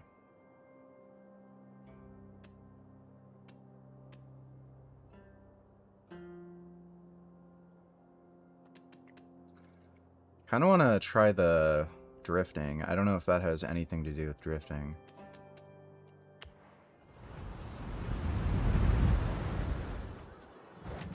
Hey, looks like we're well on our way to the next Horizon Showcase event. I had some rumors about what we might be up against, and that mech in the festival site is starting to look really suspicious. In 100 yards, turn left.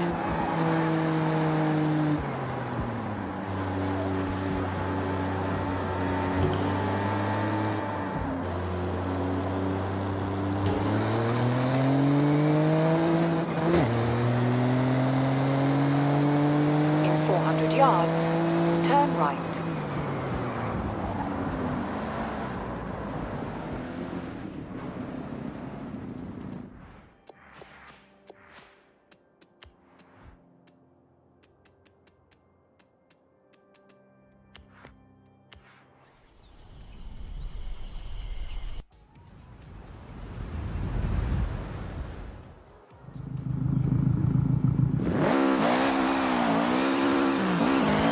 In 200 yards, turn right.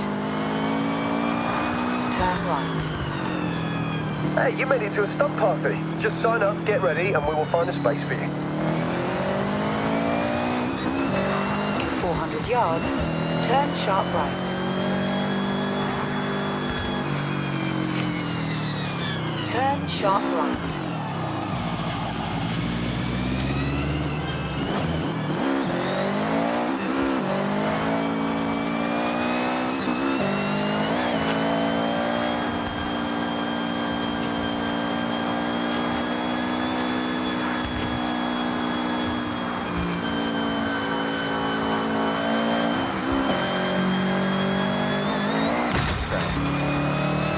I didn't mean to do that.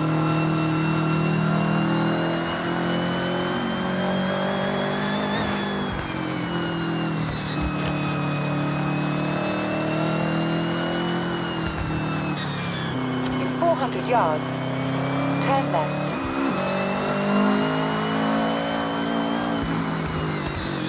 Turn left. Oh crap, that turn came away fucking screen color.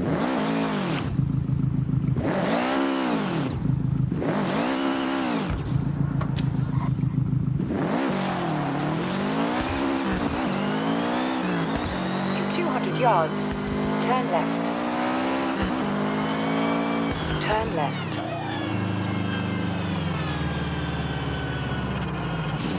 In 100 yards, turn sharp right. Insatiable urge to go fast, but less urge to steer.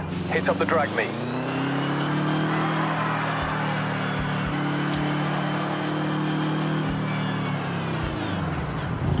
You have arrived at your destination.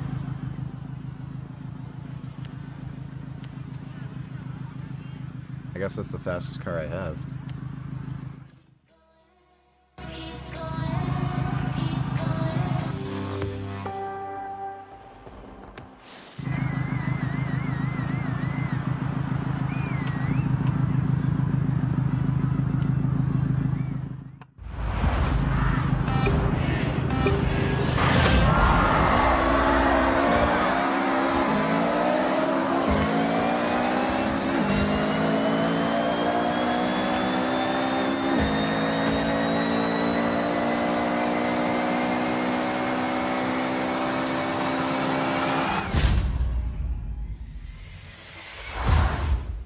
Fourth? How is that fourth?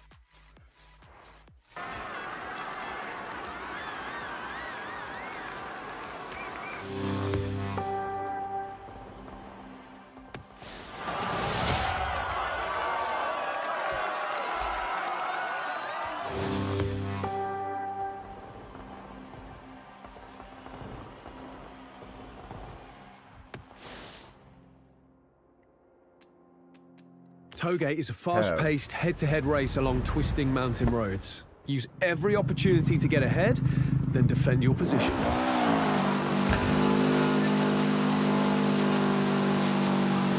Oh, is this multiplayer?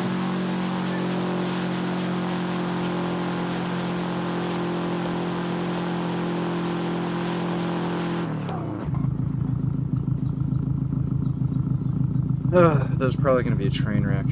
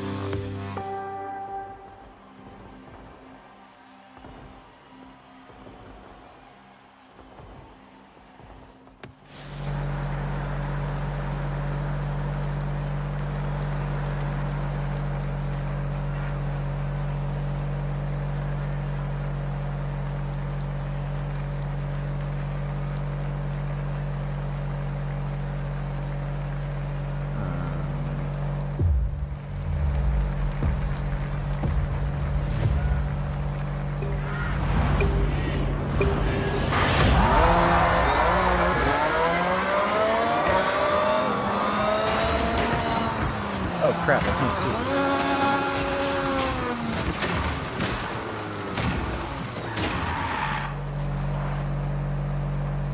Okay.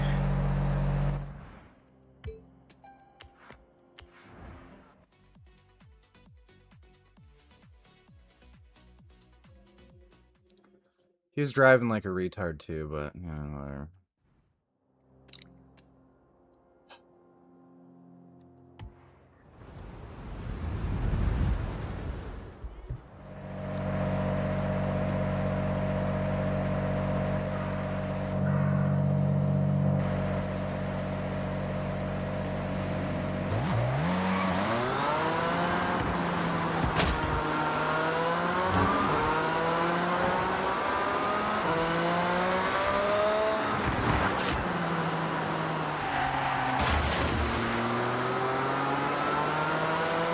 It is very hard driving in first person.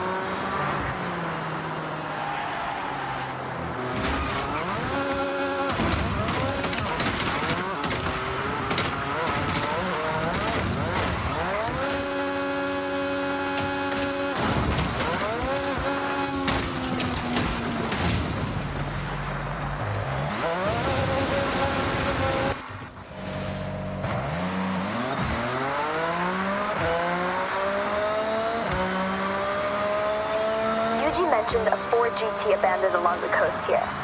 Check the clue.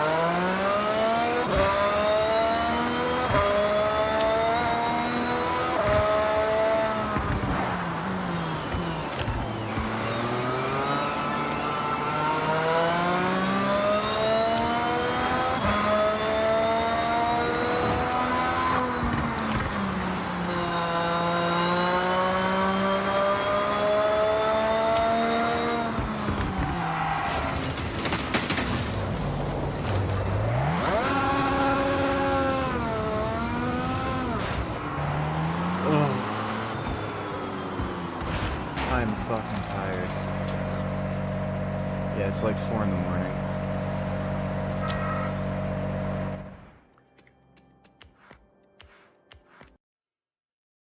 Oh. Oh, shit. Yeah, it's time for me to get to bed. Well, I hope you all had fun. Big thanks to everybody who donated on Streamlabs. Really appreciate it. We're going to be doing a workout stream tomorrow, so that'll probably be in the afternoon. But I have to go out and get a new coin cell battery for the shifter on my bike. And probably some groceries, tofu, but once that's done, I'll come back, do a workout. It'll be chest, shoulders, triceps. And, yeah, normal stream later as usual. But thanks again, everybody. Sweet dreams, and I'll see you all tomorrow.